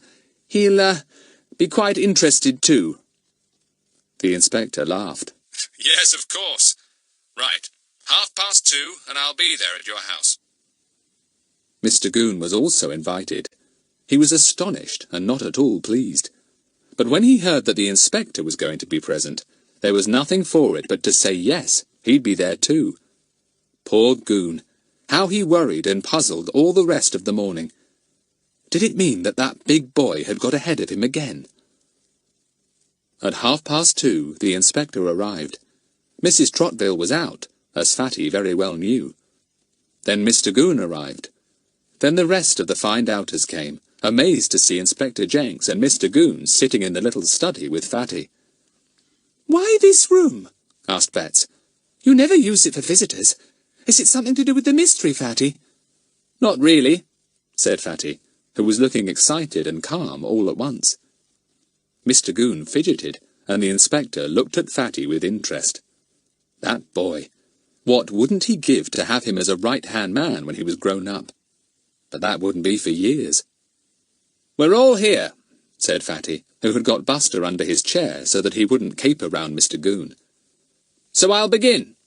I may as well say at once that I've found out who the thief is. Mr. Goon said something under his breath that sounded like, Gah! Nobody took any notice. Fatty went on. We had a few clues to work on. Very large footprints that were always remarkably well displayed, and very large glove prints, also well displayed so that nobody could possibly miss them. We also had 2 scraps of paper with 2 Frinton on one and 1 rods on the other. We also had a curious roundish mark on the ground, and that was about all. Now, the thing was, nobody ever saw this thief coming or going, apparently, and yet he must have been about for everyone to see, and he apparently had the biggest feet in Peterswood, with the exception of Mr. Goon here and Colonel Cross. Poor Mr. Goon tried to hide his feet under his chair, but couldn't quite manage it. Well, we examined every single clue, said Fatty. We followed up the hints on the scraps of paper and went to Frinton Lee. We went to houses and families whose names began with Rod. We visited the cobbler for information about big shoes, and he told us about Colonel Cross. Both Mr. Goon and I went to see the Colonel. Not together, of course. I was doing a spot of weeding, I think, Mr. Goon, when you arrived, wasn't I? Goon glared, but said nothing. Well, it was Colonel Cross who put us on the track of where the thief might have got his big boots, went on Fatty. He gives his old ones to jumble sales. And we learnt that he had given a pair to Miss Kay last year for the jumble sale. We guessed that if we could find out who bought them, we'd know the thief. Goon made a curious noise and turned it into a throat-clearing. We had a shock then, though, said Fatty. The boots hadn't been sold to anyone. They had been stolen. By the thief, of course, for future use. But that brought us to a dead end. No boots, no thief. We gave up. And then Pip played a trick and showed you how the thief did it, called out Betts, unable to contain herself. Fatty smiled at her. Yes, Pip's trick made me realize that the thief was playing us a trick, too, the same as Pip's trick. He was wearing very large boots over his small shoes in order to make enormous prints that would make us think he was a big fellow, and the same with his gloves. Ha! said the inspector. Smart work, Frederick. Very smart. So then I had to change my ideas and begin thinking of a small fellow instead of a very big one, said Fatty. One who came unquestioned to our houses, whom nobody would suspect or bother about. Mr. Goon leaned forward, breathing heavily. The others fixed their eyes on Fatty in excitement. Now he was going to tell them the name of the thief. But he didn't. He paused, as if he were listening for something. They all listened too. They heard the click of a gate, and footsteps coming along the path that led along the study wall to the kitchen. "If you don't mind, sir, I'll introduce you to the thief himself," said Fatty, and he got up. He went to the door that led from the study into the garden, and opened it as a small figure came by. "Good afternoon," he said. "Will you come in here for a minute? You're wanted." And in came a small, strutting figure with a basket on his arm. Little Twit the baker. Chapter 23. Well done, Fatty. "Twit!" said Mr. Goon, and half rose from his chair in amazement. The inspector looked on, unmoving. All the children gaped, except Fatty, of course. Buster flew out at Twit, barking. "Down, Buster! Back under my chair!" ordered Fatty, and Buster subsided. Twit looked round in surprise and alarm. "Here! What's all this?" he said. "I've got my work to do." "Sit down," said the inspector. "We want you here for a few minutes." "What for?" blustered Twit. "Here, Mr. Goon, what's all this about?" But Goon didn't know. He sat stolidly and said nothing. He wasn't going to get himself into any trouble by appearing to be friendly with Twit. "Twit," said Fatty, "I've got you in here for reasons of my own. Put your basket down. That's right. Take off the cloth." Twit sullenly took off the cloth. Loaves of bread were piled in the basket. Another cloth lay beneath them. "Take out the loaves and put them on the table," said Fatty. "And the cloth under them, too." "Now, what's all this?" said Twit again, looking scared. "I've got my work to do, I tell you. I'm not messing about with my loaves." "Do as you're told, Twit," said the inspector. Twit immediately took out his loaves and laid them on the table. Then he took out the cloth beneath them. Fatty looked into the bottom of the basket. He silently took out 4 things that lay closely packed there. 2 large boots and 2 large gloves. He set them on the table. Twit collapsed onto a chair and began to tremble. "This is how he managed to go about, carrying the boots and gloves, ready for any chance he might have for a little robbery," said Fatty. "He never knew what afternoon he might find an easy chance. Perhaps nobody in the house except a sleepy maid or mistress, which, as we know, he did find." Fatty picked up one of the boots and turned it over. He showed the inspector the rubber heel. "I expect, sir, you took a drawing of the footprint on the beds at Norton House," he said, "or Mr. Tonks did, and so you will see that the rubber heels on these boots and in your drawing are the same. That's proof that the thief wore these boots that Twit has in his basket." Fatty turned to the trembling Twit. "Will you give me your notebook, the one you put down any orders or telephone calls in?" he said. Twit scowled, but put his hand into his pocket and brought out a little pad of cheap paper. Fatty took it. Then he spoke to Mr. Goon. "Have you got those 2 scraps of paper on you, Mr. Goon?" Mr. Goon had. He produced them. Fatty compared them, and the warning note too, with the paper on the pad. The paper was exactly the same, cheap, thin, and with a fluffy surface. "Those 2 scraps of paper you found at Norton House, sir, were bits that Twit had made notes on to remind him of the amount of bread to leave. 2 loaves for Frinton Lee, and 1 loaf for Rodway's. He apparently makes notes of his orders, and slips them into his basket to remind him. The wind must have blown them out in the garden at Norton House." "Gah!" breathed Goon again, staring at the pad of paper and the notes. "I never thought of that. Orders for loaves." "Nor did I," confessed Fatty. "Not until I began to piece all the clues together properly and found that they added up to the same person. Twit here." "Wait a minute," said Larry. "How do you explain the thing that puzzled us so tremendously in the Norton House robbery? How did the thief, Twit that is, come downstairs without being seen by Ginny?" "That was easy," said Fatty. "He simply squeezed himself out of that little window in the box room and slid down the pipe to the ground. He's small enough to do that without much difficulty." "Yes, but wait, Fatty. That window was shut when I and Tonks went round the house," said the inspector. He couldn't have escaped through there and shut it and fastened it from the outside, balanced on the pipe.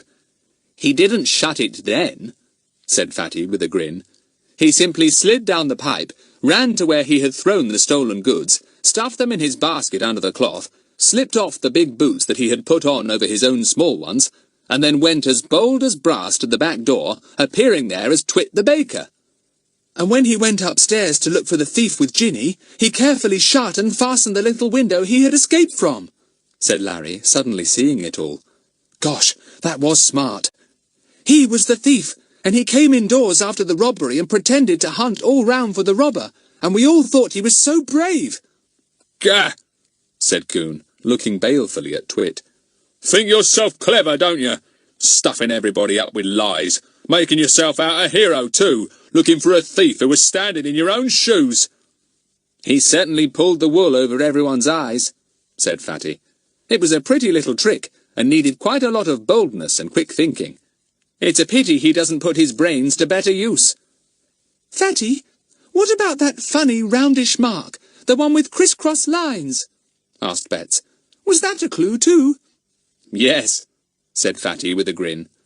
Come out for a minute, and I'll show you what made that mark. I could have kicked myself for not thinking of it before. They all crowded to the door, except Twit, who sat nervously picking at his fingernails. Fatty carried the basket to the door.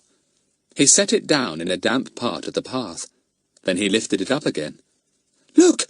It's left a mark of its round shape, and little criss-cross basket lines, cried Daisy. Oh, Fatty, how clever you are! Golly! I saw that mark outside Rodway's cottage, suddenly said Pip. Larry, don't you remember, when we were in that cottage with the old woman? The baker came and left his basket outside to go and put the loaves in the pan, and after he had gone, I noticed the mark his basket had left, and it reminded me of something. Of course, it was the drawing in Fatty's book. That's it, said Fatty. That mark was always left where a robbery was committed, because Twit had to stand his basket somewhere, and if he stood it on a dusty path or a damp place, the heavy basket always left a mark. That's why we found those roundish marks at each robbery. If we'd guessed what they were, we would soon have been on the track. They were now back in the room. Fatty replaced the loaves in the basket, wrapped up in their cloths. No wonder Twit was always so particular about putting cloths over his loaves to keep them clean, he said.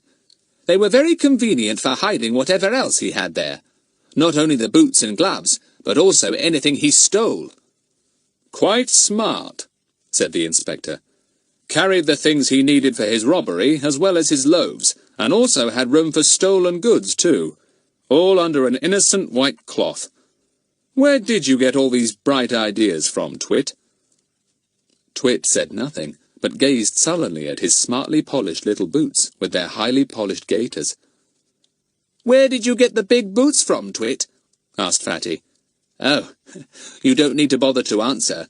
Your cousin, Miss Kay, runs the jumble sale, doesn't she? And she had the boots given to her for it last year, and you saw them and took them. Goodness knows how many times you've carried those boots round in your basket, hoping to find a chance to wear them and play your big-footed trick. I never stole 'em, said Twit. I paid for 'em. Yes, you paid a few coins, said Fatty, just so that everyone would think you were a kind, generous fellow, paying for jumble sale boots that had been stolen. I heard all about it, and it made me wonder. It didn't seem quite in keeping with what I knew of you. Mr. Goon cleared his throat. I take it you are certain this here fellow is the thief, sir? He said to the inspector. Well, what do you think of the evidence, Goon? Said the inspector gravely. You've been on the job too, haven't you? You must have formed opinions of your own. No doubt you also suspected Twit. Mr. Goon swallowed once or twice, wondering whether he dared to say yes, he had suspected Twit. But he caught Fatty's eye on him, and decided he wouldn't. He was afraid of Fatty and his sharp wits. Well, no, sir. I can't say as I suspected the baker, he said, though I was coming to it. Frederick Trotville was just one move ahead of me, sir. Bad luck on me. I've tried out all the dodges I learnt at the refresher course, sir, the disguises and all that, and... Mr. Goon, have you really disguised yourself? Said Fatty, pretending to be amazed. I say, you weren't that dirty old tramp, were you? Well, if you were, you took me in properly. Goon glared at Fatty. That old tramp? Why, surely it was Fatty himself who had gone shuffling round in tramp's clothes. Yes, and eaten his lunch under Mr. Goon's very windows. Gah! Take Twit away, Goon, said Inspector Jenks, getting up. Arrange with him to find someone to take the bread round, or nobody will have tea this afternoon. Twit, I shall be seeing you later. Twit was marched out by Mr. Goon, looking very small beside Goon's burly figure. All his strut and cockiness were gone. He was no longer a little bantam of a man, peacocking about jauntily. He looked more like a small woebegone sparrow. Inspector Jenks beamed round, and Buster leapt up at him. Very nice work, find-outers, he said. Very nice indeed. In fact, as my niece Hilary would say, smashing. Now, what about a spot of ice cream somewhere? I'm melting. Oh, yes, said Betts, hanging on to his arm. I knew you'd say that, Inspector. I felt it coming. My word, you'll be as good as Fatty some day, guessing what people think and do, said the inspector. Well, Frederick, I'm pleased with you. Pleased with all of you. And I want to hear the whole story, if you don't mind, from beginning to end. So over double-size ice creams, he heard it with interest and delight. It's a curious story, isn't it? Said Fatty when they had finished. The story of a cocky little man who thought the world of himself and was much too big for his boots. Betts gave a laugh and had the last word. Yes, so he had to get size 12 and wear those, Fatty. But they gave him away in the end. They did, said Fatty. Well, that's another mystery solved. And here's to the next one. May it be the most difficult of all.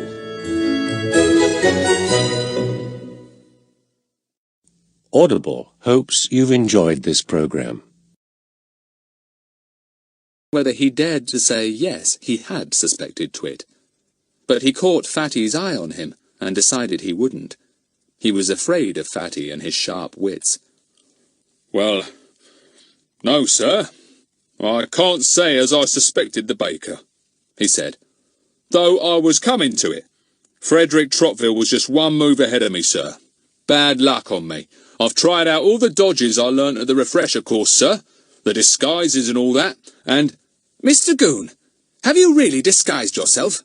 Said Fatty, pretending to be amazed. I say, you weren't that dirty old tramp, were you? Well, if you were, you took me in properly. Goon glared at Fatty. That old tramp?